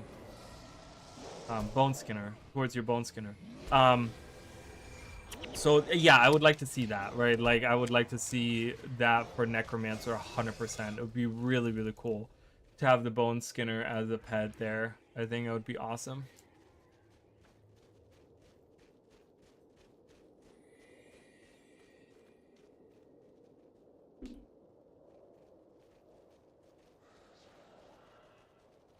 I think Arena would give Necro a pet spec way before they gave it to Guardian. Probably. I could agree on that. But it also depends on like where they're taking the game, right? If it's something like, you know, ArenaNet seems to want to deviate from having elite specs be based off of the location we're going towards and have it be more relevant to what's currently happening in the story, or at least, you know, with this set, that's what they're doing, right?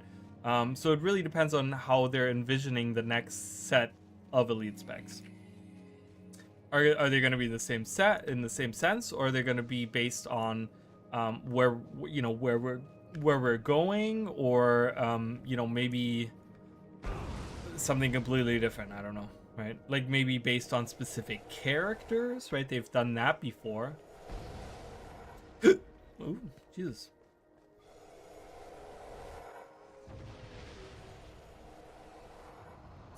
But imagine if Warrior got a pet spec where it's just a mercenary for hire that you run around with. Like, well, I would imagine it to be something like the Hounds of Balthazar, right? Like, I feel like you'd probably get like your own set of hounds, and you get like 2 of them, and they kind of behave like the Hounds of Balthazar, like that. And they, and you can like modify them in different ways based on the things. Like, I feel like that's how it would be. I don't think they would do like a mercenary like that, because that kind of sounds a little iffy, because someone might be like, oh, that's like slavery, you know what I mean? Like there's like this weird parallel about which I don't know if they want to step into something like that, so I think they would keep it as a pet. But we had like, if we're looking at Warrior with, Balthazar being the, like, that is the human god warrior type guy, right? And he had pets. He had 2 of them. He had 2 hounds, How that actually could work. Warrior new utility skills, conjure weapons, and the mercenary runs around with, amplifies those weapons and fight by your side. But yeah, I guess Hounds of Balthazar with some animal could work. I mean, I feel like that's probably what they would want to do, I don't know if they'd want to do like mercenary.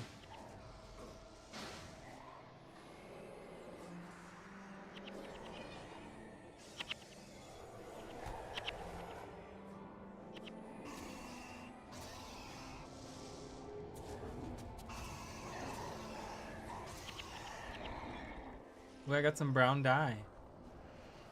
Bolt Dusk Strider, actually. Sorry. That's a goose. I can't inflict bleed or poison. Orion Gorilla pet for Warrior? Ooh, that would be kind of cool. I would like that. Or just like a gorilla. It doesn't even have to be an Orion Gorilla.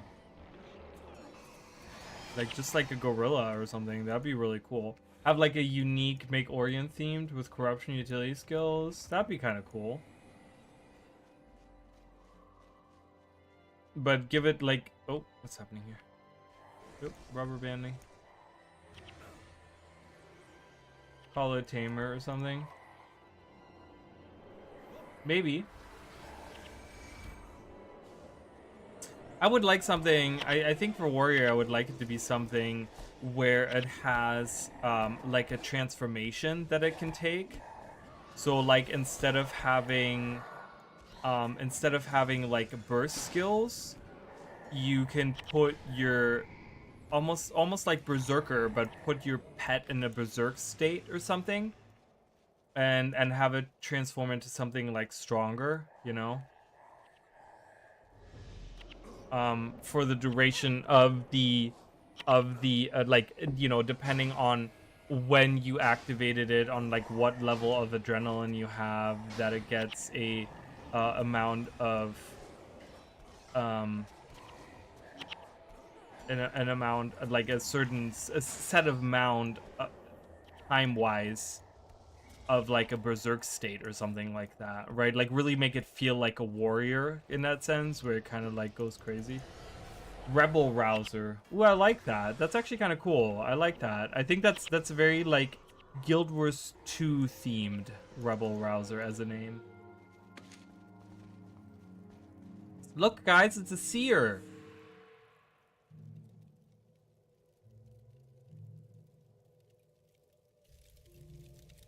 Yes, yes. You are the Ascended Ones the Dragon Glint has spoken of. Come in. Come in. I've been expecting you.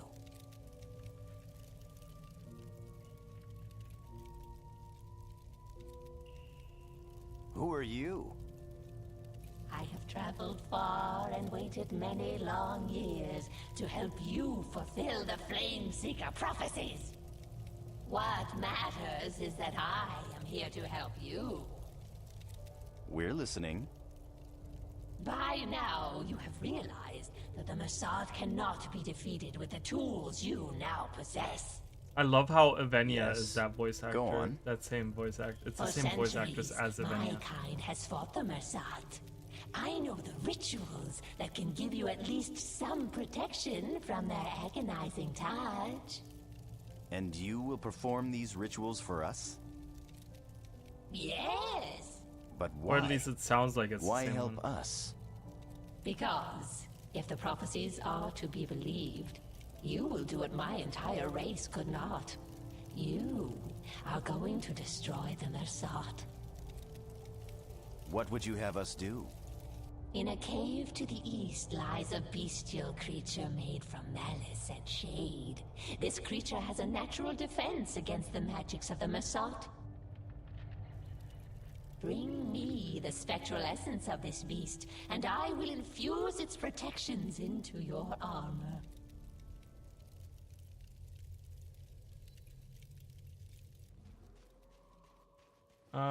And have F2 of the gorilla change like a ranger pet, changes based on your weapon equipped. Oh, that'd be kind of cool. I would like that. That's kind of a cool idea. Zero Gloom Runner. Hello.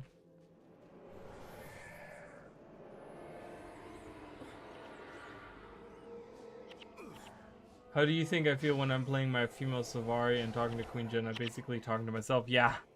It's kind of funny how that happens, huh?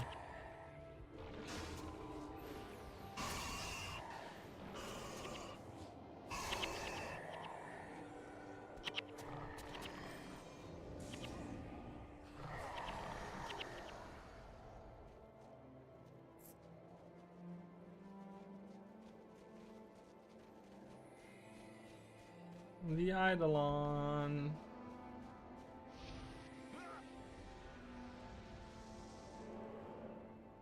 I'm probably if I can get if I can get the elites in this mission, if I can get my elite skill in this mission, I'm gonna finish the mission and then I'm gonna stop for today.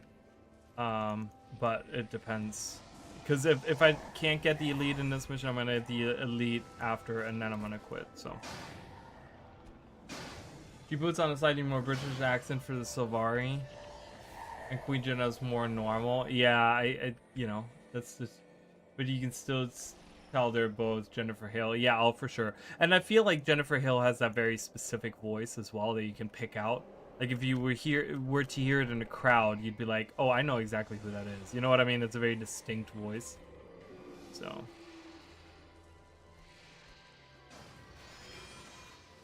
Spectral Essence. All right, let's get infused, you guys. Time to get our infusions on. I always love that you can like read it on here when you get infused. Oh, great.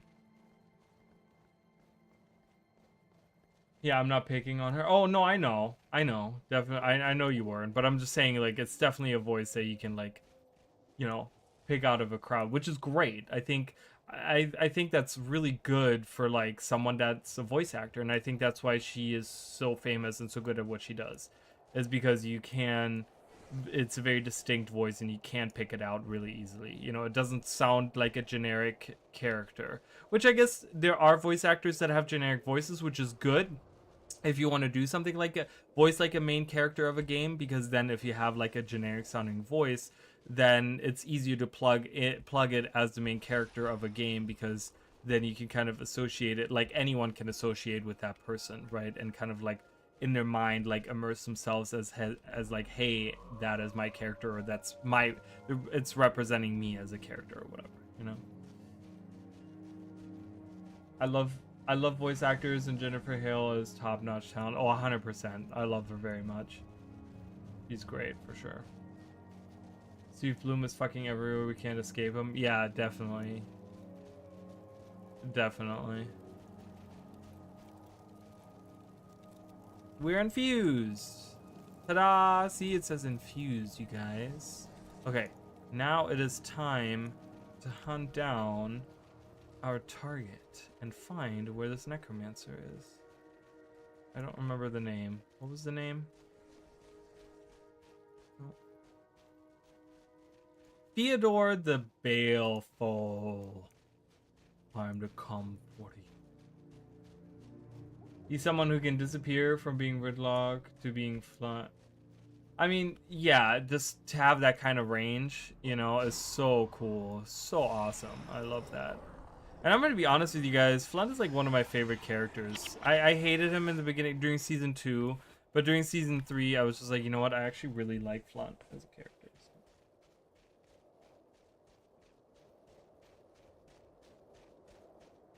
Really, really like that. As we're getting to the end of the stream here as well, because I'm only going to be I'm only going to be streaming here for a little bit. Again, I do want to say, like, if you guys want to support the channel, I really appreciate that. You guys can become members on YouTube. You guys can subscribe on Twitch. You can even use your Amazon Prime subscription if you have that free. All of that goes to help me out like a ton. If you guys are looking to play Guild Wars 2, there's a link down below in the description. If you guys are buying any of the expansions, there's a different link down below as well. On Twitch, it will be in the About section. If you guys want to hang out with us on Discord, that is also available. There is a Discord. There's a Discord server that we have that we kind of chat about everything that's going on in Guild Wars 2 and beyond. And yeah, so if you guys want to support the channel, you guys can do that. Like I said, memberships are available, subscriptions are available, super chats are available, all that stuff. We have a merch store. I'm currently in contact with ArenaNet because I'm trying to add some merch, and I'm trying to see if there is I'm looking to see if there's like some copyright issues that I don't know if I can use it or not, but I'm in contact with them right now, and we'll find out. But if I get a good answer, then I will be able to just like, hey, I have new merch on the store, because I'll be making some new stuff. So, oh yeah, I have that available. Forgot to resub. That would be great if you could. I know that you mostly watch on YouTube, so, but I do appreciate that very much. I really do. All right. He's not in this location, so we're gonna have to continue searching. Theodore, where are you? Is this the only is this the most northern location? Yes, it is. I think this is, oh, actually, I think he's further south. He can spawn further south. Okay, so we're gonna be looking for Theodore here. Theodore. But yeah, all of that helps me out a ton. So I really appreciate that. And like I said, I will be live for the expansion release. If you guys miss any of those streams, they will be on my live tab on YouTube. All of my old live streams are there. Most of them are just like us hanging out and talking and stuff, you know, but if you're looking for something specific, I usually try to name it like, hey, it's the playthrough of this or playthrough of that or whatever, right? And so you can kind of see that, and you'll see it on the live tab. There's just, you know, there's so many. I have like, I realized that I'm at almost 1,000 videos on YouTube now. You know, that's including all my live streams and stuff like that. But there's a ton of stuff there.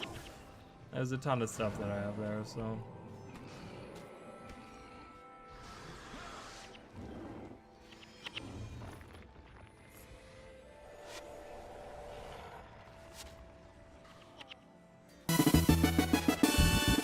Hey, thank you so much, Mish. Appreciate that.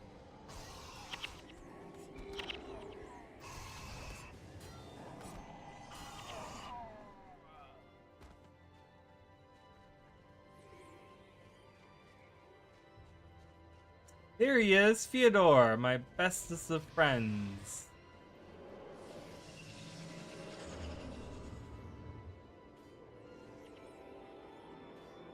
Until you sign. Yeah, it'll only be. I'm just gonna finish up this mission.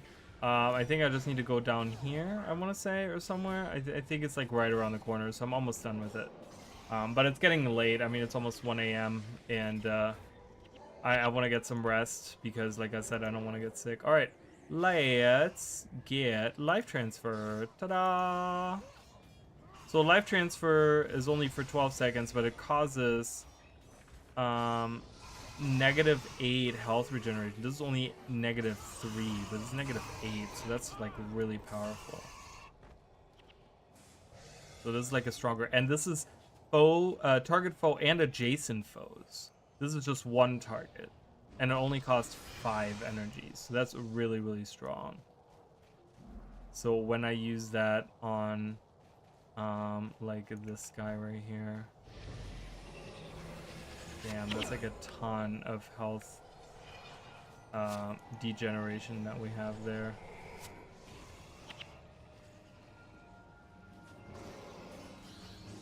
The recharge is a little bit longer, but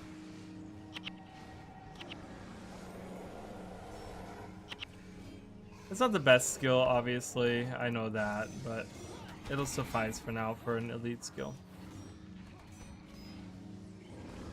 There's better stuff out there, and I might get some better stuff at some point soon.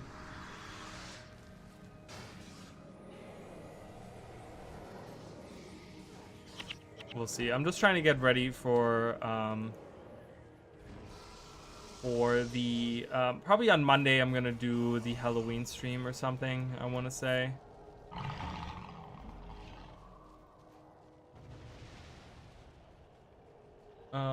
Yeah, I'll go back to leveling my ranger. Already almost 30 on her. Nice. With all the stuff I heard going on with Twitch when it comes to certain people I care about, I really hate to support them, but I don't mind support you at all for sure. Yeah, I know. It's just, it is what it is, right? I just, I stream on Twitch because it is like the platform to be on. But you guys know that I absolutely hate. I don't like Twitch at all. I hate it. I'm not a fan of it. I've never been a fan of it, and if I didn't try to grow my channel, I wouldn't be using it. You know what I mean? I just Twitch has never been good to me, and YouTube has just been better for me overall, and I've had a better experience on it. But you're gonna be supporting some kind of rich guy one way or another, so it's whatever. That's just the world that we live in right now.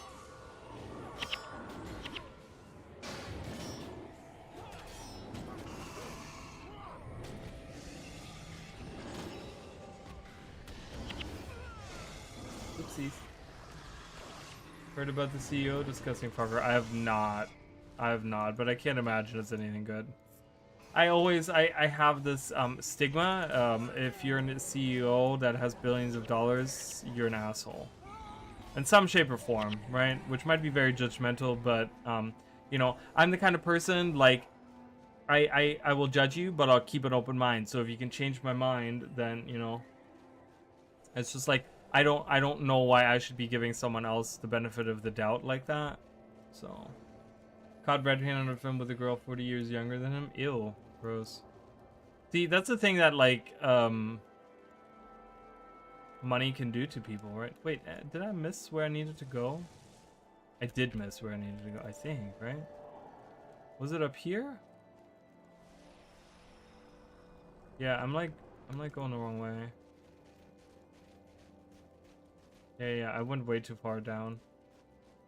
I'm just wandering around the mountains. I don't even know where I am. I'm like, hello? Oh, I didn't buy the identification kit. Oh, that's annoying. That's okay. Thought I knew where I was going, but I'm like, I'm almost back to the beginning, and I don't think it's that. But it's up here, I think. Oh yeah, it's up here. I need to go back. Oh my god. Okay, I went like way the wrong way. Hello?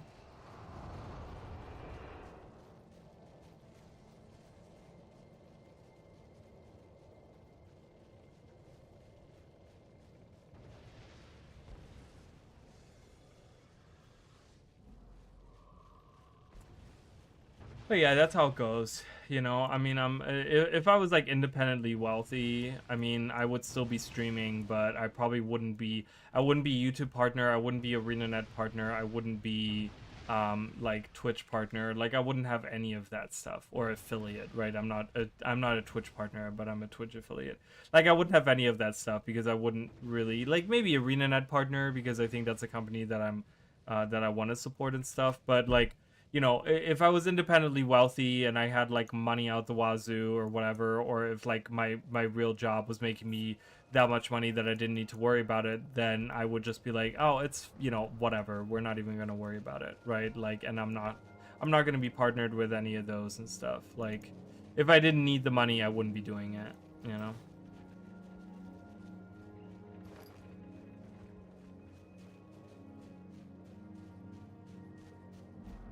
I went completely the wrong way because Marcus is actually up here. That's where we need to get to. I went completely the wrong way. I thought he was to the south, but he's actually to the north.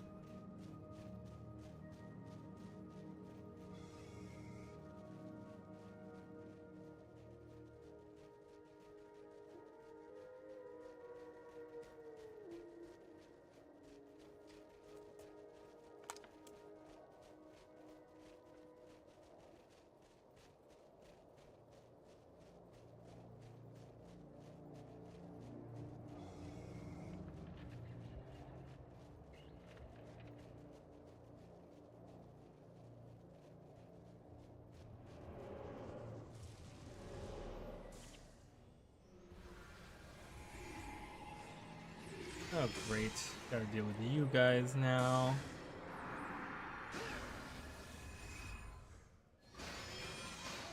Oh, no.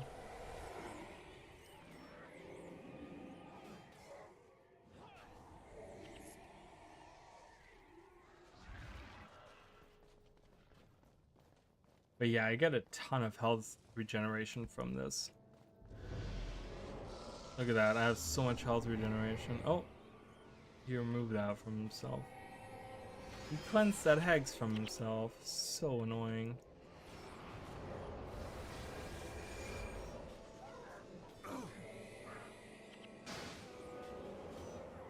I love it. It's an elementalist with a scepter and a shield. Very funny. It's very, very funny.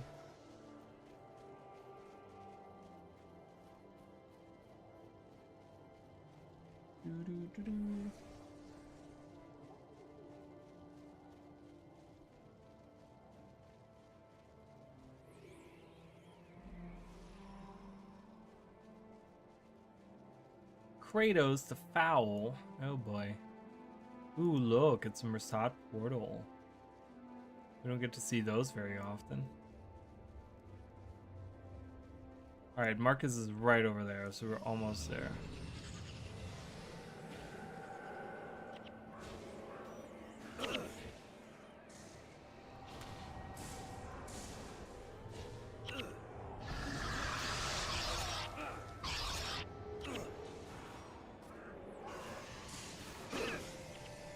Go, go, go.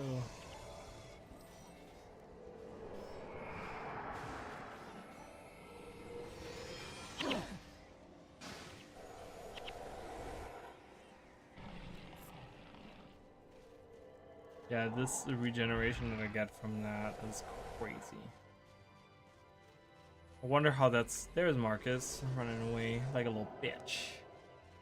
Like a little bitch.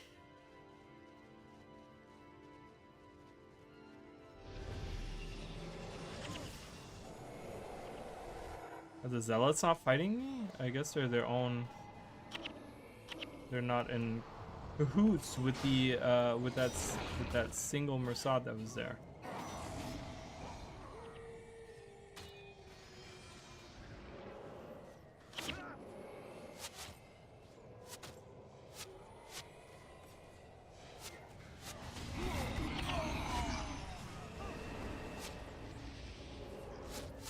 Yes, regen my health.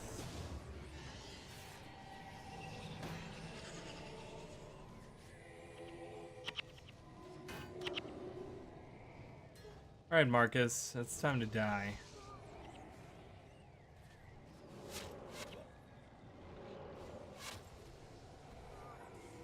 Extract vengeance?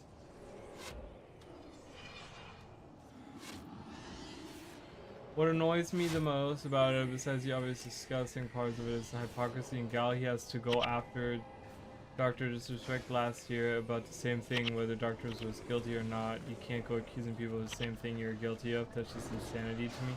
But yeah, but that's just a way to make himself look innocent, right? Like, oh yeah, if this guy is against it, then he must not be doing something like that. You know what I mean?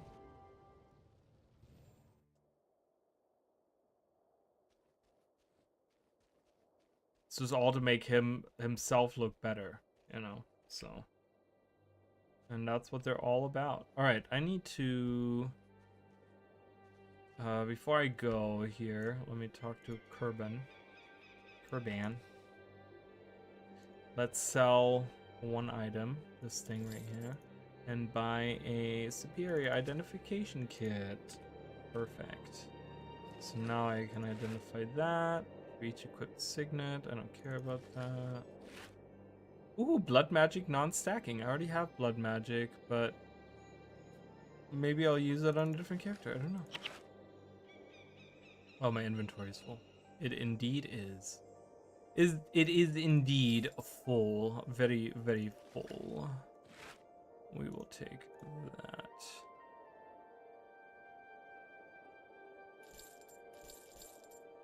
Oh, I could break this down and get some feathers. I got 2 feathers. Great. All that.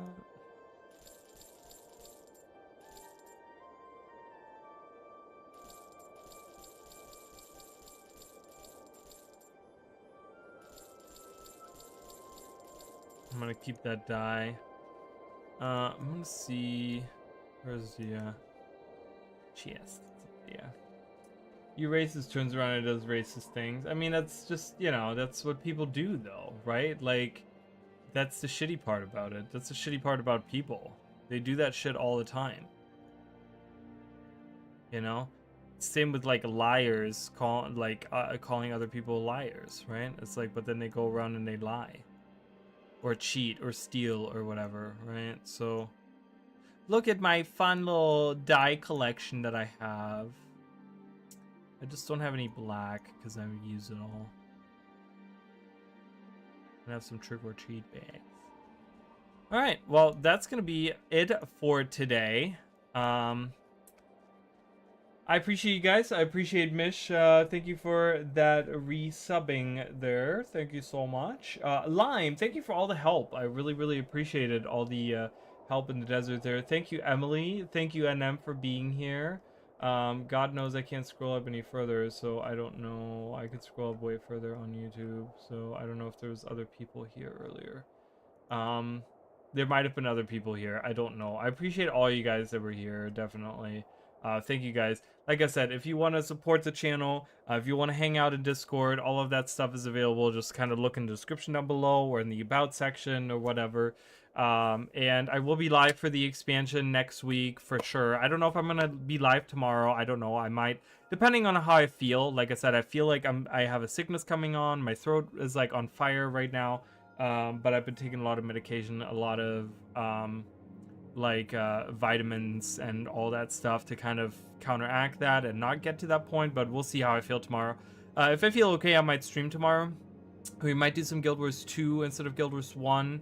And just do something else or whatever. And yeah, and definitely I'll be live for the expansion next week. If you guys want to join me on that, I would really appreciate having you guys hanging out, talking lore, talking characters, talking story, talking that kind of stuff. So I'll be there. But thank you guys so much, and I'll see you guys next time.